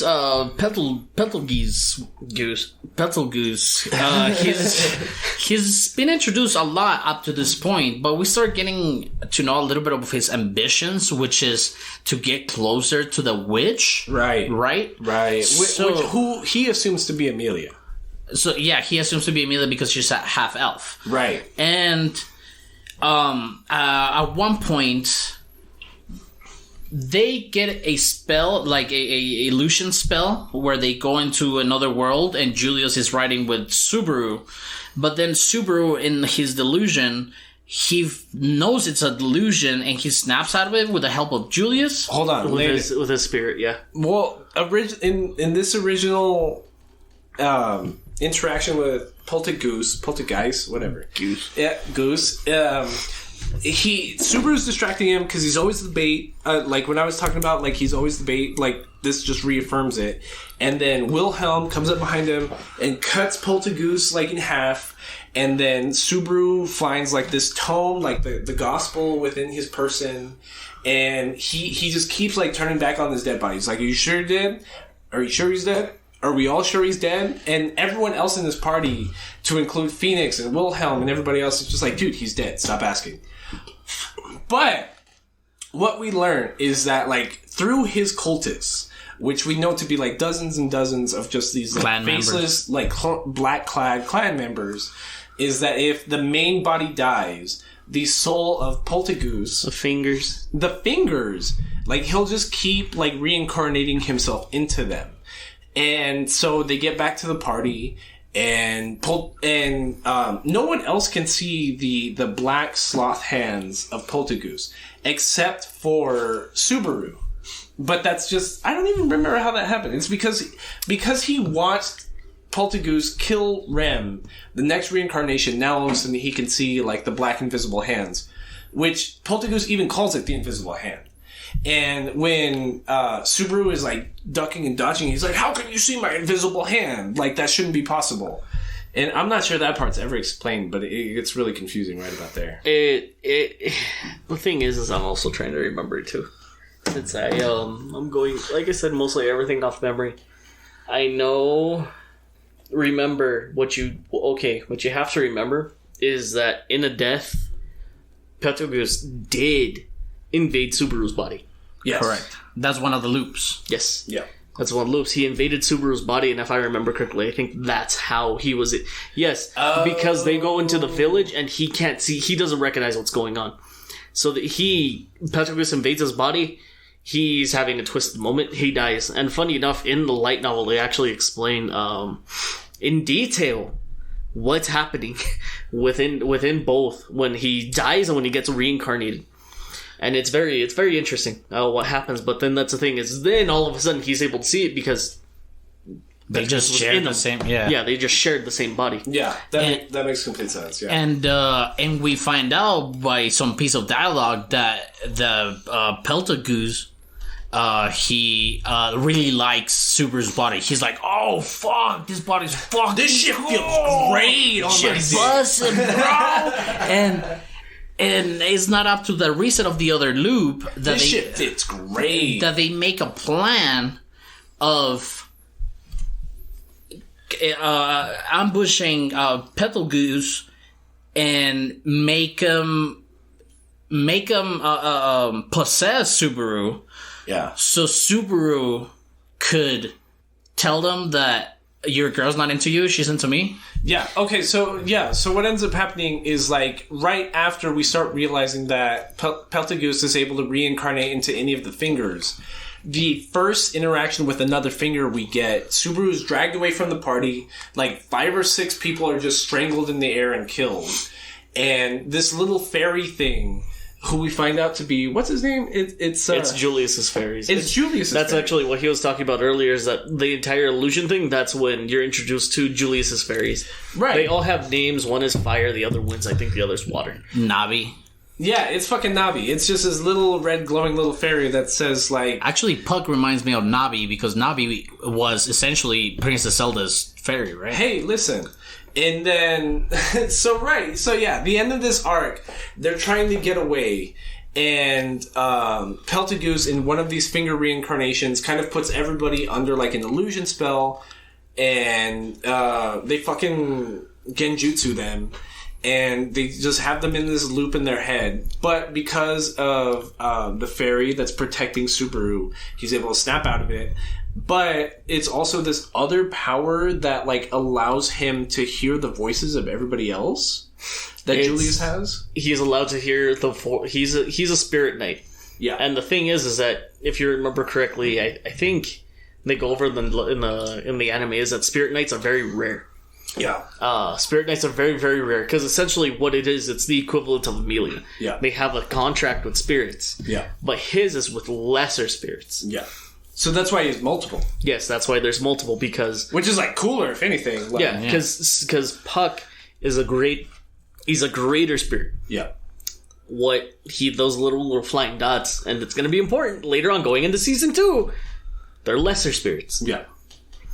Yeah. Yeah, so, that ends up being like how this timeline gets killed, because like we think from here on out, like Subaru's kind of figured out how to accomplish like both goals for like the timeline that he keeps losing. Like he already defeated White Whale, and then he's almost defeated the Witch's Cult because he defeated Peltagoose, but because he keeps reincarnating, this timeline ends with Peltagoose taking over Subaru's body, and he has to tell Felix. And Felix is, like, really close to Subaru at this point. He's, like, realized that he's a selfless person, and he's, like, he's really capable, and he's really driven, and, like, those are all the things that Felix likes in a person, which is why he likes that green-haired chick at that same time. Mm-hmm. Which is why he's supporting Krush. And so, like, Felix is starting to see all these same qualities in Subaru, but Subaru gets overtaken by Peltagoose's, like, spirit, and... The remnants of Subaru's spirit inside of his own body has to tell Felix, like, dude, you gotta kill me now. Like, that's it. Like he'll keep reincarnating and he'll keep getting away with shit if you don't just murder me. Mm-hmm. Because, like, I'm his last stop, basically. And when he gets murdered, because of that curse that the witch put on him, Peltagoose, he gets a glimpse at the witch. Right. In this limbo kind of area, and the witch, she she's like, wait, where's my love? Like, where's my guy? It's like, you're not my guy. It's like, get the fuck out of here. And he's almost crying. He's crying because he's like, oh, wait. That's not yet. That's not yet. That's not yet. Because, so Felix kills Subaru. Yeah, he kills Subaru. And very last loop in season 1, Subaru wakes up in front of the tree after they knocked it down and killed the white whale. So they're back there. Mm-hmm. Felix munching on his ear. Yeah, and like he's blanked the fuck out, and Felix like bites his ear, and he's like, "Hey, you spaced the fuck out. Are you all right?" And that's when Subaru's like, "Oh shit, I really died back there. Like I need to make sure I get this very last one correct." So that's when they do basically the whole thing over again, except this time. He tells Julius everything up front about Peltagoose, and he's like, "Yo, me and you are gonna like try to seclude this guy out in the middle of nowhere. He's gonna try to take over my body, but you're gonna share my vision through your spirit magic, and you'll be able to see his invisible hands, and that's how you're gonna defeat him." Cool. So they do that. They defeat Peltagoose. Subaru again is like, "Yo, is he really dead? Is he all right?" But like Peltagoose's cultists are still out trying to bomb Amelia's carriage with all the children from the village at the base of Lord Roswell's village. So then Subaru's like, yo, like we gotta get the fuck to Amelia now because there's a fucking bomb in there, and I saw that in the previous timeline, even though he doesn't say that because he can't say that. And so they're rushing over there. And there's a merchant named Otto. Otto's best boy, you'll find out. He's just a young merchant. Like, he hasn't made a name for himself yet, but he's like, yo, Mr. Subaru, like, I'm also trying to get the fuck out of here, so if you're trying to get out here ASAP, let's take my carriage, my... 2 dragons. My ground dragons. Yeah, his 1 ground dragon, and then Subaru's female dragon from the white whale fight, and let's zippity do the fuck out of here, and let's go catch up to Amelia. Which they do that. But on the way over there... Otto has the power to hear the voices of nature. He has the divine protection of the forest animals. It's something like that. He can just hear like the voices of nature. Like he can hear trees talking. He can hear animals. No, talking. it's specifically it's only animals. Oh, it's only animals. It's only he can talk to animals. It's like Snow White. Yeah, cool. Basically, because like at a certain point. Like, he says dialogue like, yo, the trees just went silent. I hear a lot of chatter amongst the birds and, like, the squirrels and everything. So we gotta get the fuck out of here because something's chasing this way. Mm-hmm. And it turns out to be this super creepy spider corpse of Peltagoose. Again, very good monster design. Great monster design. He looks like a fucking monster. It's scary, He looks like a zombie with 8 arms, bro. It's terrifying. Because now his eyes are just black, and he's missing teeth, and he's just crawling his way into Subaru, and he just looks fucking crazy. It looks like an FMA monster, like from the first season. Like, just this weird science melding... fictional mess of a monster. Like, it's so ugly. It's great. It's so ugly. It's so excellent. Like, it's pretty. I remember watching it the first time. Same thing. I was like, but it's pretty nasty. Yeah, it's pretty nasty. So what Subaru is able to do is he's able to grab like the oils from Otto's carriage, throws them at the face of this 8-legged, spirited away monster that is Peltagoose. And is able to use the fairy that is following him because of Julius and lights the Peltagoose monster on fire. Which doesn't really do much. He's just still fucking running at him. Later on, he just comes back. Yeah. Still chasing after him. Which makes him look even uglier, because now he's burning, and now it's just and a big fucking Peltagoose spider following you. Yeah, and it's fucking ugly. And I don't even remember he uses Julia's spirit, right, to light him up, and then he writes something on the gospel. Oh, he writes his name. He writes his own name inside of, like, the cultist gospel. Uh-huh. Which, like, there's a scene in the previous reincarnation where, like, he opens it up and he's not able to read it.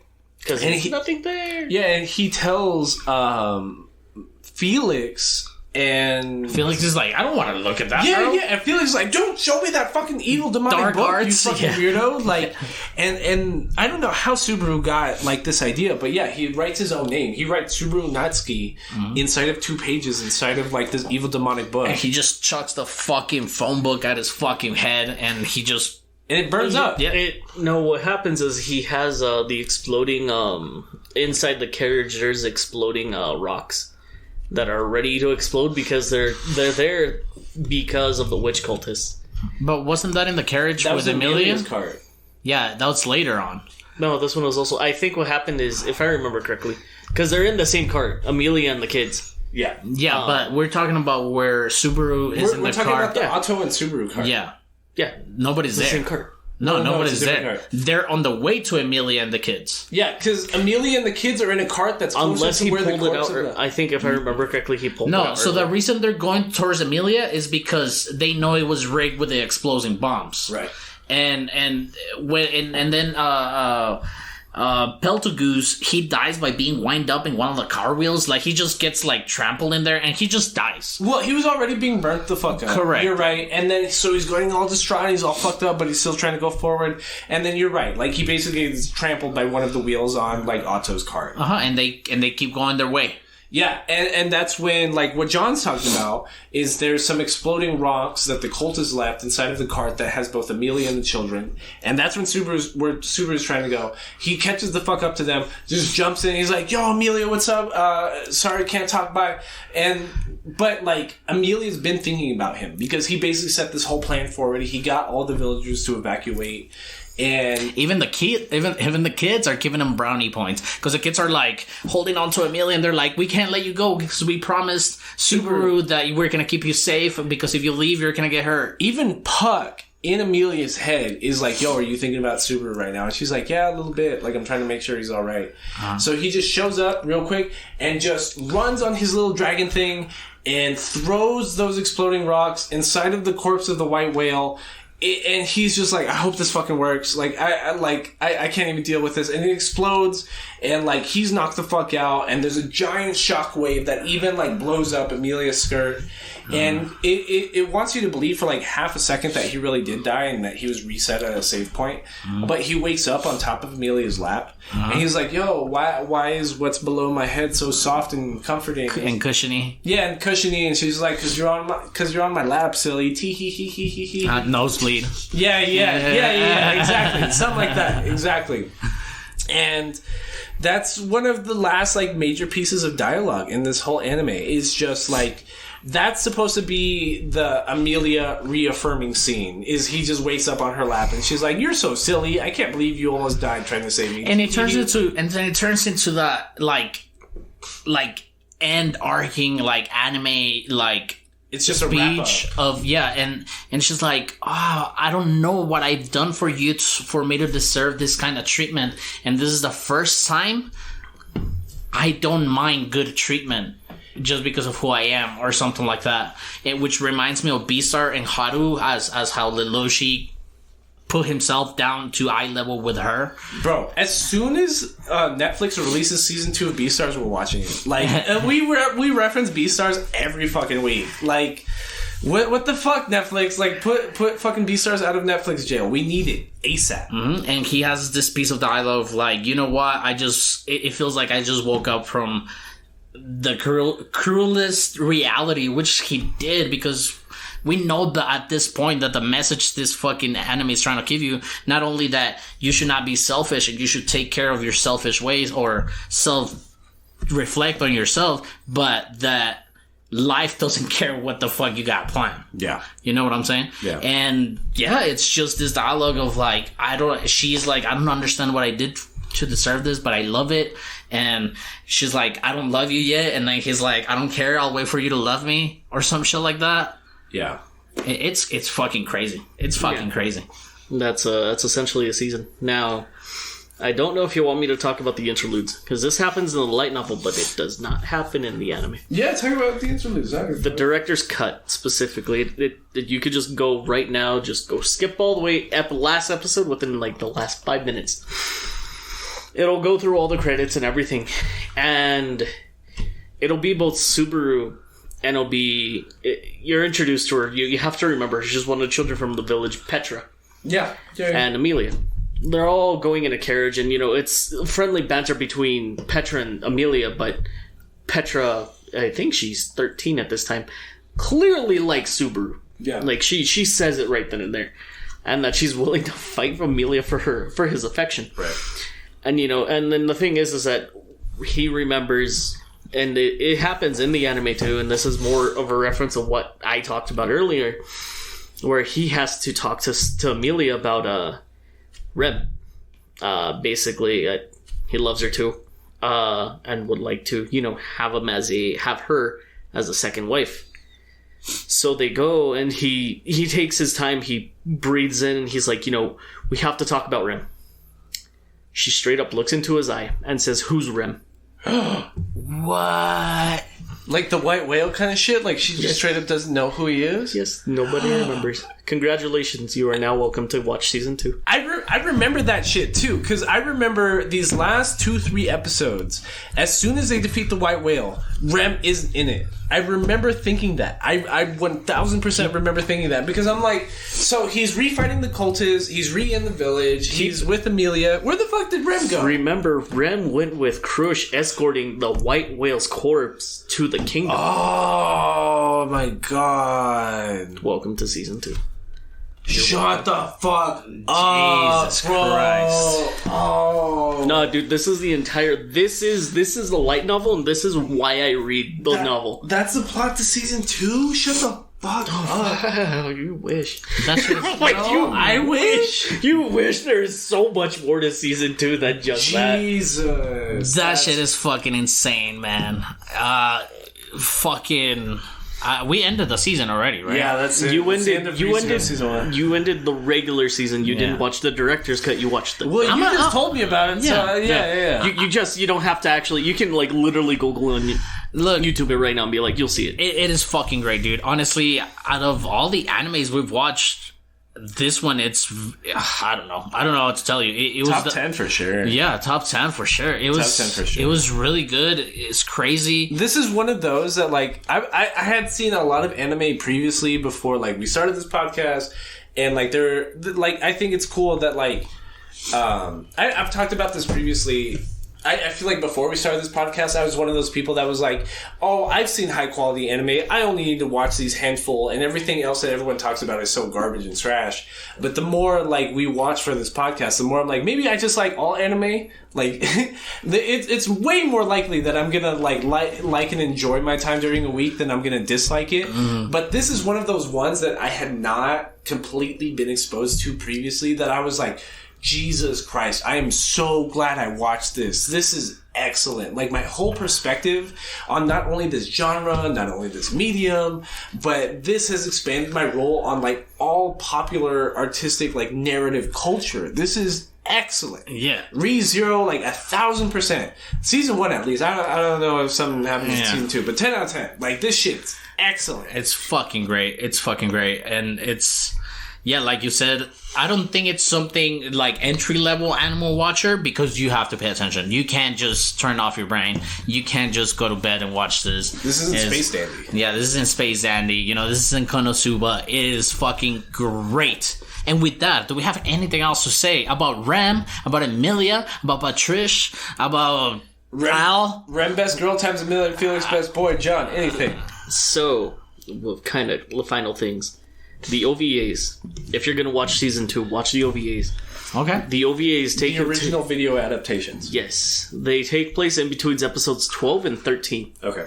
There's one called Memory Snow. The other one's called Frozen Bonds. Memory Snow has a lot of foreshadowing, but you have to catch them. Now you've seen the season. You know what happens. Catch the foreshadowing. Going into Frozen Bonds specifically, is Amelia's backstory. Oh, okay. Cool. So, I would say 100% watch those two, then actually watch season 2, because you'll go into more understanding as to what Season 2 is about. I'll keep that in mind, because to be honest, like I was trying to tell you before we started recording, we don't watch things sequentially because we want people to enjoy our episodes and then hit us up on Twitter, Instagram, TikTok, or our email address, betweennerdspodcast@gmail.com, or any of our social medias at Between Nerds, and like tell us that they not only enjoyed the episode, but that they want us to follow up on the sequels or like the subsequent seasons. So I hope if anybody enjoyed our discussion right now, that they not only tell us that, and then we can re-invite you, because I would love to talk about these OVAs in season 2 if you'd have us. Because honestly, like, I think this has been an excellent episode. I thank you for coming through with your expertise and helping us explain this very complicated story. It is. We are at 3 hours and 40 minutes, but man, that was episode 42 of Between Nerds Podcast. Between Nerds Podcast. Should we do Nerd Down? Nerd Down. Nerd Down. And we're back with the Nerd Down, where the nerds get down. So, at the forefront of the Nerd Down, which is the ending portion where we talk about whatever at the end of all of our episodes, I do want to reiterate that we have no entries for the May giveaway. Please use hashtag Educated Nerds. That is EDUCATEDNERDS, Educated Nerds, on Twitter, Instagram, and an original tweet or Instagram post, and you will automatically be entered into our May giveaway. You will receive a free nerd item if you ask our probably most popular or our most interactive fan on Twitter, Vivian. She just got her Edward Elric figure this past week, and like she seems really excited about it. And for every like and retweet on Twitter or Instagram, we will be donating to the El Paso Independent School District Foundation, which is a foundation that not only helps fund like in classroom expenses for the El Paso Independent School District, but also higher education, like college funds for students. And we know that education is fucking very important. You know, it's crazy. But thank you, nerds, for listening. What we got for the Nerd Down? What do we got for that? You guys are Yu-Gi-Oh nerds. You guys were talking about your dicks or something. One final thing about ReZero. Tell me. One final thing about ReZero. Oh, plug your shit. What? Hey, this is John. What? It's my name is John Venegas. My Twitter is gonna be at Trickstar117. If you found the Rem profile picture, you found me. Nice. It's like if you found the Rem and you found the ReZero background, you found me. What I definitely do want is one final thing about ReZero is if you really do enjoy the anime, like where it is right now, where season 1, I highly, highly recommend you pick up the novels. Because there's not only this, you have this main story, you also have the side stories. Don't just pick up from the OVAs and the season 2. Yeah, you can definitely. I would 100% recommend not reading the light novel. Read the free web novel that Tape wrote when it comes to Arc 4, because I'm not gonna lie, it's fucking long. Yeah, it is long. Arcs 5 and 6 are the combined total of Arc 4. It took me a year to read Arc 4. I read One Piece. Like, Don't get me wrong. I know what it means to have a long arc. I'm trying to catch up to One Piece too. And that's the thing is like like you said, you enjoy Wilhelm. Wilhelm has his own fucking story. Wilhelm's best, bro. There's so much that goes on that it builds into this world. And so I do like character building. What I've seen so far, like that ends up being one of its best strengths to me. It's just the character building, because like character motivations are shallow, the power system is shallow, the animation and the drawing of what I've seen of panels of the light novel doesn't seem all too crazy. But like the best aspect of like both mediums for me ends up being the character building. So like I completely agree with you. I'll probably keep that in mind. Yeah. So that's definitely what I want to say. Back to Nerd Breakdown. Nerd Down. Nerd Down. That's sorry. Come on. Come on. I'm sorry. Nerd Down. Charge them $3 for every time. There's locals tomorrow. There's locals tomorrow. There are locals tomorrow. I gave them a shout out. Well, I gave Jeremiah a shout out last week on our last episode. Shout out to Military Gamer Supply. Shout out to MGS. They're the only card enthusiast shop, card hobby shop that is currently hosting tournaments for the Yu-Gi-Oh community. Because although our El Paso Yu-Gi-Oh community, I'm honestly really proud of us. It seems like informal survey, it seems almost 70-80% of the community is already vaccinated. And you know what? It makes sense because if you like something like that, like if your hobby is really going to go play and you want to do it safely and you want to do it comfortably, then you get vaccinated. Yeah. I agree completely, but that's not even everyone's motivation. Like, that's everyone's secondary motivation. It's really people, like, almost like what you would think on NPR or something. People, like, want to go see their parents and want to go see their grandparents and want to, like, get along with life. So they do the responsible thing and they get vaccinated. And that's, like, how a lot of us end up, like, getting vaccinated. And, like, honestly, like, Tuesday or Thursday, when it's only, like, 8 or 9 people, 100% of the people that are there are vaccinated. Hell yeah. And we're still wearing masks just because there are people in other card games and other communities there that we don't know their background. And, like, if I'm vaccinated, like, I'm probably at 1 to 0% risk at, like, having a severe infection of COVID-19. Mm-hmm. But it's more for everyone else there that we still stay masked and, like, we still make sure that we're not actively spreading, like, a disease or anything like that. Absolutely. And I love to see that. It's excellent. And what I was saying about, like, when me and John met, like, I think it's interesting that, like, people... I've only been playing Yu-Gi-Oh! For, like, 3 years, and people I met in 2018, I'm starting to see again in 2021, because no one saw anybody for the entirety of 2020. Well, I'm sure you saw our mutual friend Albert. Yeah, that's the only one I saw. Yeah, but besides that, you don't end up seeing anybody. And, like, it's cool that we've gotten... it. Like, I hate religious euphemism and religious speak, but, like, previously on, like, Nerd Downs, you've used terms like it's a blessing in disguise, which, like, I would never use something like that because I hate religious euphemisms. I fucking hate saying bless you, bro. Come on. Yeah. But, like, it's cool that, like, we've gotten a resurgence of enthusiasm in the El Paso Yu-Gi-Oh! Community by people not being able to play in person for a year. Mm-hmm. Which is dope. You know what I mean? Like, and we have people, like, really trying to produce a meta. Like, we have people, like, actively playing the best decks and not, like, cutting corners on, like, expensive cards, and, like, that are actually trying to, like, we're by everyone being hyper competitive, we're all becoming better players. Yeah. By, like, not just playing casually and playing, like, bullshit decks that were popular. You're trying to have a good game. Yeah. Like, a good game. Not just, like... I'm gonna try out this deck. Like 3 fucking idiots are like, I watched the anime this week. I'm gonna build this one bad deck. And, like, I hope I do well. That's crazy. That's definitely a thing. I know. Which, like, your Twitter name, Trickstar117, was, like, a popular deck in, like, 2018. Trickstar? Okay, the entire reason why my name is because Trickstars was the deck I actually started doing very well at. Yeah. I mean, granted, which was a trolly fucking deck. Like, it's like a bunch of, like... Yeah, John. Lycaris, burn for 200, reincarnation, droll. It's a bunch of waifu characters that don't actually set up, like, a stall tactic, but it's a stun control deck just because it has bullshit effects that just, like, air quotes burn and, like, try to reduce people's lives artificially. Yeah. And that's the thing, that was my first good deck I was at. Like, the actual deck doesn't generate card advantage. It's more like the mind game of just, like, annoying the shit out of your opponent. I mean, Candina, normal summon, grab light stage, activate light stage, search, whatever, bounce. I mean, that's kind of... It's not that good, but it's okay. Consistent. Yeah, it's very horribly consistent. Yeah, and it...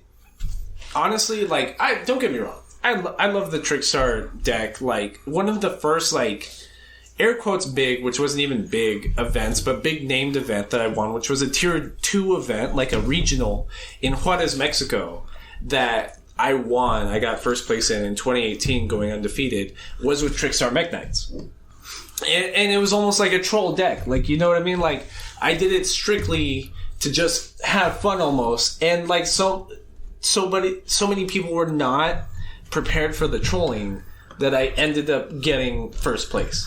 The thing is, it's so funny you mentioned that because, like, the event I took it to, which was, like, definitely tier 2, was in Las Cruces, New Mexico. Okay. It was that time. Remember when they were doing locals, but you could get your invite? Yeah.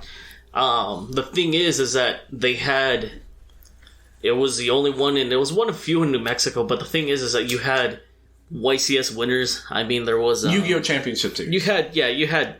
You had people who won Tier 1 events, like people like that's thousands by the thousands. Yeah, Tier 3. Tier 3 events, thousands by the thousands show up, and they're the creme de la creme. I remember playing against the real tryhard show. Yes, yeah. I remember I played against Dennis Nadas, and I got my shit pushed in. I was like, this is what it means to play someone of like a very high skill who dedicates a lot of time to the game. Yeah, fuck Dennis Nadas.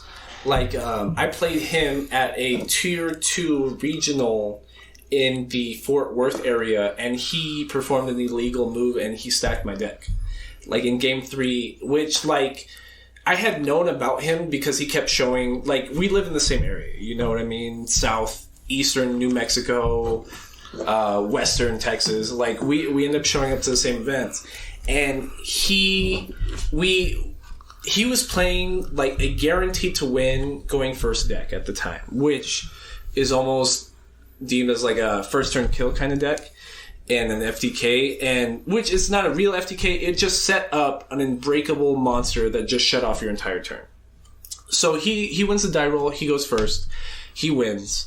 I win game 2 because I'm playing a control deck. So if I'm going first, I'm able... Which I'm playing the deck that you play... that you're playing now. I was playing Altergeist. Exactly. So I was able to, like, establish... Like, I was able to control him to the point that he couldn't make his unbreakable monsters or his unbreakable board.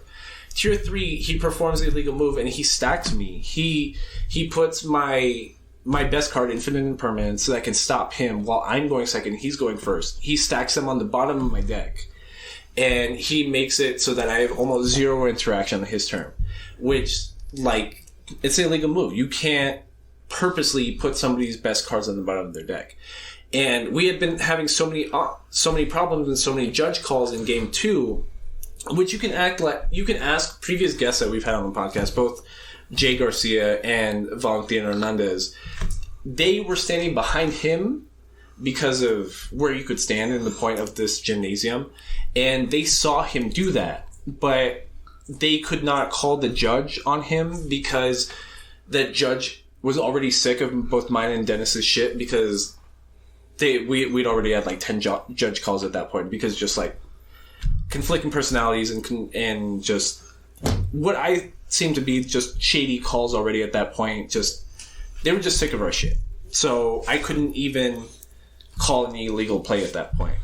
And it wasn't until after we went to dinner that Valentin told me, like, hey, he stacked your deck, he put all of your infinite impermanences on the bottom of the deck, and I was like, just very upsetting. Yeah. The thing is, it's very interesting. Granted, I lost against him. I mean, I got my shit pushed in, it was a Gumblar, go burr. And the thing is like, with me, my interaction with him was, I mean, we had a very brief conversation afterwards. He almost got jumped at, like, an El Paso card shop. He did? In 2018, because somebody I don't even like, somebody that was playing Trickstar, he tried bullying them. He tried sharking them into time rules, which, like, in time, Trickstar would always win. Yeah, would always win.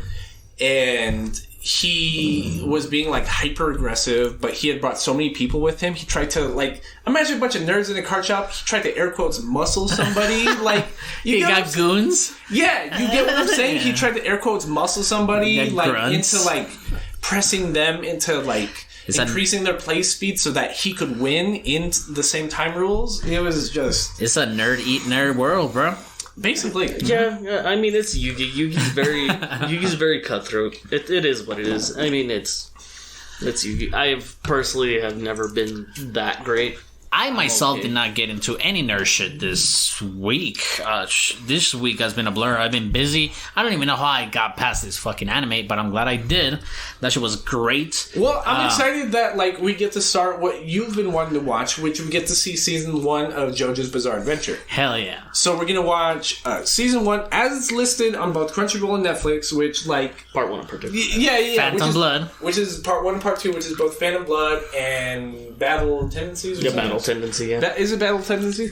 And I hope like after this episode with John, like we're not missing like director's cut or anything. Jesus, like I didn't even realize we'd been missing that shit. Yeah. It's funny because when you messaged me earlier, I was like, "Did you guys watch the director's cut?" You're like, "What?" Yeah, what director's cut? And you were just like, Did Martin Scorsese direct this? So what's going on?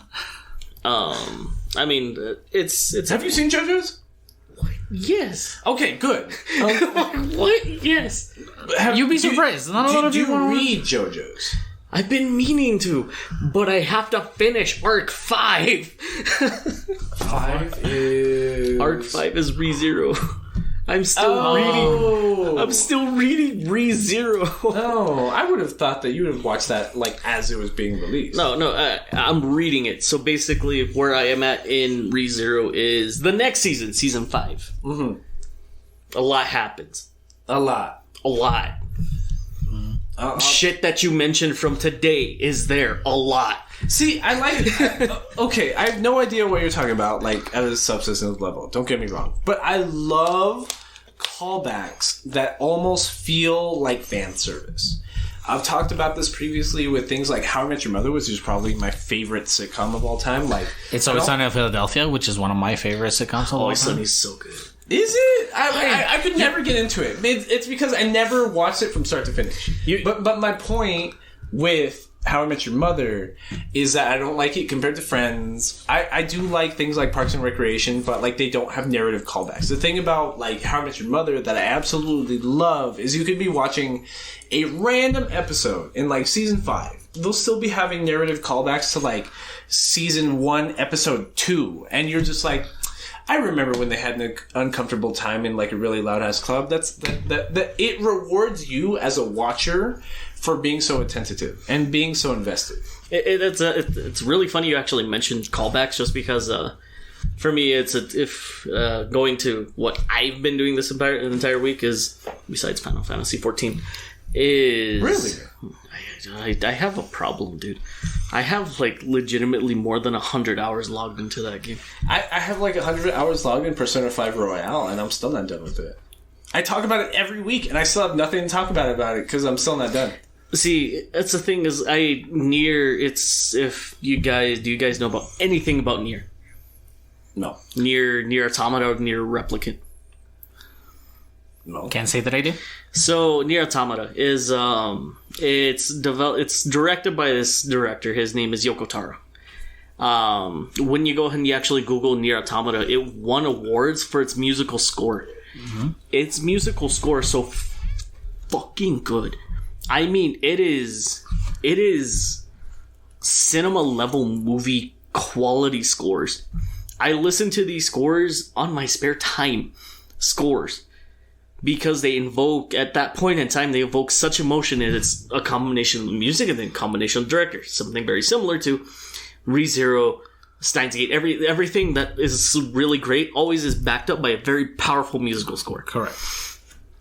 And with Nier Automata, I'm playing the prequel, because I never played Nier Replicant. How it starts is Replicant Automata. This game came out back in... When did Red Dead Redemption come out?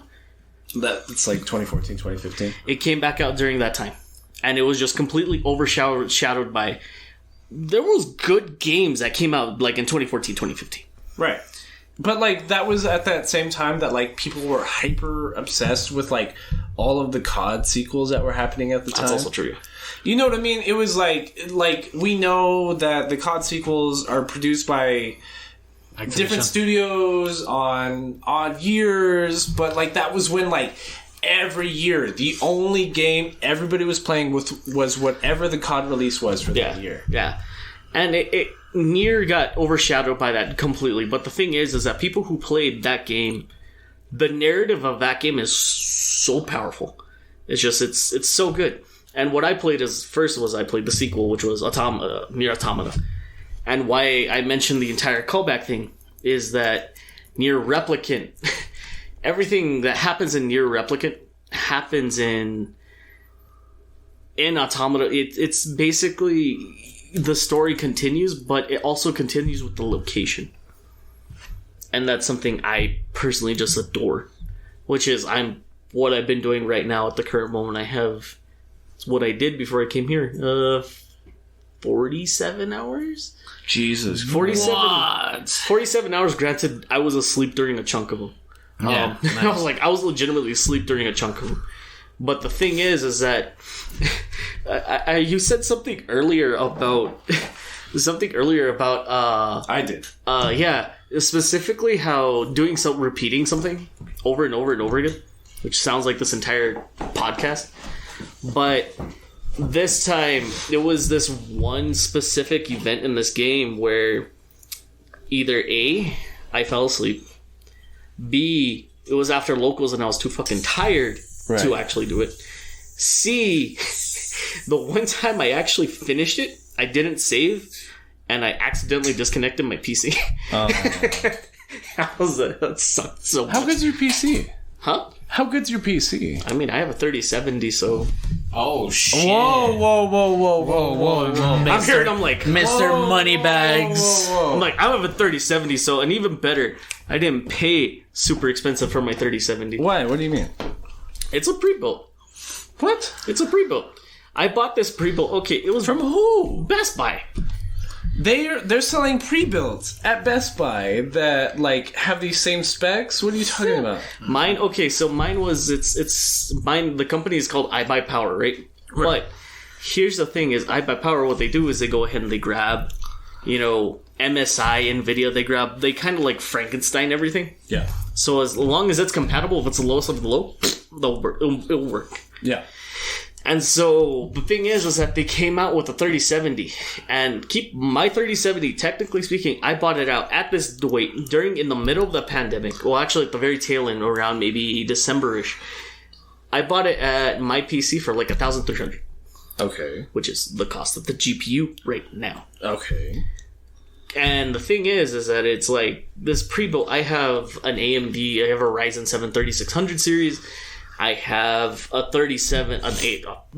I have a RTX 3070. Like, I'm set. Yeah. Like, I know people. But like, what are you playing though? Are you playing Minecraft? That's what I'm saying. Have you seen the ray tracing on Minecraft? Minecraft is great. Who gives a fuck? Like, it's fucking Minecraft, Bro. The water looks like water. I can play that shit on the Switch. Who gives a fuck? Speaking of the Switch, we were talking about getting the new Monster Hunter, which I'm really excited to play. I didn't even realize it was entirely on the Switch. Me like, neither. it looks so crisp. I could have sworn it was almost a PS5 game, if anything.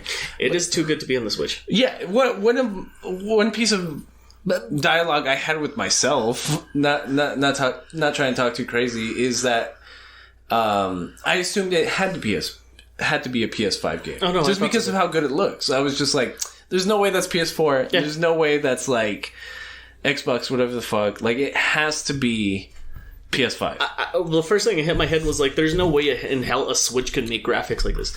A Switch can make graphics like that, and the thing is that Monster Hunter originally came from Nintendo. Yeah. Mm-hmm. So they went back to Nintendo. Because apparently, though this is what my friend said, I don't know how true this is, but when it came to optimization of like the Xbox and the PS4, they were so bad that they were just like, we're gonna go back to Switch, even though it's... I don't get what that means. I think I do, because the Monster Hunter that I played on PS4, it's a little clunky. Like, it's like laggy, like no, the frame rate drops, like not laggy, but it's a lot of the predictable movements on the PMCs. Is that what they're called, or what are they called? NPCs, like monsters? on the monsters. Yeah, like it's very predictable, but it's kind of clunky at the same time. I can understand why they were upset. Did you ever play, like, any of the Souls games? Yeah. Like, if any... What that immediately made me think of is, like, how in the Souls games, their movement was meant to be predictable so that you could actually fight them. Correct. The clips I've seen of Monster Hunter, it almost seems like people are just making shit up. Like, developers just put a random-ass monster in a random-ass position in a random-ass way, and they didn't think about how people were actually supposed to, like, defeat them. So it's almost like a meme when people are able to post a clip of them defeating like specific monsters because it's like I came up with this speed run, stupid way to like beat this monster. You gotta do this, bah, bah, bah, bah, bah, and then just done. 5 minutes. Yeah. It makes 0 sense. The one thing I remember is I see was like this. I think it's a Japanese server. This one dude, he just jumps up. What he does is he does a dash, and then you get this new ability where you like have a bug and you like do something in air.